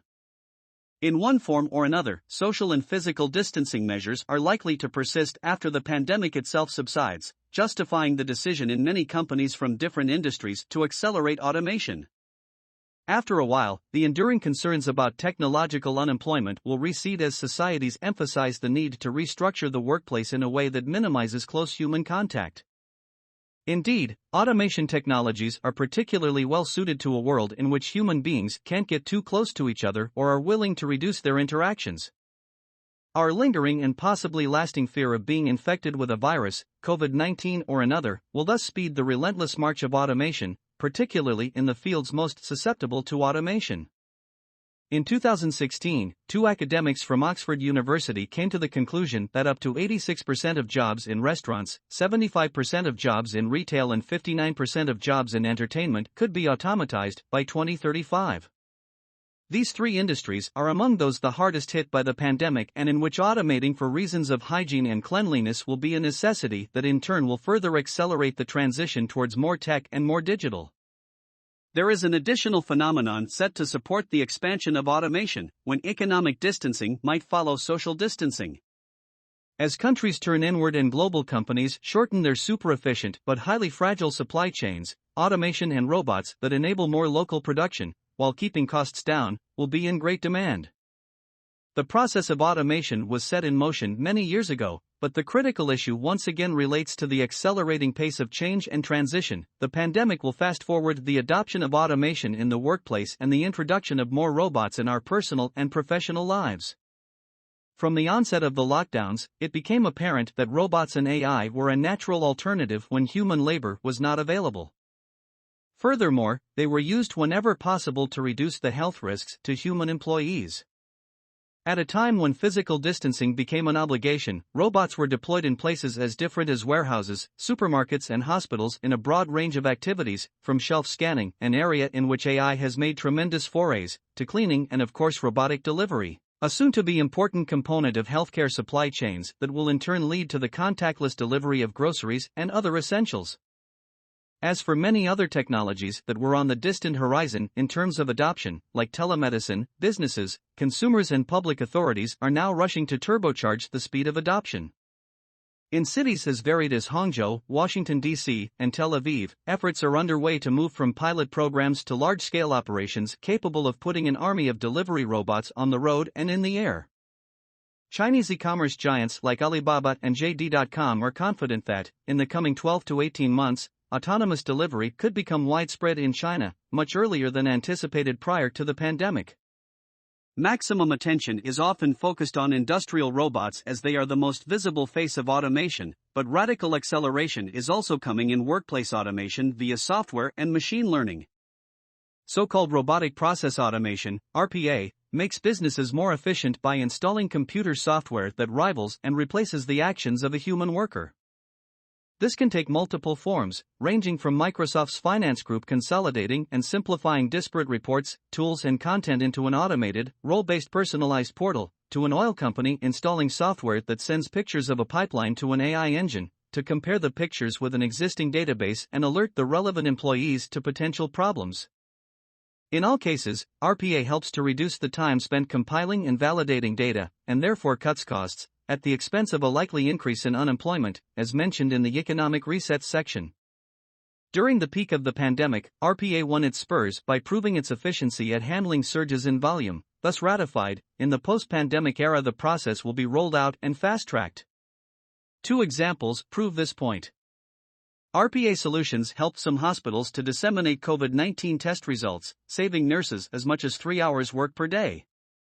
In a similar vein, an AI digital device normally used to respond to customer requests online was adapted to help medical digital platforms screen patients online for COVID-19 symptoms. For all these reasons, Bain & Company, a consultancy, estimates that the number of companies implementing this automation of business processes will double over the next 2 years, a timeline that the pandemic may shorten still further. 1.6.2 Contact tracing, contact tracking, and surveillance. An important lesson can be learned from the countries that were more effective in dealing with the pandemic, in particular Asian nations. Technology in general and digital in particular help. Successful contact tracing proved to be a key component of a successful strategy against COVID-19. While lockdowns are effective at reducing the reproduction rate of the coronavirus, they don't eliminate the threat posed by the pandemic. In addition, they come at injuriously high economic and societal cost. It will be very hard to fight COVID-19 without an effective treatment or a vaccine, and, until then, the most effective way to curtail or stop transmission of the virus is by widespread testing followed by the isolation of cases, contact tracing, and the quarantine of contacts exposed to the people infected. As we will see below, in this process technology can be a formidable shortcut, allowing public health officials to identify infected people very rapidly, thus containing an outbreak before it starts to spread. Contact tracing and tracking are therefore essential components of our public health response to COVID-19. Both terms are often used interchangeably, yet they have slightly different meanings. A tracking app gains insights in real time by, for example, determining a person's current location through geodata via GPS coordinates or radio cell location. By contrast, tracing consists in gaining insights in retrospect, like identifying physical contacts between people using Bluetooth. Neither offer a miracle solution that can stop in its entirety the spread of the pandemic, but they make it possible to almost immediately sound the alarm, permitting early intervention, thus limiting or containing the outbreak, particularly when it occurs in super-spreading environments, like a community or family gathering. For reasons of convenience and ease of reading, we'll merge the two and will use them interchangeably, as articles in the press often do. The most effective form of tracking or tracing is obviously the one powered by technology. It not only allows backtracking all the contacts with whom the user of a mobile phone has been in touch, but also tracking the user's real-time movements, which in turn affords the possibility to better enforce a lockdown and to warn other mobile users in the proximity of the carrier that they have been exposed to someone infected. It comes as no surprise that digital tracing has become one of the most sensitive issues in terms of public health, raising acute concerns about privacy around the world. In the early phases of the pandemic, many countries, mostly in East Asia but also others like Israel, decided to implement digital tracing under different forms. They shifted from the retroactive tracing of chains of past contagion to the real-time tracking of movements in order to confine a person infected by COVID-19 and to enforce subsequent quarantines or partial lockdowns. From the outset, China, Hong Kong SAR and South Korea implemented coercive and intrusive measures of digital tracing. They took the decision to track individuals without their consent, through their mobile and credit card data, and even employed video surveillance in South Korea. In addition, some economies required the mandatory wearing of electronic bracelets for travel arrivals and people in quarantine in Hong Kong SAR, to alert those individuals susceptible of being infected. Others opted for middle ground solutions, where individuals placed in quarantine are equipped with a mobile phone to monitor their location and be publicly identified should they breach the rules. The digital tracing solution most lauded and talked about was the TraceTogether app run by Singapore's Ministry of Health. It seems to offer the ideal balance between efficiency and privacy concerns by keeping user data on the phone rather than on a server, and by assigning the login anonymously. The contact detection only works with the latest versions of Bluetooth, an obvious limitation in many less digitally advanced countries where a large percentage of mobiles do not have sufficient Bluetooth capability for effective detection. Bluetooth identifies the user's physical contacts with another user of the application accurately to within about 2 meters, and, if a risk of COVID-19 transmission is incurred, the app will warn the contact, at which point the transmission of stored data to the Ministry of Health becomes mandatory, but the contact's anonymity is maintained. TraceTogether is therefore non-intrusive in terms of privacy, and its code, available in open source, makes it usable by any country anywhere in the world, yet privacy advocates object that there are still risks. If the entire population of a country downloaded the application, and if there were a sharp increase in COVID-19 infections, then the app could end up identifying most citizens. Cyber intrusions, issues of trust in the operator of the system, and the timing of data retention pose additional privacy concerns. Other options exist. These are mainly related to the availability of open and verifiable source codes, and to guarantees pertaining to data supervision and the length of conservation. Common standards and norms could be adopted, particularly in the EU, where many citizens fear that the pandemic will force a trade-off between privacy and health. But as Margrethe Vestager, the EU Commissioner for Competition, observed, "I think that is a false dilemma, because you can do so many things with technology that are not invasive of your privacy. I think that, very often, when people say it's only doable in one way, it's because they want the data for their own purposes. We have made a set of guidelines, and with member states we have translated that into a toolbox so that you can do a voluntary app with decentralized storage, with Bluetooth technology. You can use technology to track the virus, but you can still give people the freedom of choice, and, in doing that, people trust that the technology is for virus tracking and not for any other purposes. I think it is essential that we show that we really mean it when we say that you should be able to trust technology when you use it, that this is not a start of a new era of surveillance. This is for virus tracking, and this can help us open our societies. Again, we want to emphasize that this is a fast-moving and highly volatile situation. The announcement made in April by Apple and Google that they are collaborating to develop an app that health officials could use to reverse engineer the movements and connections of a person infected by the virus points to a possible way out for societies most concerned about data privacy and that fear digital surveillance above anything else. The person who carries the mobile would have to voluntarily download the app and would have to agree to share the data, and the two companies made it clear that their technology would not be provided to public health agencies that do not abide by their privacy guidelines. But voluntary contact tracing apps have a problem. They do preserve the privacy of their users but are only effective when the level of participation is sufficiently high, a collective action problem that underlines once again the profoundly interconnected nature of modern life beneath the individualist facade of rights and contractual obligations. No voluntary contract tracing app will work if people are unwilling to provide their own personal data to the governmental agency that monitors the system. If any individual refuses to download the app, and therefore to withhold information about a possible infection, movements and contacts, everyone will be adversely affected. In the end, citizens will only use the app if they regard it as trustworthy, which is itself dependent upon trust in the government and public authorities. At the end of June 2020, the experience with tracing apps was recent and mixed. Fewer than 30 countries had put them in place. In Europe, some countries like Germany and Italy rolled out apps based on the system developed by Apple and Google, while other countries, like France, decided to develop their own app, raising issues of interoperability. In general, technical problems and concerns with privacy seem to affect the app's use and rate of adoption. Just to offer some examples, the UK, following technical glitches and criticism from privacy activists, made a U-turn and decided to replace its domestically developed contact tracing app with the model offered by Apple and Google.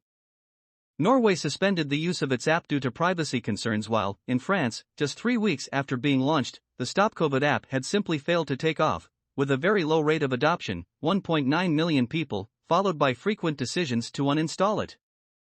Today, about 5.2 billion smartphones exist in the world, each with the potential to help identify who is infected, where and often by whom.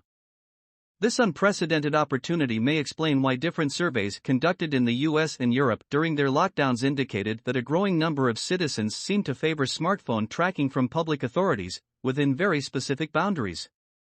But as always, the devil is in the detail of the policy and its execution. Questions like whether the digital tracking should be mandatory or voluntary, whether the data should be collected on an anonymized or personal basis, and whether the information should be collected privately or publicly disclosed contain many different shades of black and white, making it exceedingly difficult to agree upon a unified model of digital tracing in a collective fashion. All these questions, and the unease they can provoke, were exacerbated by the rise of corporations tracking employees' health that emerged in the early phases of national reopenings. They will continuously grow in relevance as the corona pandemic lingers on and fears about other possible pandemics surface. As the coronavirus crisis recedes and people start returning to the workplace, the corporate move will be towards greater surveillance. For better or for worse, companies will be watching and sometimes recording what their workforce does. The trend could take many different forms, from measuring body temperatures with thermal cameras to monitoring via an app how employees comply with social distancing. This is bound to raise profound regulatory and privacy issues, which many companies will reject by arguing that, unless they increase digital surveillance, they won't be able to reopen and function without risking new infections, and being, in some cases, liable. They will cite health and safety as justification for increased surveillance. The perennial concern expressed by legislators, academics, and trade unionists is that the surveillance tools are likely to remain in place after the crisis and even when a vaccine is finally found, simply because employers don't have any incentive to remove a surveillance system once it's been installed, particularly if one of the indirect benefits of surveillance is to check on employees' productivity. This is what happened after the terrorist attacks of September 11, 2001. All around the world, new security measures like employing widespread cameras, requiring electronic ID cards and logging employees or visitors in and out became the norm. At that time, these measures were deemed extreme, but today they are used everywhere and considered normal. An increasing number of analysts, policymakers, and security specialists fear the same will now happen with the tech solutions put into place to contain the pandemic. They foresee a dystopian world ahead of us. 1.6.3 The risk of dystopia. Now that information and communication technologies permeate almost every aspect of our lives and forms of social participation, any digital experience that we have can be turned into a product destined to monitor and anticipate our behavior. The risk of possible dystopia stems from this observation. Over the past few years, it has nourished countless works of arts, ranging from novels like The Handmaid's Tale to the TV series Black Mirror. In academia, it finds its expression in the research undertaken by scholars like Shoshana Zuboff. Her book Surveillance Capitalism warns about customers being reinvented as data sources, with surveillance capitalism transforming our economy, politics, society, and our own lives by producing deeply anti-democratic asymmetries of knowledge and the power that accrues to knowledge. Over the coming months and years, the trade-off between public health benefits and loss of privacy will be carefully weighed, becoming the topic of many animated conversations and heated debates. Most people, fearful of the danger posed by COVID-19, will ask, isn't it foolish not to leverage the power of technology to come to our rescue when we are victims of an outbreak and facing a life or death kind of situation? They will then be willing to give up a lot of privacy and will agree that in such circumstances public power can rightfully override individual rights. Then, when the crisis is over, some may realize that their country has suddenly been transformed into a place where they no longer wish to live. This thought process is nothing new. Over the last few years, both governments and firms have been using increasingly sophisticated technologies to monitor and sometimes manipulate citizens and employees. If we are not vigilant, warn the privacy advocates, the pandemic will mark an important watershed in the history of surveillance. The argument put forward by those who above all fear the grip of technology on personal freedom is plain and simple. In the name of public health, some elements of personal privacy will be abandoned for the benefit of containing an epidemic, just as the terrorist attacks of 9/11 triggered greater and permanent security in the name of protecting public safety. Then, without realizing it, we will fall victims of new surveillance powers that will never recede, and that could be repurposed as a political means for more sinister ends. As the last few pages have exposed beyond a reasonable doubt, the pandemic could open an era of active health surveillance made possible by location-detecting smartphones, facial recognition cameras, and other technologies that identify sources of infection and track the spread of a disease in quasi-real time. Despite all the precautions certain countries take to control the power of tech and limit surveillance, others are not so concerned. Some thinkers worry about how some of the quick choices we make today will influence our societies for years to come. The historian Yuval Noah Harari is one of them. In a recent article, he argues that we'll have a fundamental choice to make between totalitarian surveillance and citizen empowerment. It's worth exposing his argument in detail. Surveillance technology is developing at breakneck speed, and what seemed science fiction 10 years ago is today old news. As a thought experiment, consider a hypothetical government that demands that every citizen wears a biometric bracelet that monitors body temperature and heart rate 24 hours a day. The resulting data is hoarded and analyzed by government algorithms. The algorithms will know that you are sick even before you know it, and they will also know where you have been and who you have met. The chains of infection could be drastically shortened, and even cut altogether. Such a system could arguably stop the epidemic in its tracks within days. Sounds wonderful, right? The downside is, of course, that this would give legitimacy to a terrifying new surveillance system. If you know, for example, that I clicked on a Fox News link rather than a CNN link, that can teach you something about my political views and perhaps even my personality. But if you can monitor what happens to my body temperature, blood pressure, and heart rate as I watch the video clip, you can learn what makes me laugh, what makes me cry, and what makes me really, really angry. It is crucial to remember that anger, joy, boredom, and love are biological phenomena just like fever and a cough. The same technology that identifies coughs could also identify laughs. If corporations and governments start harvesting our biometric data en masse, they can get to know us far better than we know ourselves, and they can then not just predict our feelings but also manipulate our feelings and sell us anything they want, be it a product or a politician. Biometric monitoring would make Cambridge Analytica's data hacking tactics look like something from the Stone Age. Imagine North Korea in 2030, when every citizen has to wear a biometric bracelet 24 hours a day.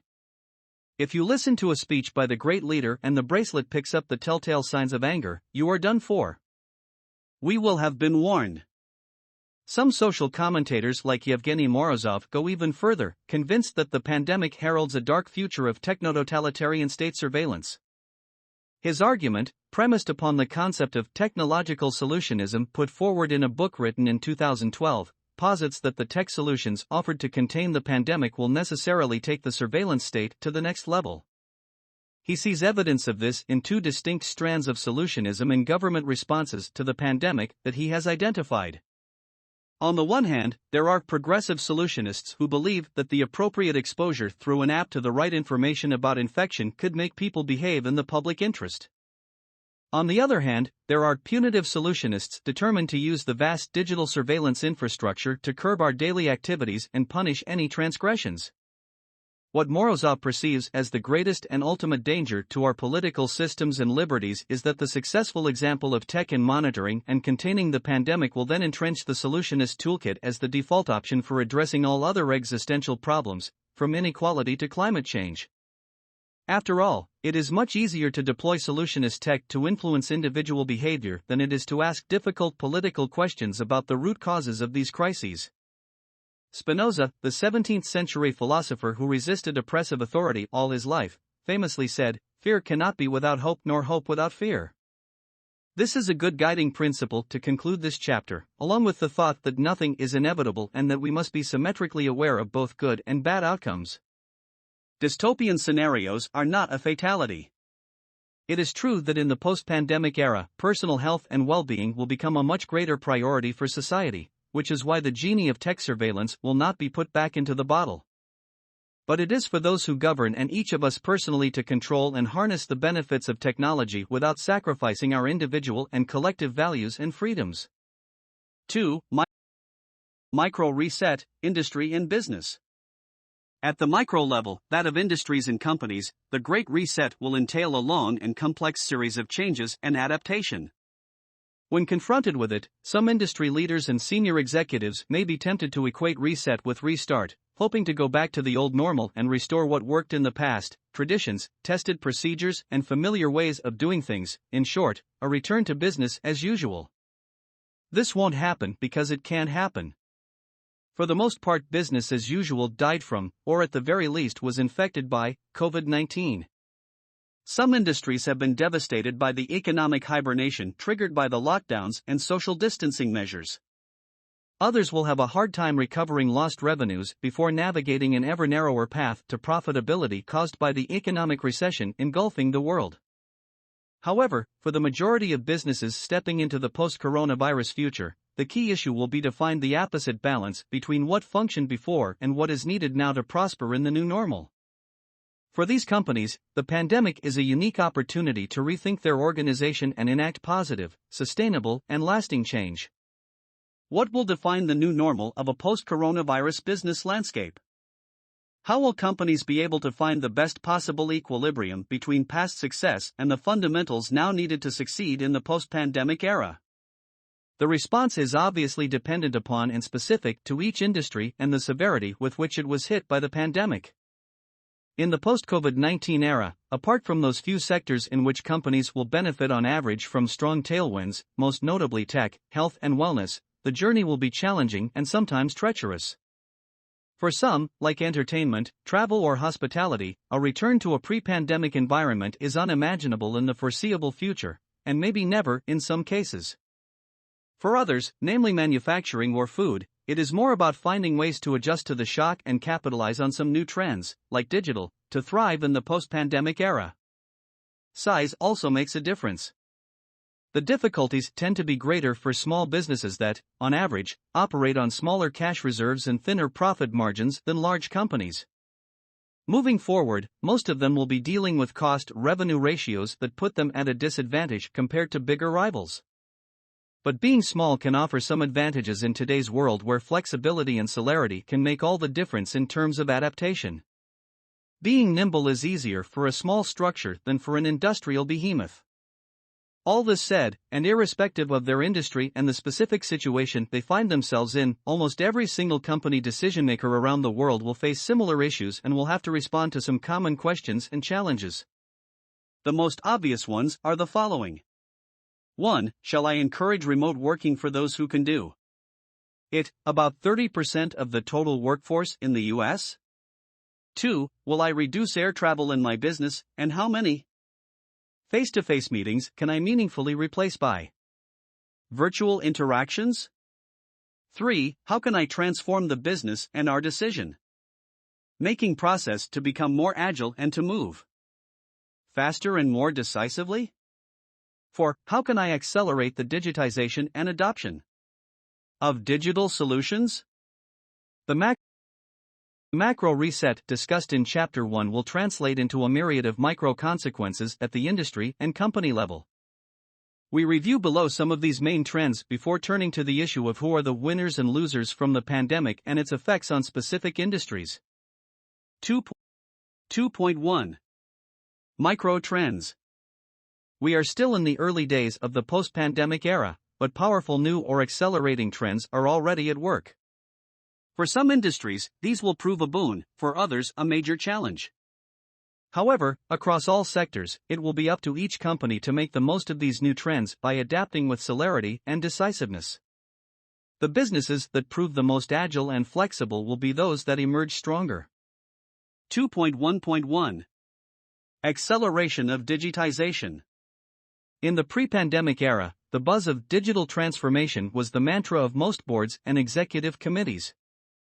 Digital was key, it had to be resolutely implemented and was seen as a precondition to success. Since then, in the space of just a few months, the mantra has become a must, even, in the case of some companies, a question of life or death. This is explicable and understandable. During confinement, we depended entirely on the net for most things, from work and education to socialization. It is the online services that allowed us to keep a semblance of normalcy, and it is only natural that online should be the largest beneficiary of the pandemic, giving a tremendous boost to technologies and processes that enable us to do things remotely: universal broadband internet, mobile and remote payments, and workable e-government services, among others. As a direct consequence, businesses that were already operating online are bound to benefit from a lasting competitive advantage. As more and diverse things and services are brought to us via our mobiles and computers, companies in sectors as disparate as e-commerce, contactless operations, digital content, robots and drone deliveries, to name just a few, will thrive. It is not by accident that firms like Alibaba, Amazon, Netflix or Zoom emerged as winners from the lockdowns. By and large, the consumer sector moved first and fastest. From the necessary contactless experience imposed upon many food and retail companies during the lockdowns to the virtual showrooms in the manufacturing industry allowing clients to browse and choose the products they like best, most business-to-consumer companies rapidly understood the need to offer their clients a beginning-to-end digital journey. As some lockdowns came to an end and certain economies crept back to life, similar opportunities emerged in business-to-business applications, particularly in manufacturing where physical distancing rules had to be put into place at short notice, often in challenging environments, e.g. on assembly lines. As a direct result, the IoT made impressive inroads. Some companies that had been slow in the recent pre-lockdown past to adopt IoT are now embracing it en masse with the specific objective of doing as many things as possible remotely. Equipment maintenance, management inventory, supplier relations or safety strategies, all of these different activities can now be performed, to a large extent, via a computer. IoT offers companies not only the means to execute and uphold social distancing rules, but also to reduce costs and implement more agile operations.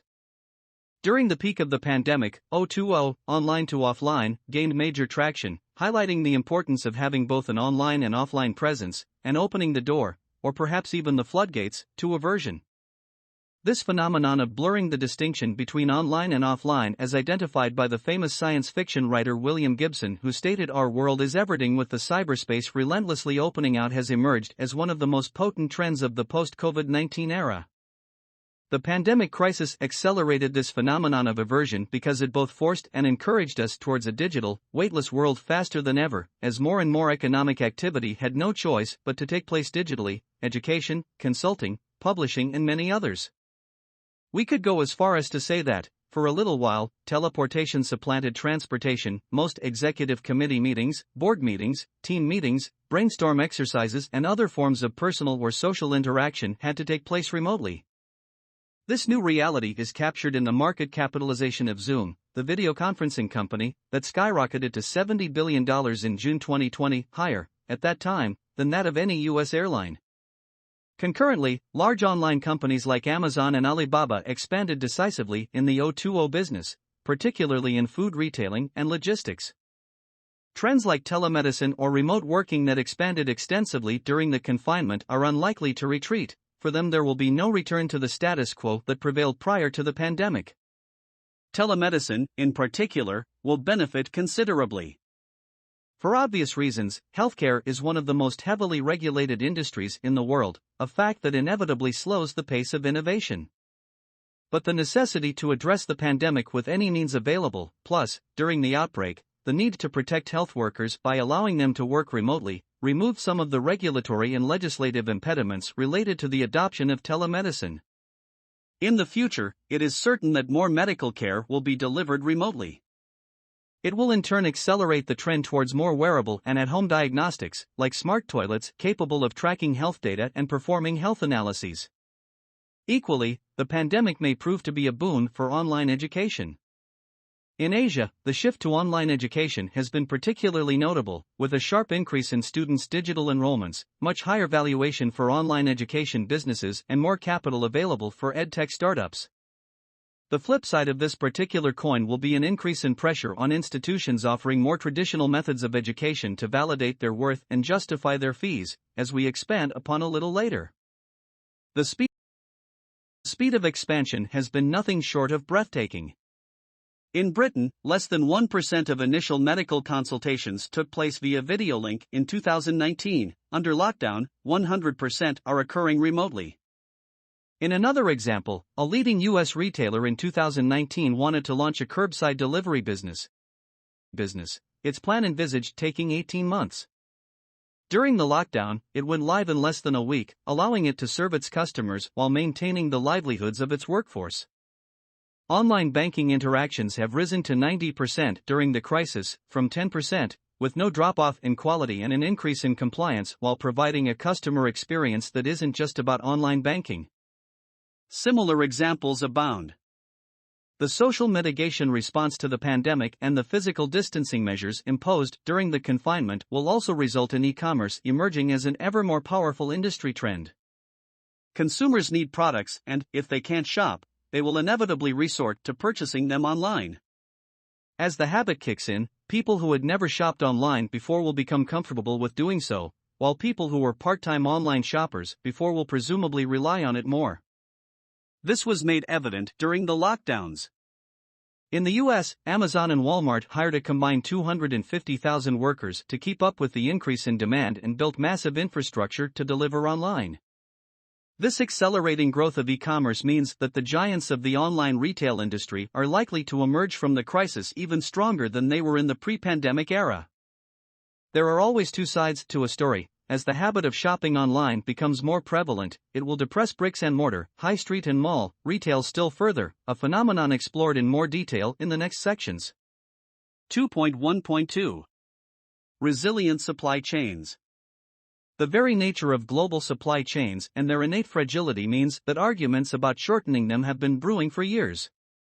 They tend to be intricate and complex to manage.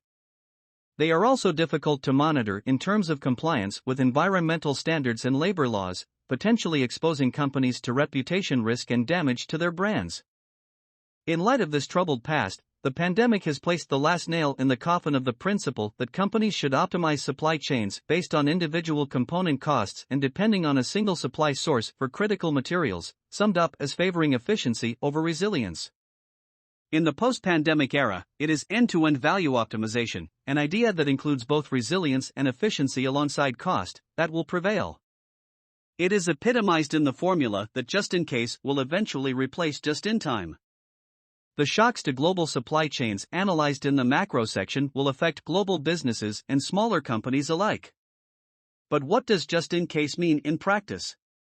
The model of globalization developed at the end of the last century, conceived and constructed by global manufacturing companies that were on the prowl for cheap labor, products and components, has found its limits. It fragmented international production into ever more intricate bits and pieces and resulted in a system run on a just-in-time basis that has proven to be extremely lean and efficient, but also exceedingly complex and, as such, very vulnerable. Complexity brings fragility and often results in instability. Simplification is therefore the antidote, which should in turn generate more resilience. This means that the global value chains that represent roughly 3/4 of all global trade will inevitably decline.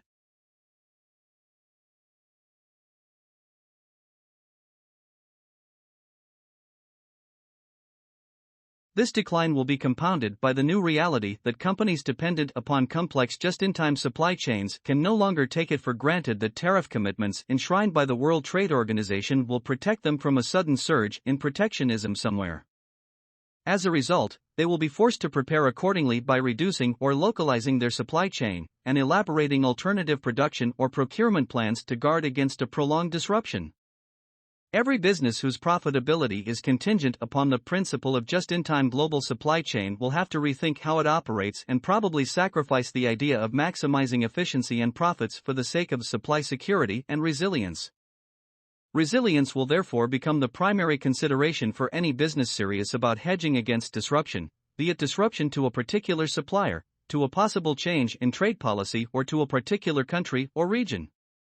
In practice, this will force companies to diversify their supplier base, even at the cost of holding inventories and building in redundancy. It will also compel these companies to ensure that the same is true within their own supply chain. They will assess resilience along their entire supply chain, all the way down to their ultimate supplier and, possibly, even the suppliers of their suppliers. The costs of production will inevitably rise, but this will be the price to pay for building resilience. At first glance, the industries that will be the most affected because they will be the first to shift production patterns are automotive, electronics, and industrial machinery. 2.1.3 Governments and Business. For all the reasons expanded upon in the first chapter, COVID-19 has rewritten many of the rules of the game between the public and private sectors. In the post-pandemic era, business will be subject to much greater government interference than in the past. The benevolent, or otherwise, greater intrusion of governments in the life of companies and the conduct of their business will be country and industry dependent, therefore taking many different guises. Outlined below are three notable forms of impact that will emerge with force in the early months of the post-pandemic period: conditional bailouts, public procurement, and labor market regulations. For a start, all the stimulus packages being put together in Western economies to support ailing industries and individual companies will have covenants constraining in particular the borrower's ability to fire employees, buy back shares, and pay executive bonuses.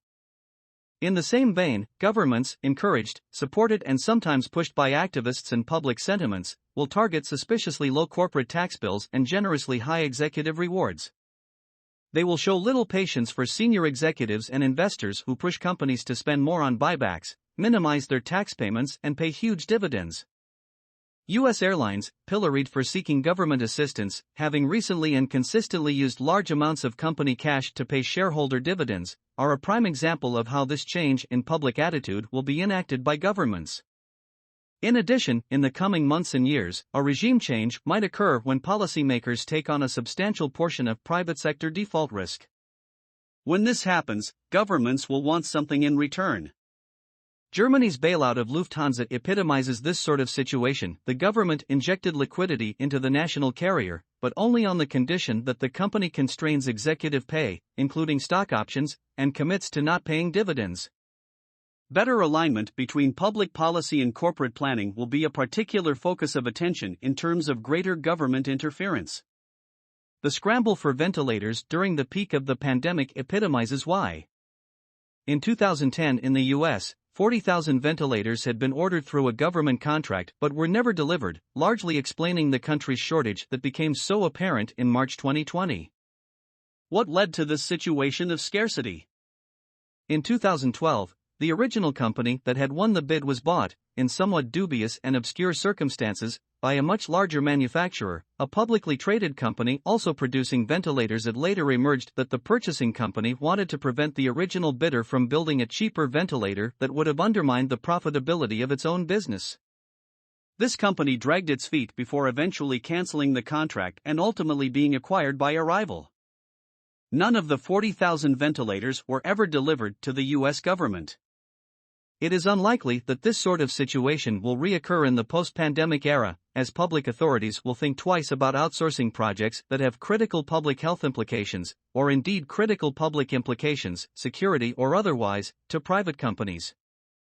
The bottom line, the maximization of profit and the short-termism that often goes with it is rarely or, at least, not always consistent with the public goal of preparing for a future crisis. Around the world, the pressure to improve the social protection and salary level of low-paid employees will increase. Most likely, in our post-pandemic world, increases in the minimum wage will become a central issue that will be addressed via the greater regulation of minimum standards and a more thorough enforcement of the rules that already exist. Most probably, companies will have to pay higher taxes and various forms of government funding, like services for social care. The gig economy will feel the impact of such a policy more than any other sector. Prior to the pandemic, it was already in the crosshairs of government scrutiny. In the post-pandemic era, for reasons related to the redefinition of the social contract, this scrutiny will intensify. Companies that rely on gig workers to operate will also feel the effect of more government interference, possibly even to a degree capable of undermining their financial viability. As the pandemic will radically alter social and political attitudes towards gig workers, governments will force those companies that employ them to offer proper contracts with benefits such as social insurance and health coverage. The labor issue will loom large for them, and, if they have to employ gig workers as normal employees, they will cease to be profitable. Their raison d'etre might even vanish. 2.1.4 Stakeholder Capitalism and ESG. Over the past 10 years or so, the fundamental changes that have taken place in each of the 5 macro categories reviewed in Chapter 1 have profoundly altered the environment in which companies operate. They have made stakeholder capitalism and environmental, social and governance (ESG) considerations increasingly relevant to sustainable value creation. ESG can be considered as the yardstick for stakeholder capitalism. The pandemic struck at a time when many different issues, ranging from climate change activism and rising inequalities to gender diversity and #MeToo scandals, had already begun to raise awareness and heighten the criticality of stakeholder capitalism and ESG considerations in today's interdependent world. Whether espoused openly or not, nobody would now deny that companies' fundamental purpose can no longer simply be the unbridled pursuit of financial profit. It is now incumbent upon them to serve all their stakeholders, not only those who hold shares. This is corroborated by early anecdotal evidence pointing to an even more positive outlook for ESG in the post-pandemic era. This can be explained on 3 fronts. 1. The crisis will have created, or reinforced, an acute sense of responsibility and urgency on most issues pertaining to ESG strategies, the most important being climate change. But others, such as consumer behavior, the future of work and mobility, and supply chain responsibility, will move to the forefront of the investment process and will become an integral component of due diligence. 2. The pandemic leaves no doubt in boardrooms that the absence of ESG considerations has the potential to destroy substantial value and even threaten the viability of a business. ESG will therefore become more fully integrated and internalized into the core strategy and governance of a company. It will also alter the way in which investors assess corporate governance. Tax records, dividend payments, and remunerations will become increasingly scrutinized for fear of incurring a reputational cost when a problem arises or is made public. 3. Fostering employee and community goodwill will be key to enhancing a brand's reputation. More and more, companies will have to prove that they treat their workers well, by welcoming improved labor practices and paying attention to health and safety as well as well-being in the workplace.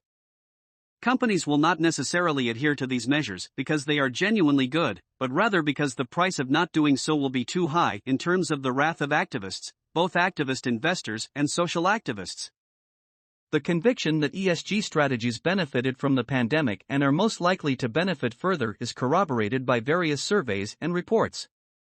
Early data shows that the sustainability sector outperformed conventional funds during the first quarter of 2020. According to Morningstar, which compared first-quarter returns for more than 200 sustainability equity funds and exchange-traded funds, the sustainable funds performed better by 1 percentage point or 2 on a relative basis. A report from BlackRock offers further evidence that companies with strong ESG ratings outperformed their peers during the pandemic. Several analysts suggested that this outperformance might simply have reflected the reduced exposure to fossil fuels of ESG funds and strategies, but BlackRock asserts that ESG-compliant companies, another way to say that they adhere to the principle of stakeholder capitalism, tend to be more resilient because of their holistic understanding of risk management. It seems that the more susceptible the world becomes to a broad set of macro risks and issues, the greater the necessity to embrace stakeholder capitalism and ESG strategies. The debate between those who believe that stakeholder capitalism will be sacrificed on the altar of the recovery and those who argue that it is now time to build back better is far from resolved. For every Michael O'Leary, the CEO of Ryanair, who thinks that COVID-19 will put ESG considerations on the back burner for a few years, there is a Brian Chesky, CEO of Airbnb, who is committed to transforming his business into a stakeholder company. However, irrespective of anybody's opinion about the merits of stakeholder capitalism and ESG strategies and their future role in the post-pandemic era, activism will make a difference by reinforcing the trend. Social activists and many activist investors will scrutinize closely how companies behaved during the pandemic crisis. It is likely that the markets or the consumers, or both, will punish those companies that performed poorly on social issues. An essay co-written in April 2020 by Leo Strine, an influential judge in corporate America, hammers home this point about a necessary change in corporate governance. We are again paying the price for a corporate governance system that lacks focus on financial soundness, sustainable wealth creation, and the fair treatment of workers. For too long, the stock market's power over our economy has grown at the expense of other stakeholders, particularly workers.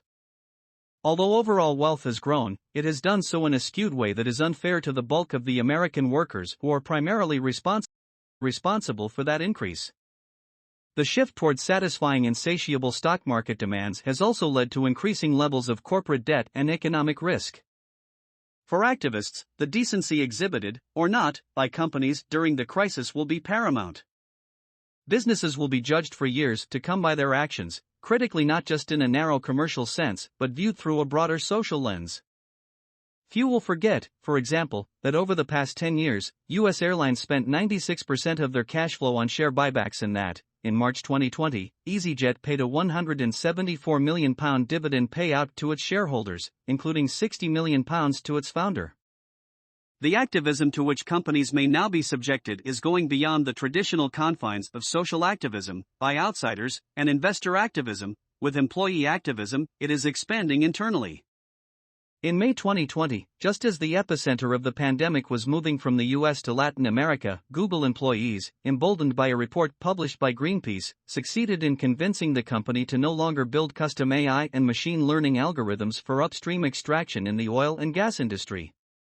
Several such examples in the recent past illustrate rising employee activism, ranging from environmental issues to social and inclusivity concerns. They provide a telling example of how different types of activists are learning to work together to further the goals to achieve a more sustainable future. Concomitantly, a sharp increase has taken place in the oldest form of activism, industrial action. In the US in particular, while many white-collar workers were riding out the pandemic while working from home, many low-wage essential workers out in the trenches who had no choice but to go to work staged a wave of walkouts, strikes and protests. As issues of worker safety, pay and benefits become more central, the agenda of stakeholder capitalism will gain in relevance and strength. 2.2. Industry reset. As a result of the lockdowns, the pandemic had immediate effect on every possible industry around the world. This impact is ongoing and will continue to be felt in the coming years. As global supply chains are reconfigured, as consumer demands change, as governments intervene more, as market conditions evolve and as technology disrupts, companies will be forced to continuously adapt and reinvent themselves. The purpose of this section is not to offer a precise account of how each particular industry might evolve, but rather to illustrate with impressionist brushstrokes how some of the main features and trends associated with the pandemic will impact specific industries. 2.2.1. Social interaction and dedensification. Effects on travel and tourism, hospitality, entertainment, retail, aerospace and even the automotive industry.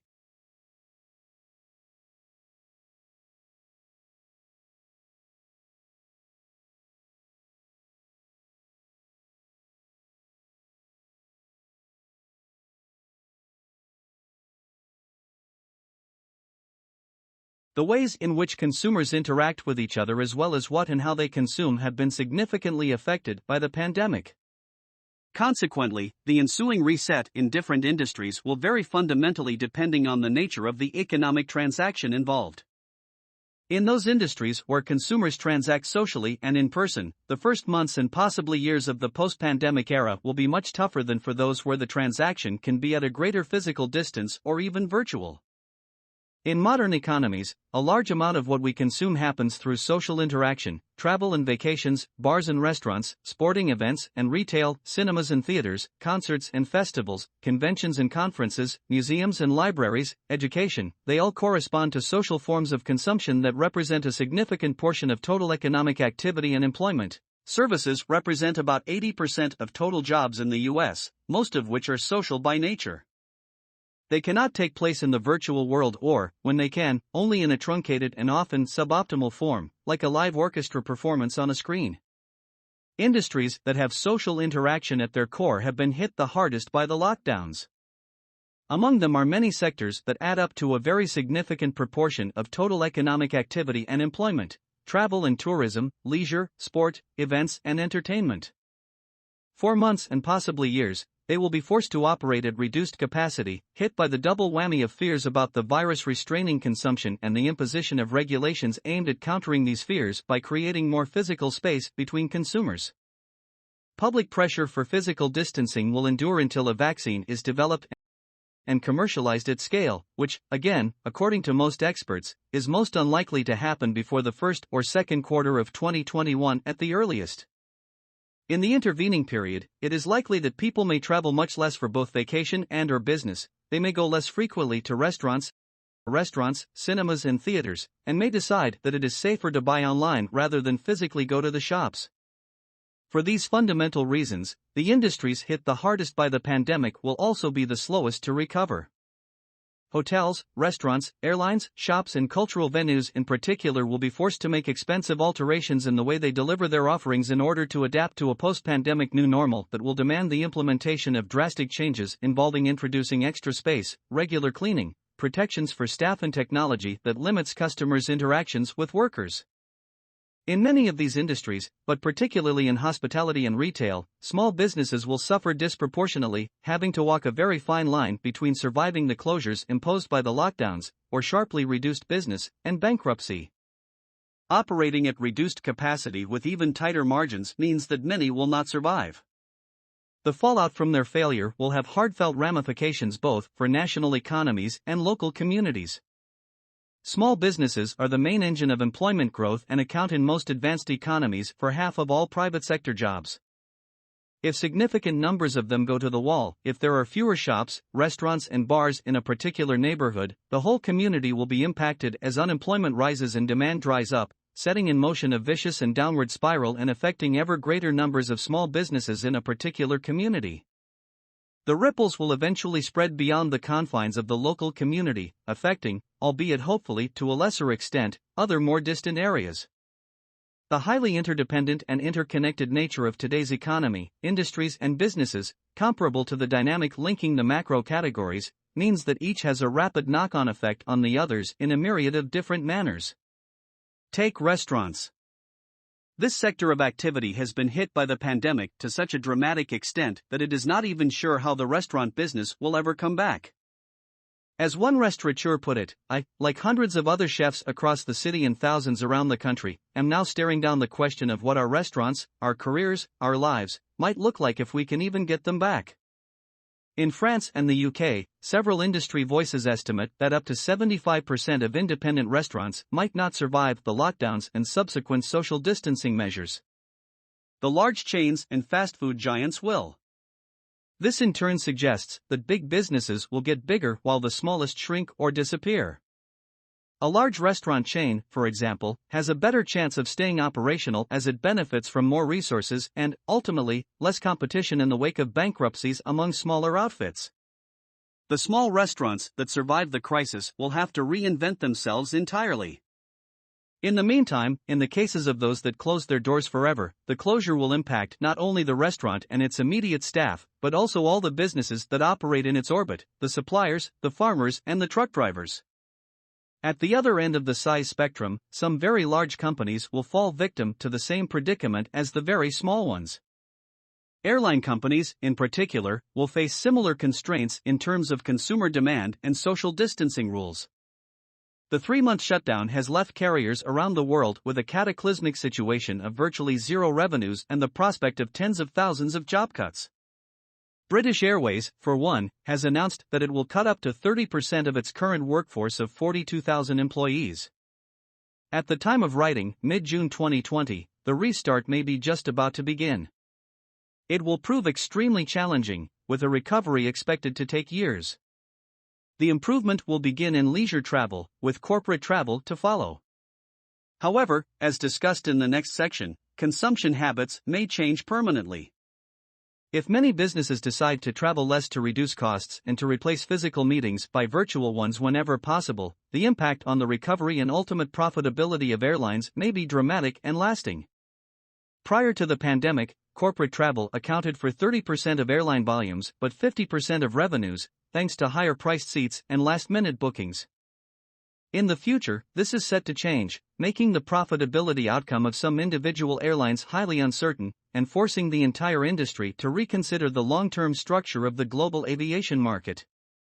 When assessing the ultimate effect on a particular industry, the complete chain of consequences needs to take into account what happens in adjacent industries, whose fate largely depends on what happens in the one upstream, or at the top. To illustrate this, we take a brief look at three industries that entirely depend on the aviation sector: airports, infrastructure and retail, planes, aerospace, and car rentals, automotive. Airports face the same challenges as airlines: the less people fly, the less they transit via airports. This in turn affects the level of consumption in the various shops and restaurants that make up the ecosystem of all international airports throughout the world. Furthermore, the experience of airports in a post-COVID-19 world, involving longer waiting times, highly restricted or even no hand luggage and other potentially inconvenient social distancing measures, could erode the consumer desire to travel by air for pleasure and leisure. Various trade associations warn that the implementation of social distancing policies would not only limit airport capacity to 20 to 40%, but would also likely render the whole experience so disagreeable as to become a deterrent. Dramatically affected by the lockdowns, airlines began to cancel or defer orders for new aircraft and to change their choice of particular model, in so doing severely impacting the aerospace industry. As a direct consequence, and for the foreseeable future, the major civil aircraft assembly plants will operate at reduced capacity, with cascading effects on the entirety of their value chain and supplier network. In the longer term, changes in demand by airline companies that re-evaluate their needs will lead to a complete reassessment of the production of civilian aircraft.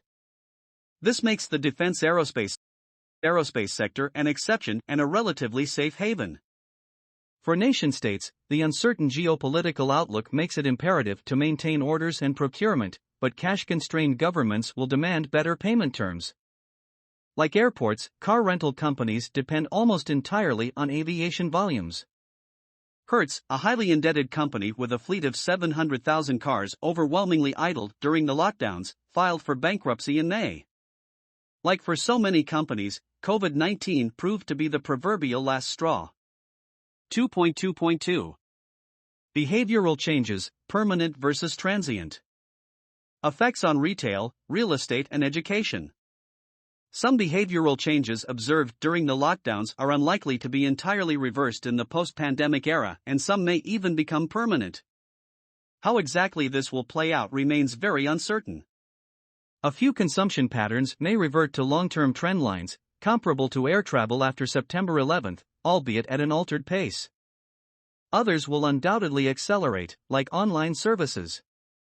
Some may be postponed, like buying a car, while new permanent patterns of consumption may emerge, like purchases associated with greener mobility. Much of this is still unknown.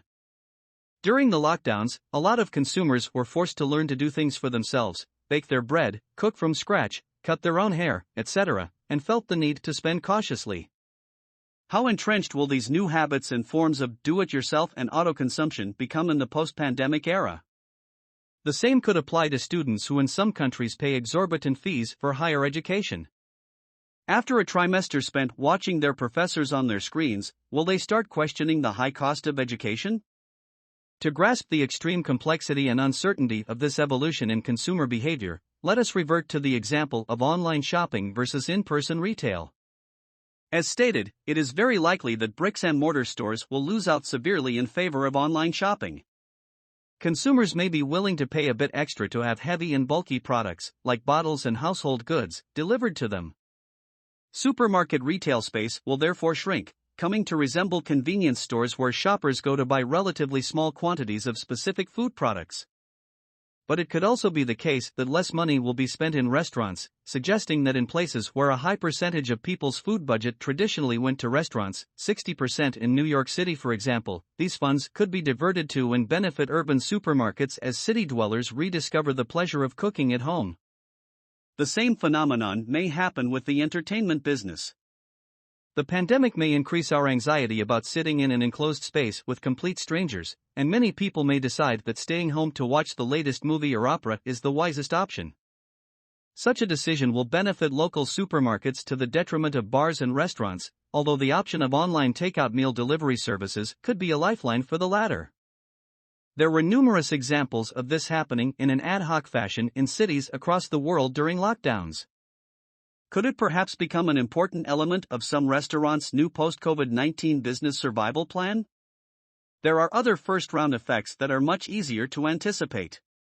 Cleanliness is one of them. The pandemic will certainly heighten our focus on hygiene.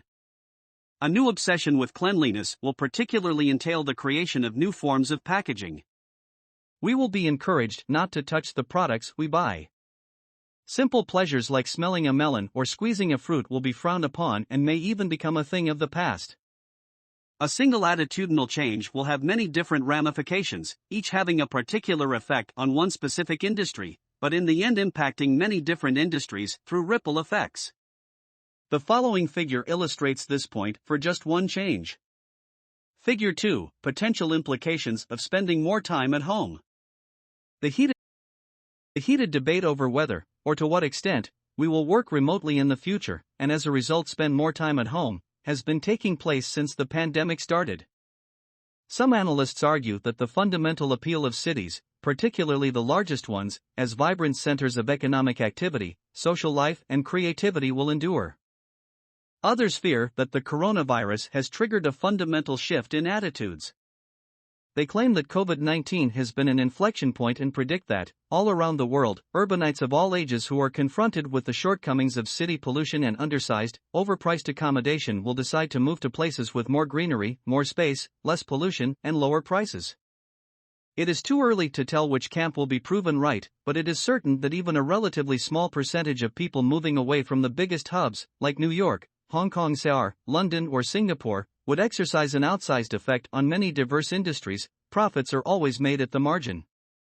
Nowhere is this reality more apparent than in the real estate industry and, in particular, in commercial real estate. The commercial real estate industry is an essential driver of global growth. Its total market value exceeds that of all stocks and bonds combined globally. Prior to the pandemic crisis, it was already suffering from an excess of supply. If the emergency practice of working remotely becomes an established and widespread habit, it is hard to imagine what companies, if any, will absorb this oversupply by rushing to lease excess office space. Perhaps there will be few investment funds ready to do so, but they will be the exception, suggesting that commercial real estate still has much further to fall. The pandemic will do to commercial real estate what it has done to so many other issues, both macro and micro. It will accelerate and amplify the pre-existing trend. The combination of an increase in the number of zombie companies, those that use debt to finance more debt and that have not generated enough cash over the past few years to cover their interest costs, going bankrupt, and an increase in the number of people working remotely means that there will be far fewer tenants to rent empty office buildings. Property developers, for the most part highly leveraged themselves, will then start experiencing a wave of bankruptcies, with the largest and systemically important ones having to be bailed out by their respective governments. In many prime cities around the world, property prices will therefore fall over a long period of time, puncturing the global real estate bubble that had been years in the making. To some extent, the same logic applies to residential real estate in large cities. If the trend of working remotely takes off, the combination of commuting not being a consideration any longer and the absence of job growth means that the younger generation will no longer choose to afford residential renting or buying in expensive cities. Inevitably, prices will then fall. In addition, many will have realized that working from home is more climate-friendly and less stressful than having to commute to an office. The possibility of working remotely means that the biggest hubs that have benefited from higher economic growth than other cities or regions in their vicinity may start losing workers to the next tier of rising cities. This phenomenon could in turn create a wave of rising star cities or regions attracting people looking for a better quality of life thanks to more space at more affordable prices. Notwithstanding all the above, perhaps the notion of widespread remote working becoming the norm is too far-fetched to happen in any meaningful manner. Haven't we so often heard that optimizing knowledge work, in reality the simplest sector to go remote, depends on carefully designed office environments? The technology industry that has resisted such a move for so long by massively investing in sophisticated campuses is now changing its mind in light of the lockdown experience. Twitter was the first company to commit to remote work.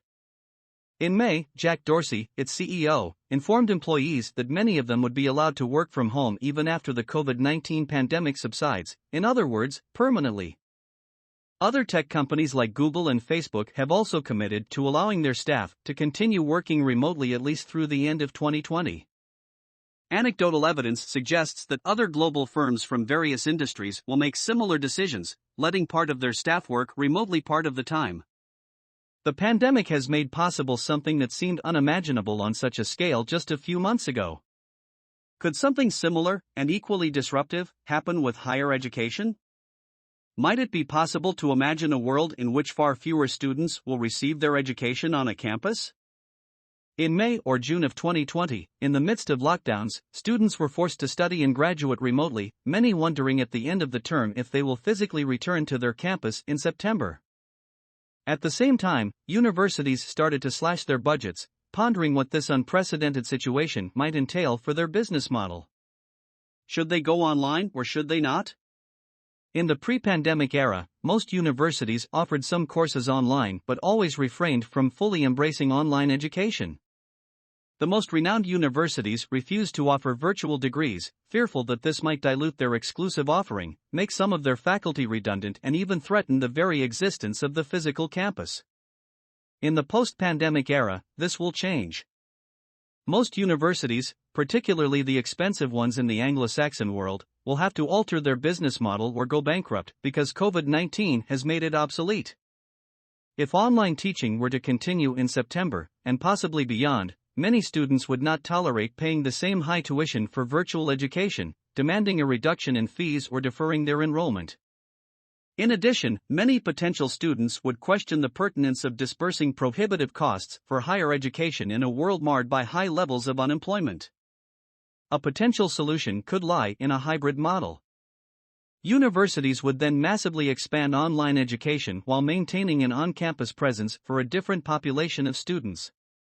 In a few instances, this has already been done with success, notably at Georgia Tech for an online master's degree in computer science. By going down this hybrid route, universities would expand access while reducing costs. The question, though, is whether this hybrid model is scalable and reproducible for universities that do not have the resources to invest in technology and in an exclusive library of top-notch content. But the hybrid character of online education can also take a different form, by combining in-person and online study within one curriculum through online chats and the use of apps for tutoring and other forms of support and help. This has the advantage of streamlining the learning experience, but the disadvantage of erasing a large aspect of social life and personal interactions on a campus. In the summer of 2020, the direction of the trend seems clear: the world of education, like for so many other industries, will become partly virtual. 2.2.3 Resilience. Effects on big tech, health and well-being, banking and insurance, the automotive industry, electricity. During the pandemic, the quality of resilience, or the ability to thrive in difficult circumstances, gained must-have appeal, and became the go-to buzzword everywhere. Understandably. For those fortunate enough to find themselves in industries naturally resilient to the pandemic, the crisis was not only more bearable, but even a source of profitable opportunities at a time of distress for the majority. 3 industries in particular will flourish, in aggregate, in the post-pandemic era: big tech, health and wellness. In other industries that have been hit hard by the crisis, proving resilient is what will make the difference between bouncing back from the COVID-19 sudden exogenous shock or falling victim to it. The banking, insurance and automotive sectors are 3 different examples of industries that have to build greater resilience to pass through the deep and prolonged recession caused by the health crisis. By and large, big tech was the resilient industry par excellence, for it emerged from this period of radical change as the biggest beneficiary. During the pandemic, as companies and their customers alike were forced to go digital, accelerate online plans, take up new networking tools and start working from home, tech became an absolute necessity, even among traditionally reluctant customers. For this reason, the combined market value of the leading tech companies hit record after record during the lockdowns, even rising back above levels before the outbreak started.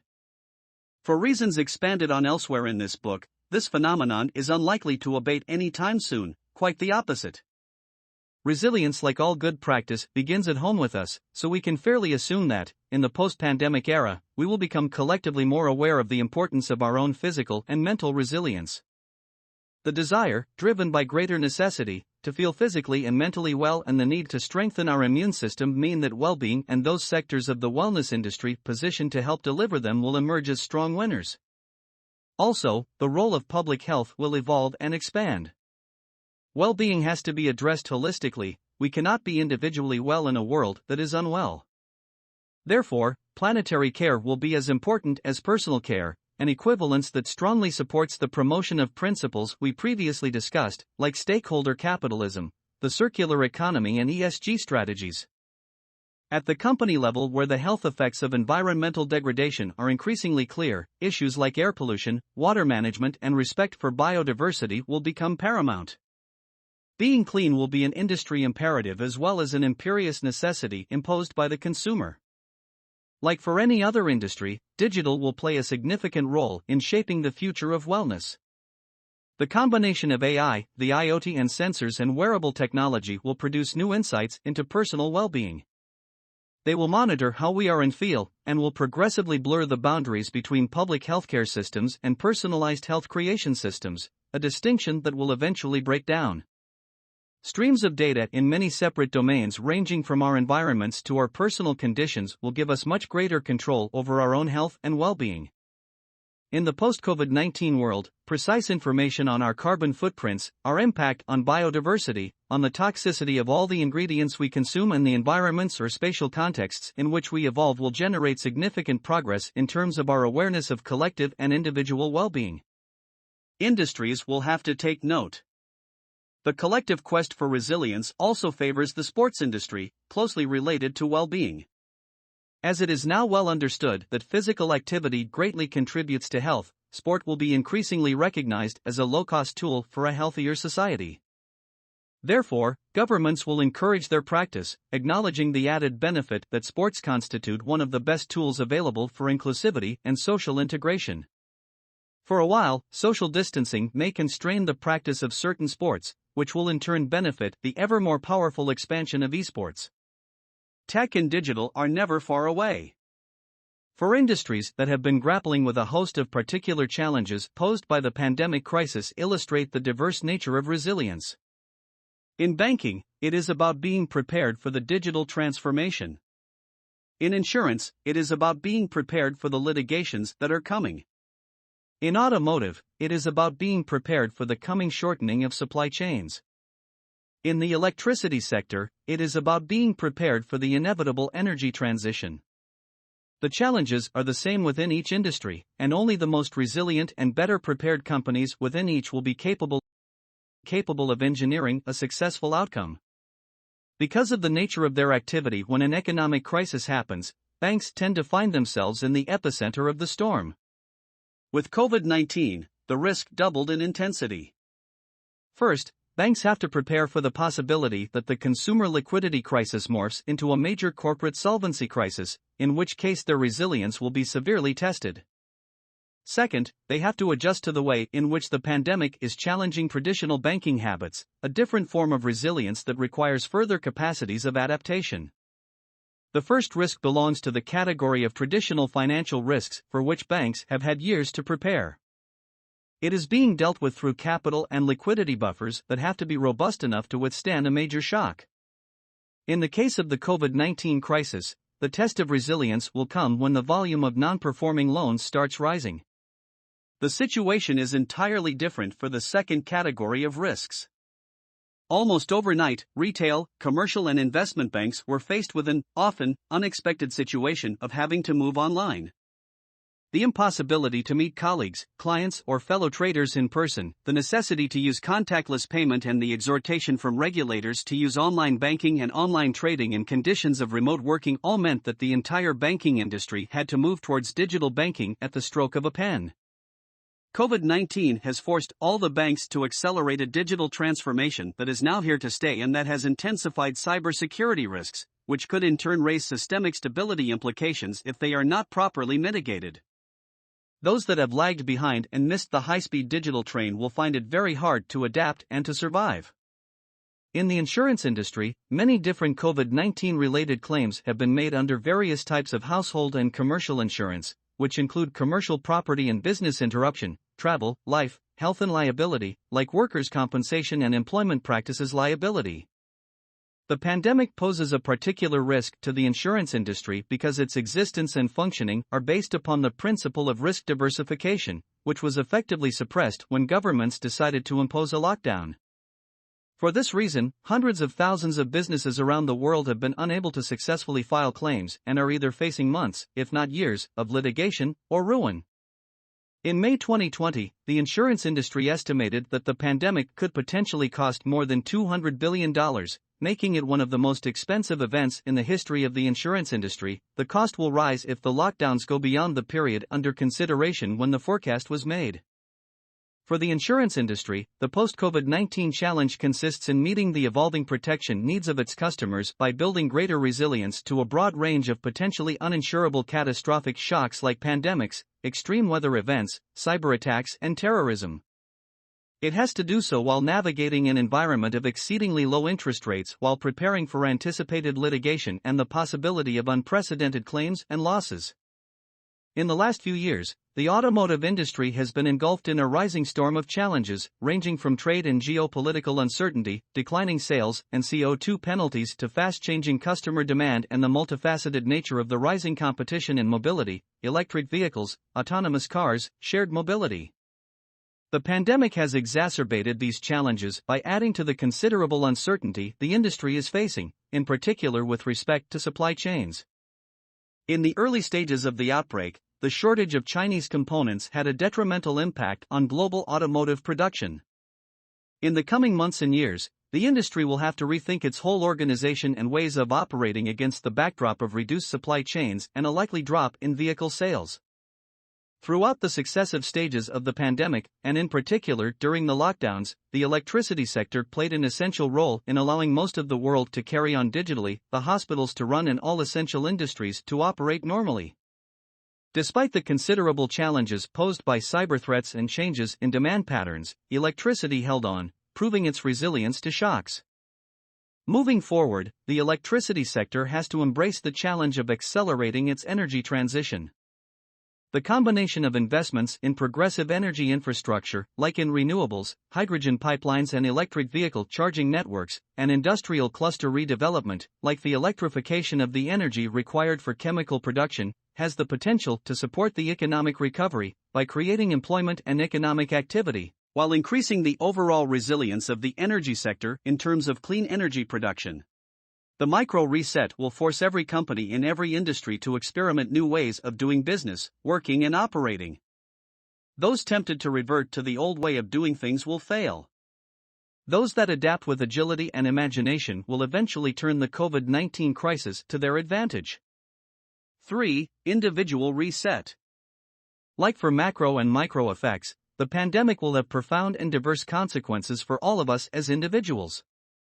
For many, it has already been life-shattering. To date, COVID-19 has forced a majority of people the world over to self-isolate from families and friends, has thrown into complete disarray personal and professional plans, and has deeply undermined their sense of economic and sometimes psychological and physical security. We have all been reminded of our innate human fragility, our frailties and our flaws.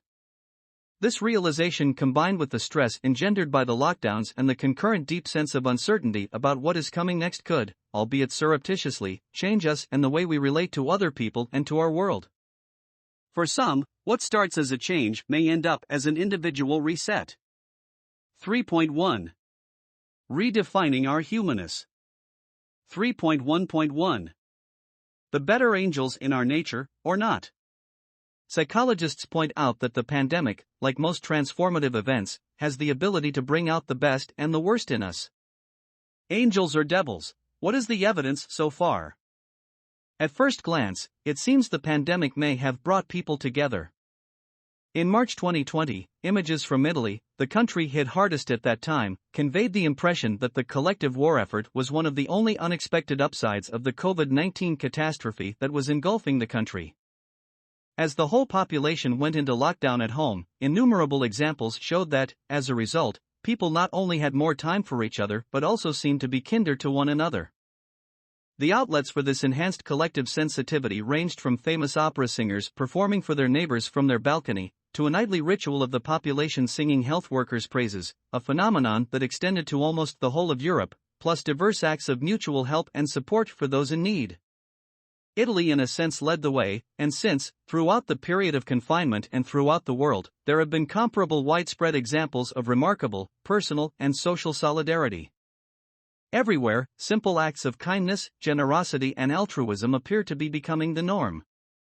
In terms of what we value, the notions of cooperation, communitarian ideas, the sacrifice of self-interest for the common good, and caring came to the fore. Conversely, manifestations of individual power, popularity, and prestige were frowned upon, even eclipsing the appeal of the rich and famous that faded as the pandemic progressed.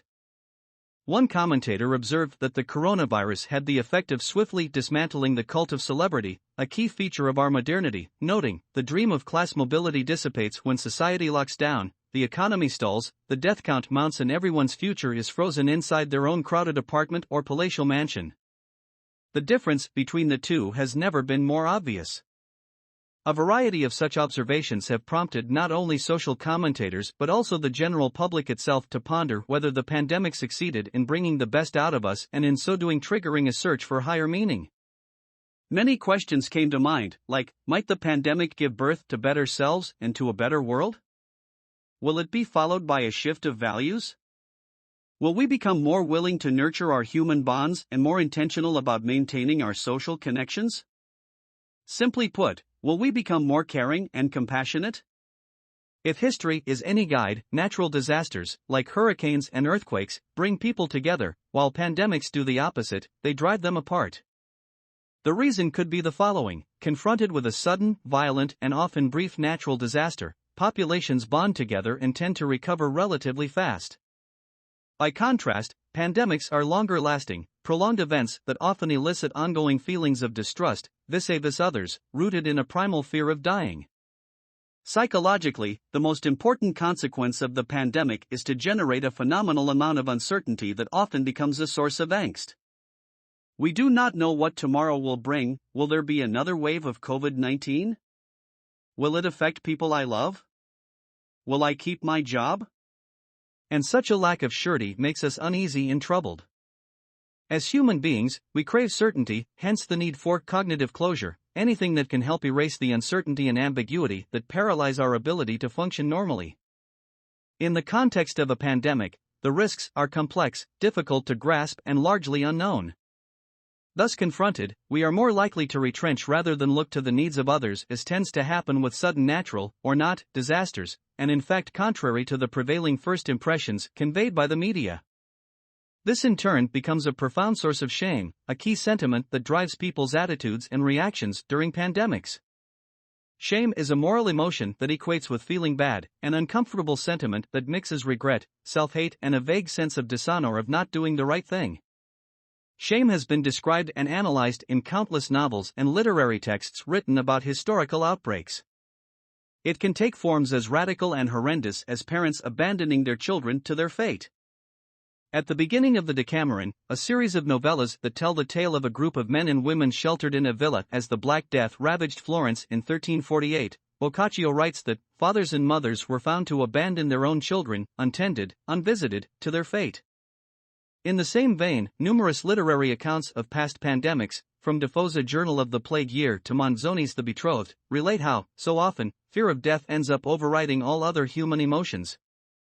In every situation, individuals are forced to make decisions about saving their own lives that result in profound shame because of the selfishness of their ultimate choice. Thankfully, there are always exceptions, as we saw most poignantly during COVID-19, such as among the nurses and doctors whose multiple acts of compassion and courage on so many occasions went well beyond the call of their professional duty. But they seem to be just that, exceptions. In The Great Influenza, a book that analyses the Spanish flu's effects on the U.S. at the end of World War I, the historian John Barry recounts that health workers could not find enough volunteers to help. The more virulent the flu became, the less people were willing to volunteer. The collective sense of shame that ensued might be one of the reasons why our general knowledge about the 1918 to 1919 pandemic is so scant, despite the fact that, in the US alone, it killed 12 times more people than the war itself. This, perhaps, also explains why to date so few books or plays have been written about it. Psychologists tell us that cognitive closure often calls for black and white thinking and simplistic solutions, a terrain propitious for conspiracy theories and the propagation of rumors, fake news, mistruths, and other pernicious ideas.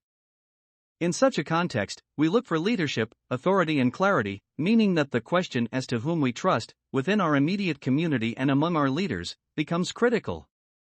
In consequence, so too does the countervailing issue of whom we distrust.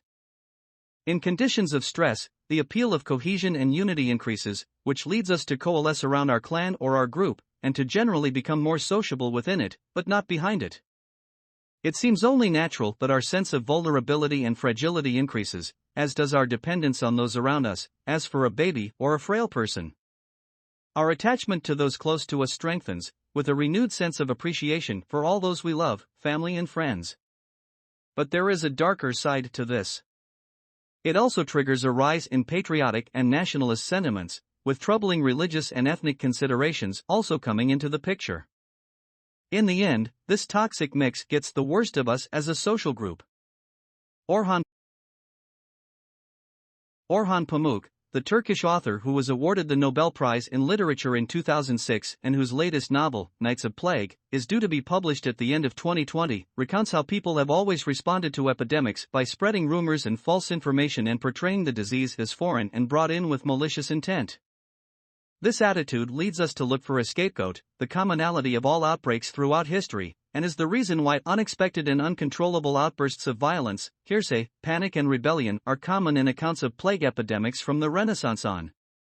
Pamuk adds, the history and literature of plagues shows us that the intensity of the suffering, of the fear of death, of the metaphysical dread, and of the sense of the uncanny experienced by the stricken populace will also determine the depth of their anger and political discontent. The COVID-19 pandemic has unequivocally shown us all that we live in a world that is interconnected and yet largely bereft of solidarity between nations and often even within nations.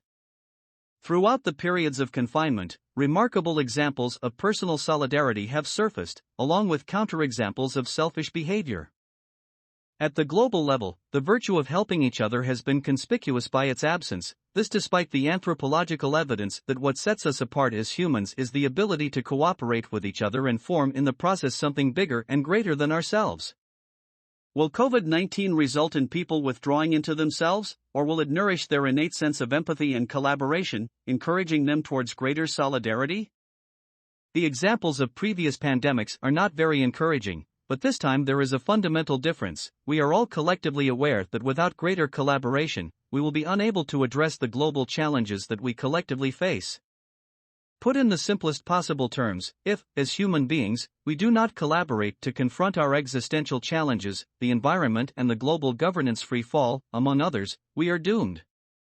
Thus, we have no choice but to summon up the better angels of our nature. 3.1.2 Moral choices. The pandemic has forced all of us, citizens and policymakers alike, willingly or not, to enter into a philosophical debate about how to maximize the common good in the least damaging way possible. First and foremost, it prompted us to think more deeply about what the common good really means. Common good is that which benefits society as a whole, but how do we decide collectively what is best for us as a community? Is it about preserving GDP growth and economic activity at any cost to try to prevent unemployment rising? Is it about caring for the most fragile members of our community and making sacrifices for one another? Is it something in between, and, if it is, what trade-offs are involved? Some schools of philosophical thought, like libertarianism, for which individual freedom matters the most, and utilitarianism, for which the pursuit of the best outcome for the greatest number makes more sense, may even dispute that the common good is a cause worth pursuing, but can conflicts between competing moral theories be resolved? The pandemic brought them to a boil, with furious arguments between opposing camps. Many decisions framed as cold and rational, driven exclusively by economic, political, and social considerations, are in fact deeply influenced by moral philosophy, the endeavor to find a theory that is capable of explaining what we should do. Actually, almost every single decision related to how best to deal with the pandemic could be reframed as an ethical choice, reflecting that, in almost all instances, human practices labor under moral considerations. Shall I give to those who have nothing and show empathy to those whose opinion differs from mine? Is it all right to lie to the public for some greater good? Is it acceptable not to help my neighbors who are infected with COVID-19? Shall I lay off a number of employees in the hope of keeping my business afloat for the others? Is it okay to escape to my holiday home for my own enhanced safety and comfort, or should I offer it to someone whose need exceeds mine? Shall I ignore the confinement order to assist a friend or family member? Every single decision, big or small, has an ethical component, and the way in which we respond to all these questions is what eventually enables us to aspire to a better life. Like all notions of moral philosophy, the idea of common good is elusive and contestable. Since the pandemic started, it has provoked furious debates about whether to use a utilitarian calculus when trying to tame the pandemic or to stick to the sacrosanct principle of sanctity of life.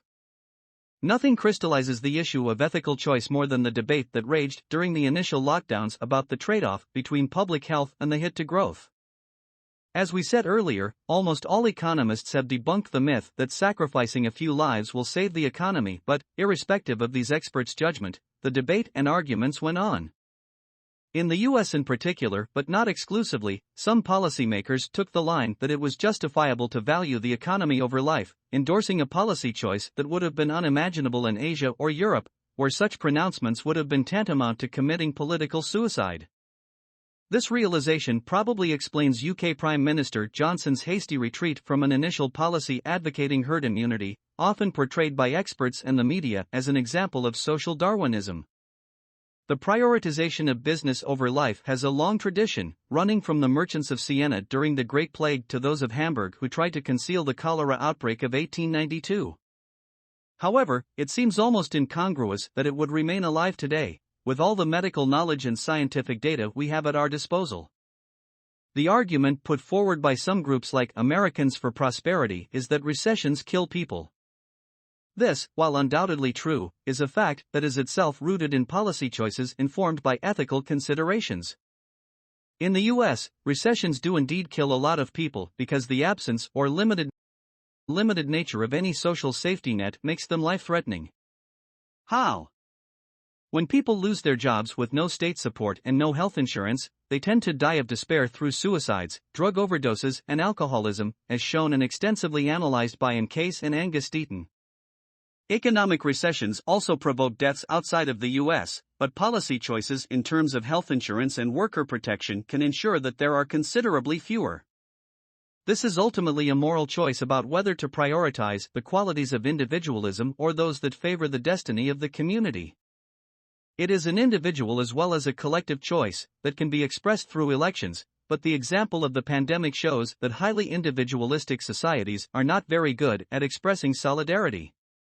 In the immediate post-pandemic era, following the first wave in early 2020 and at a time when many economies around the world are sliding into deep recessions, the perspective of more severe lockdowns seems politically inconceivable. Even the richest countries cannot afford to endure a lockdown indefinitely, not even a year or so. The consequences, particularly in terms of unemployment, would be horrific, resulting in a dramatic fallout for society's poorest and individual well-being in general. As the economist and philosopher Amartya Sen put it, the presence of disease kills people, and the absence of livelihood also kills people. Therefore, now that testing and contact tracing capacities are widely available, many individual and collective decisions will of necessity involve complex cost-benefit analyses and even sometimes a cruel utilitarian calculus. Every policy decision will become an exceedingly delicate compromise between saving as many lives as possible and permitting the economy to run as fully as possible. Bioethicists and moral philosophers often argue among themselves about counting life years lost or saved rather than just the number of deaths that occurred or that could have been avoided. Peter Singer, a professor of bioethics and author of The Life You Can Save, is a prominent voice among those who adhere to the theory that we should take into account the number of life years lost, not just the number of lives lost. He gives the following example. In Italy, the average age of those dying of COVID-19 is almost 80 years, which could prompt us to ask the following question: how many years of life were lost in Italy, considering that many of the people who died from the virus were not only elderly but also had underlying medical conditions? Some economists roughly estimate that Italians lost perhaps an average of 3 years of life, a very different outcome as compared to the 40 or 60 years of life lost when numerous young people perish as the result of war. The purpose of this example is this: today, almost everyone the world over has an opinion as to whether the lockdown in her or his country was too severe or not severe enough, whether it should have been shortened or extended, whether it was appropriately put into place or not, whether it was properly enforced or not, often framing the issue as an objective fact. In reality, all these judgments and pronouncements that we constantly make are determined by underlying ethical considerations that are eminently personal. Simply put, what we expose as facts or opinions are moral choices that the pandemic has laid bare. They are made in the name of what we think is right or wrong and therefore define us as who we are. Just one simple example to illustrate the point: the WHO and most national health authorities recommend that we wear a mask in public. What has been framed as an epidemiological necessity and an easy risk mitigating measure has turned into a political battlefield. In the US and, also, but less so, in a few other countries, the decision to wear a mask or not has become politically charged since it is considered as an infringement to personal freedom. But behind the political declaration, refusing to wear a mask in public is a moral choice, as indeed is the decision to wear one. Does this tell us something about the moral principles that underpin our choices and decisions? Probably yes. The pandemic also compelled us to consider the critical importance of fairness, a highly subjective notion, yet essential to societal harmony. Taking fairness into consideration reminds us that some of the most basic assumptions we make in economics have a moral element embedded in them. Should, for example, fairness or justice be considered when looking at the laws of supply and demand? And what does the response tell us about ourselves? This quintessential moral issue came to the fore during the most acute phase of the pandemic in early 2020, when shortages of some basic necessities, like oil and toilet paper, and critical supplies for dealing with COVID-19, like masks and ventilators, started to occur. What was the right response? Let the laws of supply and demand work their magic so that prices rise high enough and clear the market? Or, rather, regulate demand or even prices for a little while? In a famous paper written in 1986, Daniel Kahneman and Richard Thaler, who were subsequently awarded the Nobel Prize in Economics, explored this issue and concluded that rising prices in an emergency is simply unacceptable from a societal standpoint because it will be perceived as unfair.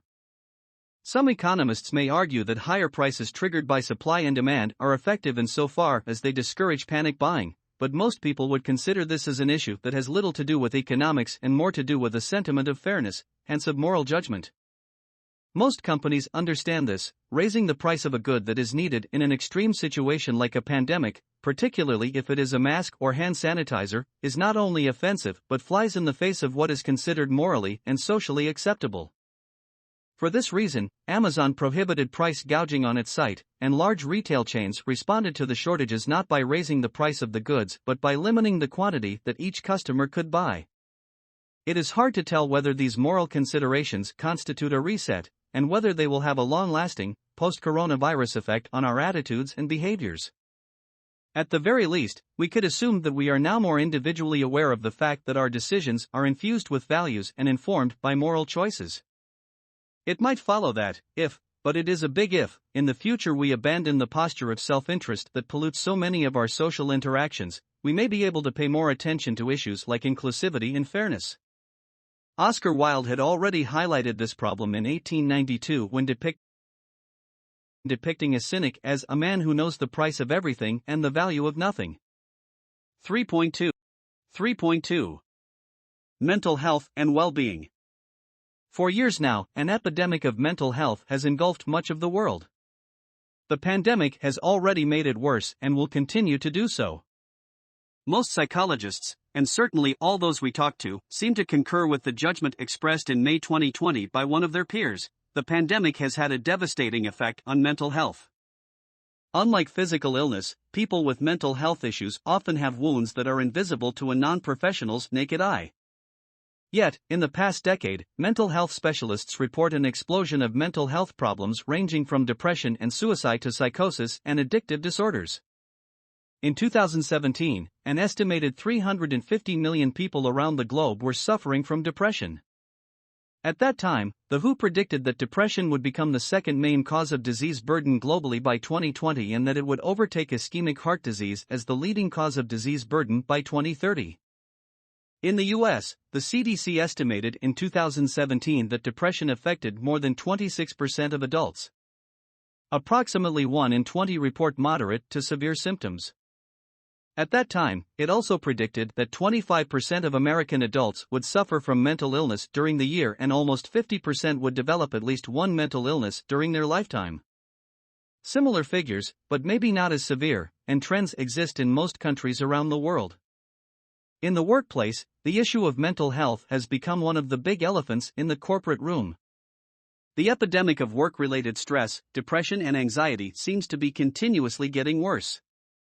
As a revealing example, in 2017 to 2018 in the UK, stress, depression and anxiety accounted for more than half, 57%, of total working days lost due to ill health. For many people, traversing the COVID-19 pandemic will be defined as living a personal trauma. The scars inflicted may last for years. To start with, in the early months of the outbreak, it was all too easy to fall victim to the biases of availability and salience. These two mental shortcuts caused us to obsess and ruminate about the pandemic and its dangers. Availability makes us rely on immediate examples that come to mind when evaluating something, and salience predisposes us to focus on things that are more prominent or emotionally striking. For months, COVID-19 became almost the only news that was inevitably almost exclusively bad. Relentless reports of deaths, infectious cases, and all the other things that might go wrong, together with emotionally charged images, allowed our collective imaginations to run riot in terms of worry about ourselves and our closest loved ones. Such an alarming atmosphere had disastrous effects on our mental well-being. Furthermore, media-amplified anxiety can be very contagious. All this fed into a reality that for so many amounted to personal tragedy, whether defined by the economic impact of income loss and job losses and/or the emotional impact of domestic violence, acute isolation and loneliness, or the inability to properly grieve for deceased loved ones. Humans are inherently social beings. Companionship and social interactions are a vital component of our humanness. If deprived of them, we find our lives turned upside down. Social relations are, to a significant extent, obliterated by confinement measures and physical or social distancing, and, in the case of the COVID-19 lockdowns, this occurred at a time of heightened anxiety when we needed them most. Rituals that are inherent to our human condition, handshakes, hugs, kisses and many others, were suppressed. Loneliness and isolation resulted. For now, we know neither whether nor when we might return completely to our old way of life. At any stage of the pandemic, but particularly towards the end of lockdowns, mental discomfort remains a risk, even after the period of acute stress has passed, something that psychologists have called the third quarter phenomenon in reference to people who live in isolation for a protracted period of time. Like polar explorers or astronauts, they tend to experience problems and tensions towards the end of their mission. Like these people, but on a planetary scale, our collective sense of mental well-being has taken a very severe knock. Having dealt with the first wave, we are now anticipating another that may or may not come, and this toxic emotional mix risks producing a collective state of anguish. The inability to make plans or engage in specific activities that used to be intrinsic parts of our normal life and vital sources of pleasure, like visiting family and friends abroad, planning ahead for the next term at university, applying for a new job, has the potential to leave us confused and demoralized. For many people, the strains and stresses of the immediate dilemmas that followed the end of lockdowns will last for months. Is it safe to go on public transport? Is it too risky to go to a favorite restaurant? Is it appropriate to visit this elderly family member or friend? For a long time to come, these very banal decisions will be tainted with a sense of dread, particularly for those who are vulnerable because of their age or health condition. At the time of writing, June 2020, the impact of the pandemic in terms of mental health cannot be quantified or assessed in a generalized way, but the broad contours are known. In a nutshell, 1. Individuals with pre-existing mental health conditions like depression will increasingly suffer from anxiety disorders. 2. Social distancing measures, even after they've been rolled back, will have worsened mental health issues. 3. In many families, the loss of income consecutive to unemployment will plunge people into the death of despair phenomenon. 4. Domestic violence and abuse, particularly against women and children, will increase as long as the pandemic endures. And 5. Vulnerable people and children, those in care, the socioeconomically disadvantaged and the disabled in need of an above-average level of support, will be particularly at risk of increased mental distress. Let us review below some of these in greater detail. For many, an explosion of mental problems occurred during the first months of the pandemic and will continue to progress in the post-pandemic era. In March 2020, at the onset of the pandemic, a group of researchers published a study in The Lancet that found that confinement measures produced a range of severe mental health outcomes, such as trauma, confusion, and anger. Although avoiding the most severe mental health issues, a large portion of the world population is bound to have suffered stress to various degrees. First and foremost, it is among those already prone to mental health issues that the challenges inherent in the response to the coronavirus, lockdowns, isolation, anguish, will be exacerbated. Some will weather the storm, but for certain individuals, a diagnostic of depression or anxiety could escalate into an acute clinical episode. There are also significant numbers of people who for the first time presented symptoms of serious mood disorder like mania, signs of depression, and various psychotic experiences. These were all triggered by events directly or indirectly associated with the pandemic and the lockdowns, such as isolation and loneliness, fear of catching the disease, losing a job, bereavement, and concerns about family members and friends. In May 2020, the National Health Service England's Clinical Director for Mental Health told a parliamentary committee that the demand for mental health care would increase significantly once the lockdown ended and would see people needing treatment for trauma for years to come. There is no reason to believe that the situation will be very different elsewhere. Domestic violence has risen during the pandemic. It remains difficult to measure the precise increase because of the high number of cases that remain unreported, but it is nonetheless clear that the rise in incidences was fueled by a combination of anxiety and economic uncertainty. With the lockdowns, all the requisite ingredients for an increase in domestic violence coalesced: isolation from friends, family, and employment, the occasion for constant surveillance by and physical proximity to an abusive partner, often themselves under more stress, and limited or no options for escape. The conditions of lockdown magnified existing abusive behaviors, leaving little or no respite for victims and their children outside of the home. Projections from the United Nations Population Fund indicate that if domestic violence increases by 20% during periods of lockdown, there would be an additional 15 million cases of intimate partner violence in 2020 for an average lockdown duration of 3 months, 31 million cases for an average lockdown of 6 months, 45 million for an average lockdown of 9 months, and 61 million if the average lockdown period were to last 1 year. These are global projections, inclusive of all 193 UN member states, and represent the high levels of underreporting characteristic of gender-based violence. All told, they total an additional 15 million cases of gender-based violence for every 3 months a lockdown continues. It is hard to predict how domestic violence will evolve in the post-pandemic era. Conditions of hardship will make it more likely, but much will depend on how individual countries control the two pathways through which domestic violence occurs: 1. The reduction in prevention and protection efforts, social services and care, and 2. The concomitant increase in the incidence of violence. This subchapter concludes with a point that may seem anecdotal but that has gained some relevance in an era of relentless online meetings that could expand in the foreseeable future: are video conversations and mental well-being bad bedfellows? During the lockdowns, video conversations were for many a personal and professional lifesaver, allowing us to maintain human connections, long-distance relationships, and connections with our colleagues. But they have also generated a phenomenon of mental exhaustion, popularized as Zoom fatigue, a condition that applies to the use of any video interface. During the lockdowns, screens and videos were so widely solicited for communication purposes that this equated to a new social experiment conducted at scale. The conclusion: our brains find it difficult and sometimes unsettling to conduct virtual interactions, especially if and when such interactions account for the quasi-totality of our professional and personal exchanges. We are social animals for whom the many minor and often non-verbal cues that normally occur during physical social interactions are vital in terms of communication and mutual understanding. When we talk to someone in the flesh, we don't only concentrate on the words they are saying but also focus on a multitude of infralanguage signals that help us make sense of the exchange we are having. Is the lower body of the person facing us or turned away? What are their hands doing? What's the tone of their general body language?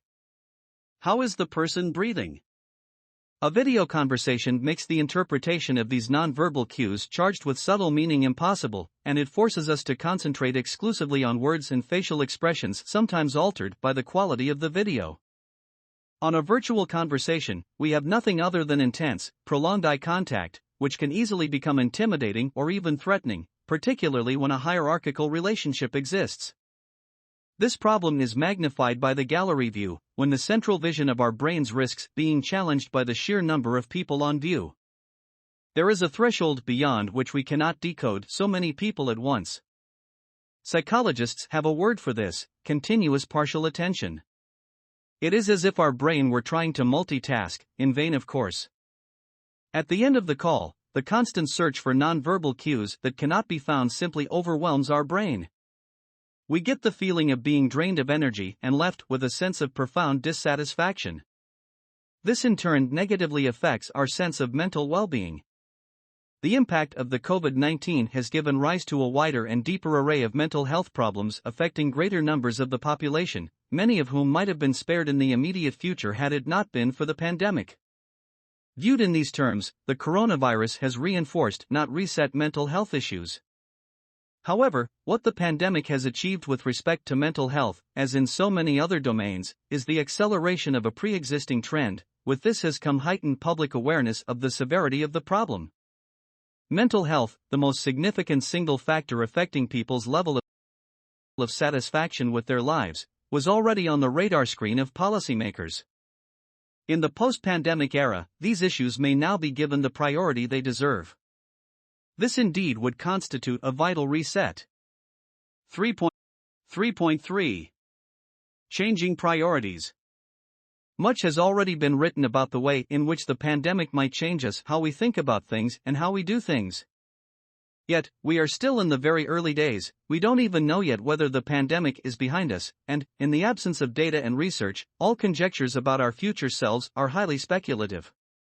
Nonetheless, we can foresee some possible changes that dovetail with the macro and micro issues reviewed in this book.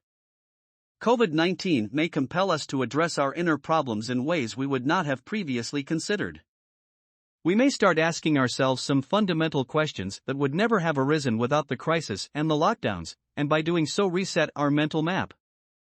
Existential crises like the pandemic confront us with our own fears and anxieties and afford great opportunities for introspection. They force us to ask the questions that truly matter and can also make us more creative in our response. History shows that new forms of individual and collective organization often emerge after economic and social depressions. We have already provided examples of past pandemics that radically changed the course of history. In times of adversity, innovation often thrives. Necessity has long been recognized as the mother of invention. This may prove to be particularly true for the COVID-19 pandemic that forced many of us to slow down and gave us more time to reflect, away from the pace and frenzy of our normal world, with the very significant exception, of course, of the dozens of millions of heroic workers in healthcare, grocery stores and supermarkets, and parents with young children or people caring for elderly or handicapped relatives needing constant attention. Offering as it did the gifts of more time, greater stillness, more solitude, even if an excess of the latter sometimes resulted in loneliness, the pandemic provided an opportunity to think more deeply about who we are, what really matters and what we want, both as individuals and as a society. This period of enforced collective reflection could give rise to a change in behavior that will in turn trigger a more profound reconsideration of our beliefs and convictions. This could result in a shift in our priorities that would in turn affect our approach to many aspects of our everyday lives: how we socialize, take care of our family members and friends, exercise, manage our health, shop, educate our children, and even how we see our position in the world. Increasingly, obvious questions may come to the fore, like, do we know what is important? Are we too selfish and over-focused on ourselves? Do we give too great a priority and excessive time to our career? Are we slaves to consumerism? In the post-pandemic era, thanks to the pause for thought it offered some of us, our responses may well have evolved as compared to what our pre-pandemic selves might have answered. Let us consider, in an arbitrary and non-exclusive fashion, some of these potential changes whose likelihood of occurrence, it seems to us, even if not very high, is nonetheless greater than commonly assumed. 3.3.1 Creativity. It may be a cliché to say that what doesn't kill us makes us stronger, but Friedrich Nietzsche had a point. Not everybody who survives a pandemic emerges from it stronger, far from it. However, a few individuals do, with actions and achievements that may sound marginal at the time but with hindsight are seen to have made a tremendous impact. Being creatively minded helps. So does being in the right place, like the right industry, at the right time. There is little doubt, for example, that in the next few years we will witness an explosion of creativity among startups and new ventures in the digital and biotechnological spaces.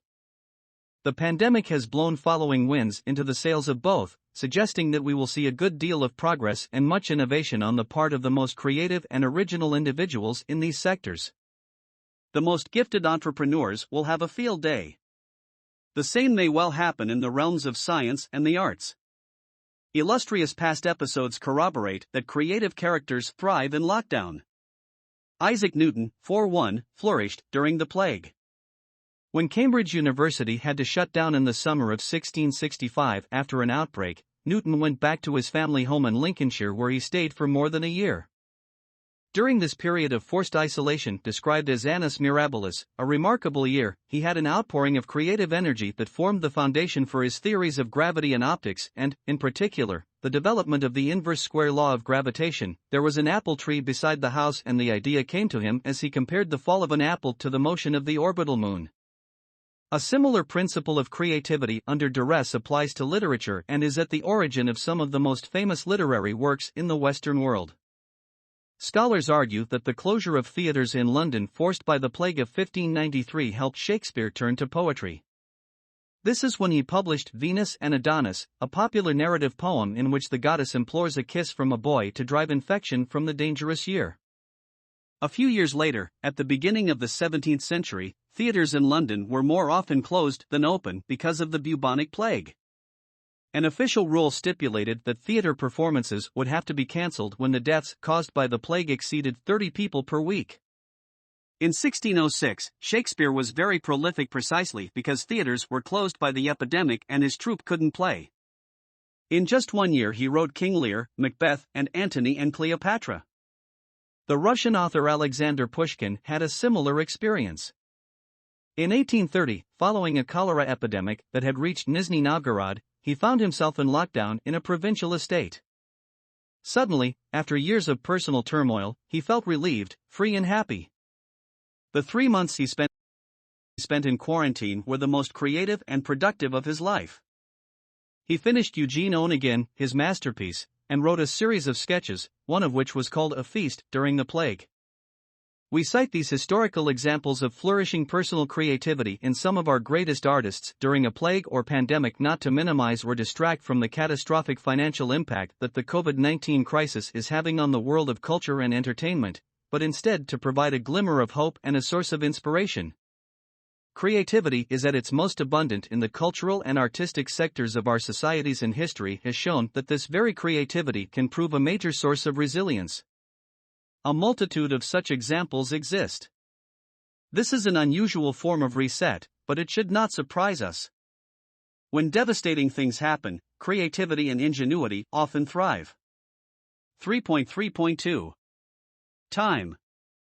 In Joshua Ferris' novel, 2007, Then We Came to the End, one character observes, some days felt longer than other days. Some days felt like 2 whole days. This happened on a worldwide scale as a result of the pandemic. It altered our sense of time. In the midst of their respective lockdowns, many people made reference to the fact that the days in confinement seemed to last an eternity, and yet the weeks went by surprisingly fast. With, again, the fundamental exception of those who were in the trenches, all the essential workers we have already mentioned, many people in lockdown felt the sameness of the days, with every day similar to the previous and to the next, and barely any distinction between the working days and the weekend. It is as if time had become amorphous and undifferentiated, with all the markers and normal divisions gone. In a fundamentally different context, but within a similar type of experience, prisoners who face the harshest and most radical form of confinement confirm this. The days drag and then you wake up and a month has passed and you think, where the hell has that gone? Victor Serge, a Russian revolutionary who was repeatedly jailed, said the same. There are swift hours and very long seconds. Could these observations compel some of us to reconsider our relationship with time, to better recognize how precious it is and not let it slip by unnoticed? We live in an era of extreme velocity, where everything goes much faster than ever because technology has created a culture of immediacy. In this real-time society where everything is needed and wanted right away, we constantly feel pressed for time and have the nagging feeling that the pace of life is ever increasing. Might the experience of the lockdowns alter this? Could we experience at our own individual level the equivalent of what just-in-time supply chains will do in the post-pandemic era, a suppression of time acceleration for the benefit of greater resilience and peace of mind? Might the need to become more psychologically resilient force us to slow down and become more mindful of the passing time? Maybe. This could be one of the unexpected upsides of COVID-19 and the lockdowns. It made us more aware and sensitive about the great markers of time, the precious moments spent with friends and our families, the seasons and nature, the myriads of small things that require a bit of time, like talking to a stranger, listening to a bird or admiring a piece of art, but that contribute to well-being. The reset. In the post-pandemic era, we might have a different appreciation of time, pursuing it for greater happiness. 3.3.3 Consumption. Ever since the pandemic took hold, many column inches and analyses have been dedicated to the impact that COVID-19 will have on our consumption patterns. A substantial number of them state that in the post-pandemic era, we will become more conscious of the consequences of our choices and habits and will decide to repress some forms of consumption. At the other end of the spectrum, a few analysts forecast revenge consumption, taking the form of a surge in spending after the lockdowns end, predicting a strong revival of our animal spirits and a return to the situation that prevailed before the pandemic. Revenge consumption hasn't happened yet. Maybe it won't happen at all if a sentiment of self-restraint kicks in first. The underlying argument supporting this hypothesis is the one to which we referred in the chapter on the environmental reset. The pandemic has acted as a dramatic eye-opener to the public at large on the severity of the risks related to environmental degradation and climate change. Heightened awareness of and acute concerns about inequality, combined with the realization that the threat of social unrest is real, immediate and on our doorstep, might have the same effect. When a tipping point is reached, extreme inequality begins to erode the social contract and increasingly results in antisocial, even criminal, behavior often directed at property. In response, consumption patterns must be seen to be changing. How might this play out? Conspicuous consumption could fall from favor. Having the latest, most up-to-date model of whatever will no longer be a sign of status but will be thought of as, at best, out of touch, and, at worst, downright obscene. Positional signaling will be turned upside down. Projecting a message about oneself through a purchase and flaunting expensive stuff may simply become passé. Put in simple terms, in a post-pandemic world beset by unemployment, insufferable inequalities and angst about the environment, the ostentatious display of wealth will no longer be acceptable. The way forward may be inspired by the example of Japan together with a few other countries. Economists constantly worry about the possible Japanification of the world, to which we referred in the macro section, but there is a much more positive Japanification story that gives us a sense of where we may want to go with respect to consumption. Japan possesses two distinctive features that are intertwined. It has one of the lowest levels of inequality among high-income countries, and it has since the burst of the speculative bubble in the late 1980s had a lower level of conspicuous consumption that sets it apart.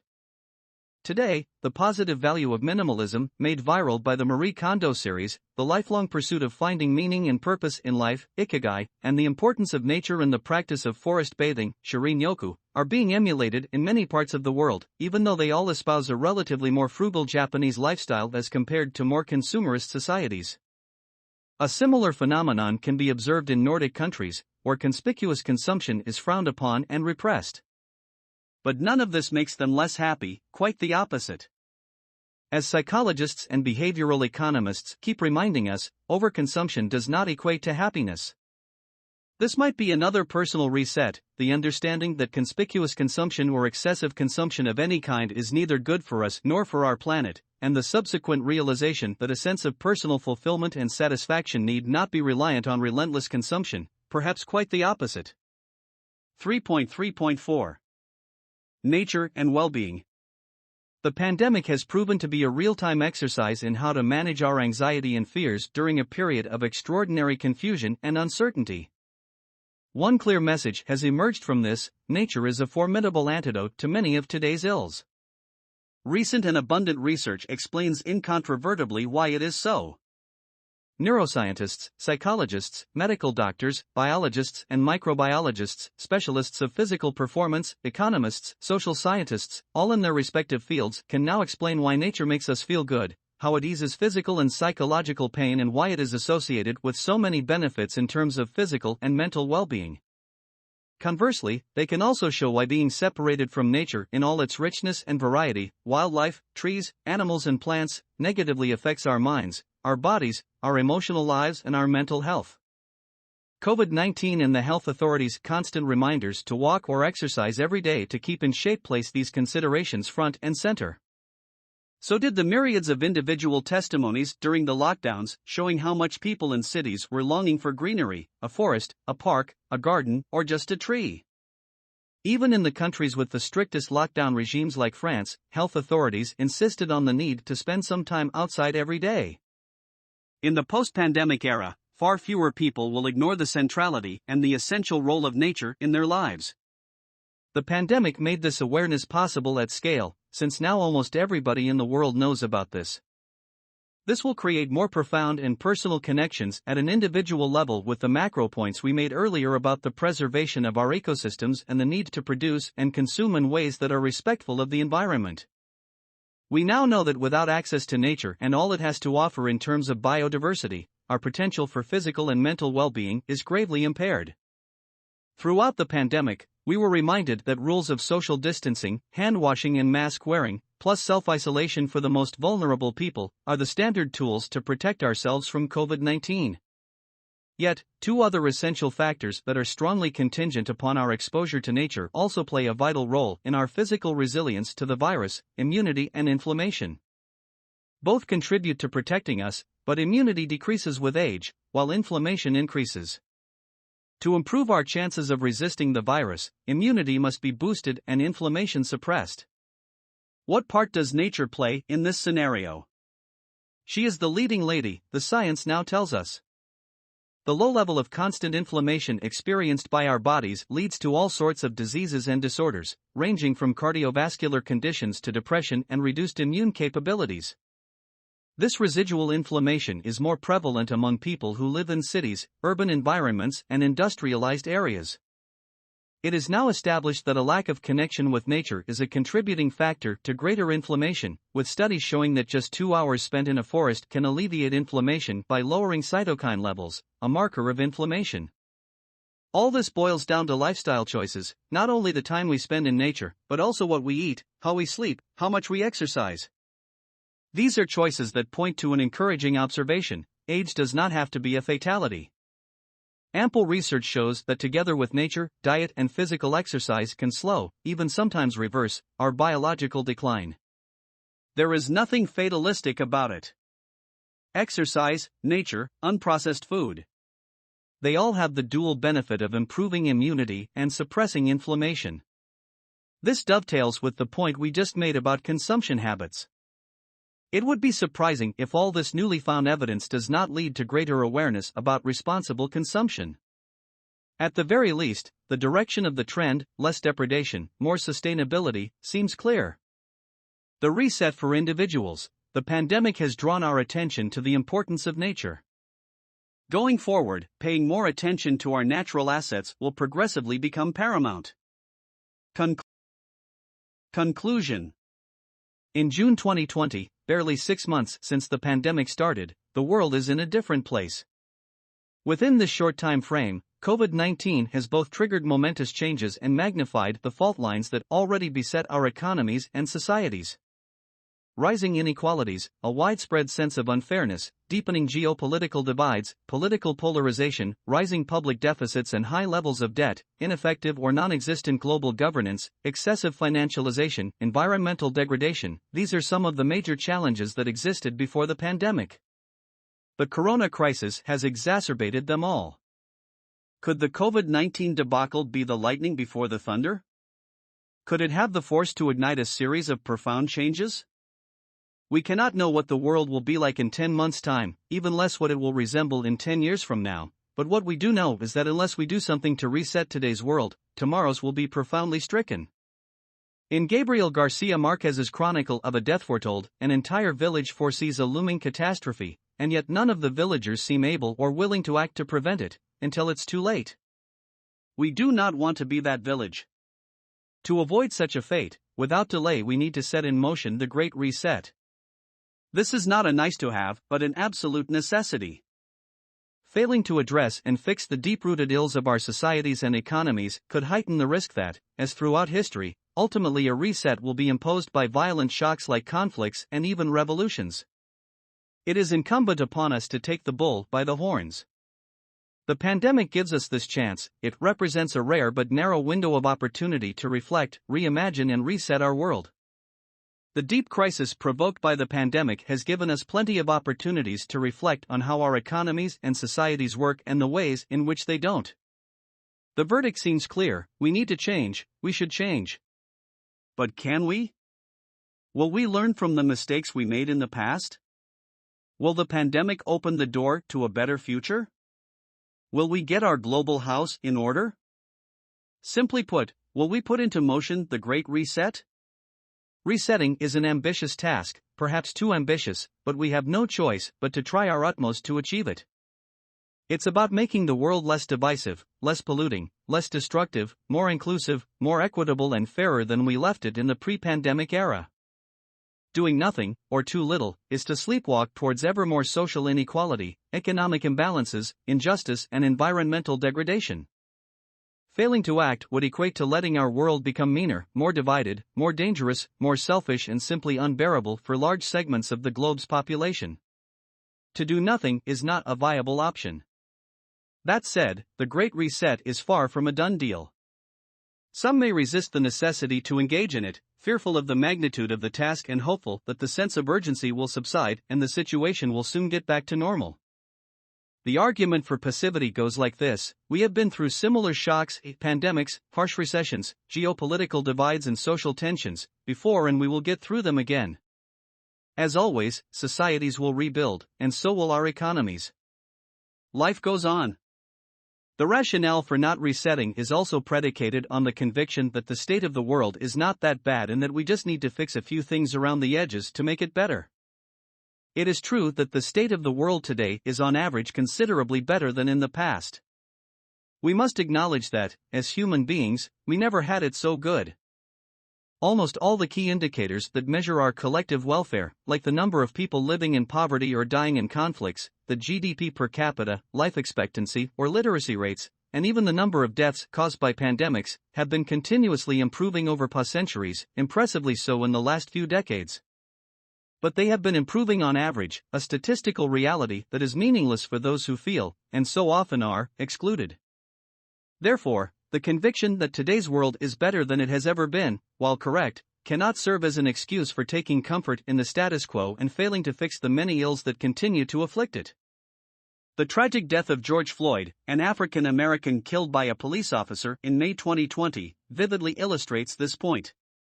It was the first domino or the last straw that marked a momentous tipping point at which an accumulated and profound sentiment of unfairness felt by the U.S. African American community finally exploded into massive protests. Would pointing out to them that on average their lot is better today than in the past have appeased their anger? Of course not. What matters to African Americans is their situation today, not how much their condition has improved compared to 150 years ago when many of their ancestors lived in slavery. It was abolished in the U.S. in 1865, or even 50 years ago when marrying a white American was illegal. Interracial marriage only became legal in all states in 1967. 2 points are pertinent to the Great Reset in this. 1. Our human actions and reactions are not rooted in statistical data but are determined instead by emotions and sentiments. Narratives drive our behavior. And 2. As our human condition improves, our standards of living increase and so do our expectations for a better and fairer life. In that sense, the widespread social protests that took place in June 2020 reflect the urgent necessity to embark on the Great Reset. By connecting an epidemiological risk, COVID-19, with a societal risk, protests, they made it clear that, in today's world, it is the systemic connectivity between risks, issues, challenges and also opportunities that matters and determines the future. In the first months of the pandemic, public attention has understandably been focused on the epidemiological and health effects of COVID-19.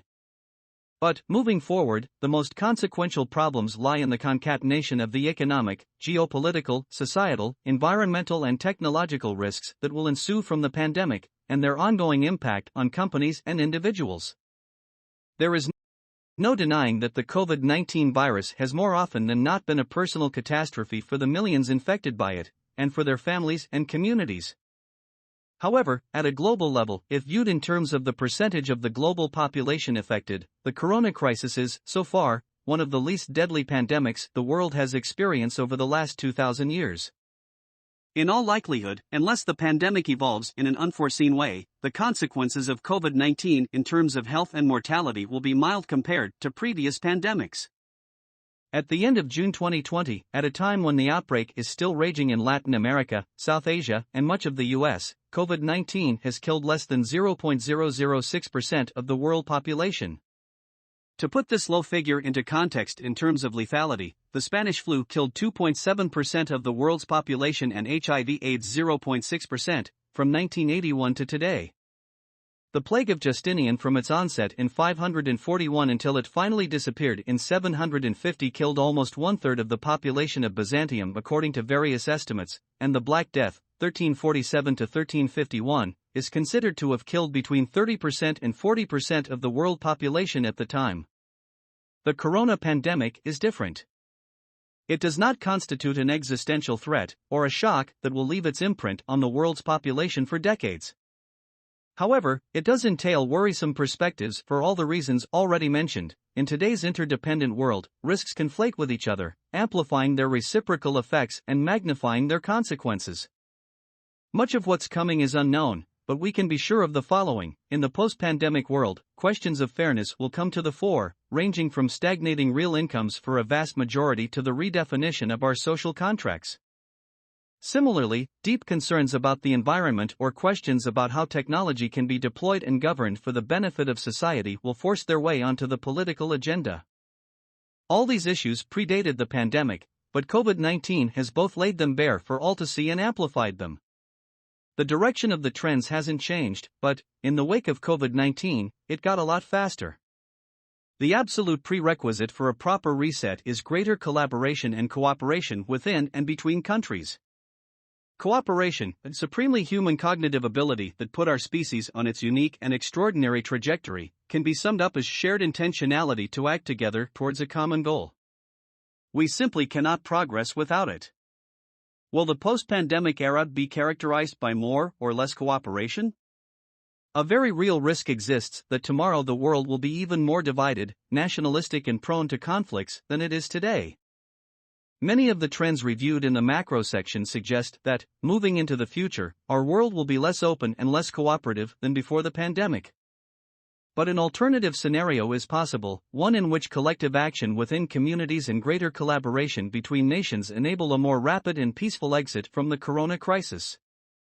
As economies restart, there is an opportunity to embed greater societal equality and sustainability into the recovery, accelerating rather than delaying progress towards the 2030 Sustainable Development Goals and unleashing a new era of prosperity. What could make this possible and raise the probability odds in favor of such an outcome? Seeing the failures and fault lines in the cruel light of day cast by the corona crisis may compel us to act faster by replacing failed ideas, institutions, processes and rules with new ones better suited to current and future needs. This is the essence of the Great Reset. Could the globally shared experience of the pandemic help alleviate some of the problems we faced as the crisis started? Can a better society emerge from the lockdowns? Amartya Sen, laureate of the Nobel Prize in Economics, thinks so, believing that the need to act together can certainly generate an appreciation of the constructive role of public action, citing as proof some examples like World War II having made people realize the importance of international cooperation, and convincing countries like the UK of the benefit of better shared food and healthcare, and the eventual creation of the welfare state. Jared Diamond, the author of Upheaval, How Nations Cope with Crisis and Change, is of a similar opinion, hoping that the corona crisis will compel us to address 4 existential risks that we collectively face: 1. Nuclear threats, 2. Climate change, 3. The unsustainable use of essential resources like forests, seafood, topsoil and fresh water, and 4. The consequences of the enormous differences in standards of living between the world's peoples, strange as it may seem, the successful resolution of the pandemic crisis may motivate us to deal with those bigger issues that we have until now balked at confronting. If the pandemic does at last prepare us to deal with those existential threats, there may be a silver lining to the virus's black cloud. Among the virus's consequences, it could prove to be the biggest, the most lasting, and our great cause for hope. These expressions of individual hope are supported by a multitude of surveys concluding that we collectively desire change. They range from a poll in the UK showing that a majority of people want to fundamentally alter the economy as it recovers, in contrast to 1/4 wanting it to return to how it was, to international surveys finding that a large majority of citizens around the world want the economic recovery from the corona crisis to prioritize climate change and to support a green recovery. Worldwide, movements demanding a better future and calling for a shift to an economic system that prioritizes our collective well-being over mere GDP growth are proliferating. We are now at a crossroads. One path will take us to a better world, more inclusive, more equitable, and more respectful of Mother Nature. The other will take us to a world that resembles the one we just left behind, but worse and constantly dogged by nasty surprises. We must therefore get it right. The looming challenges could be more consequential than we have until now chosen to imagine, but our capacity to reset could also be greater than we had previously dared to hope. The end of the book.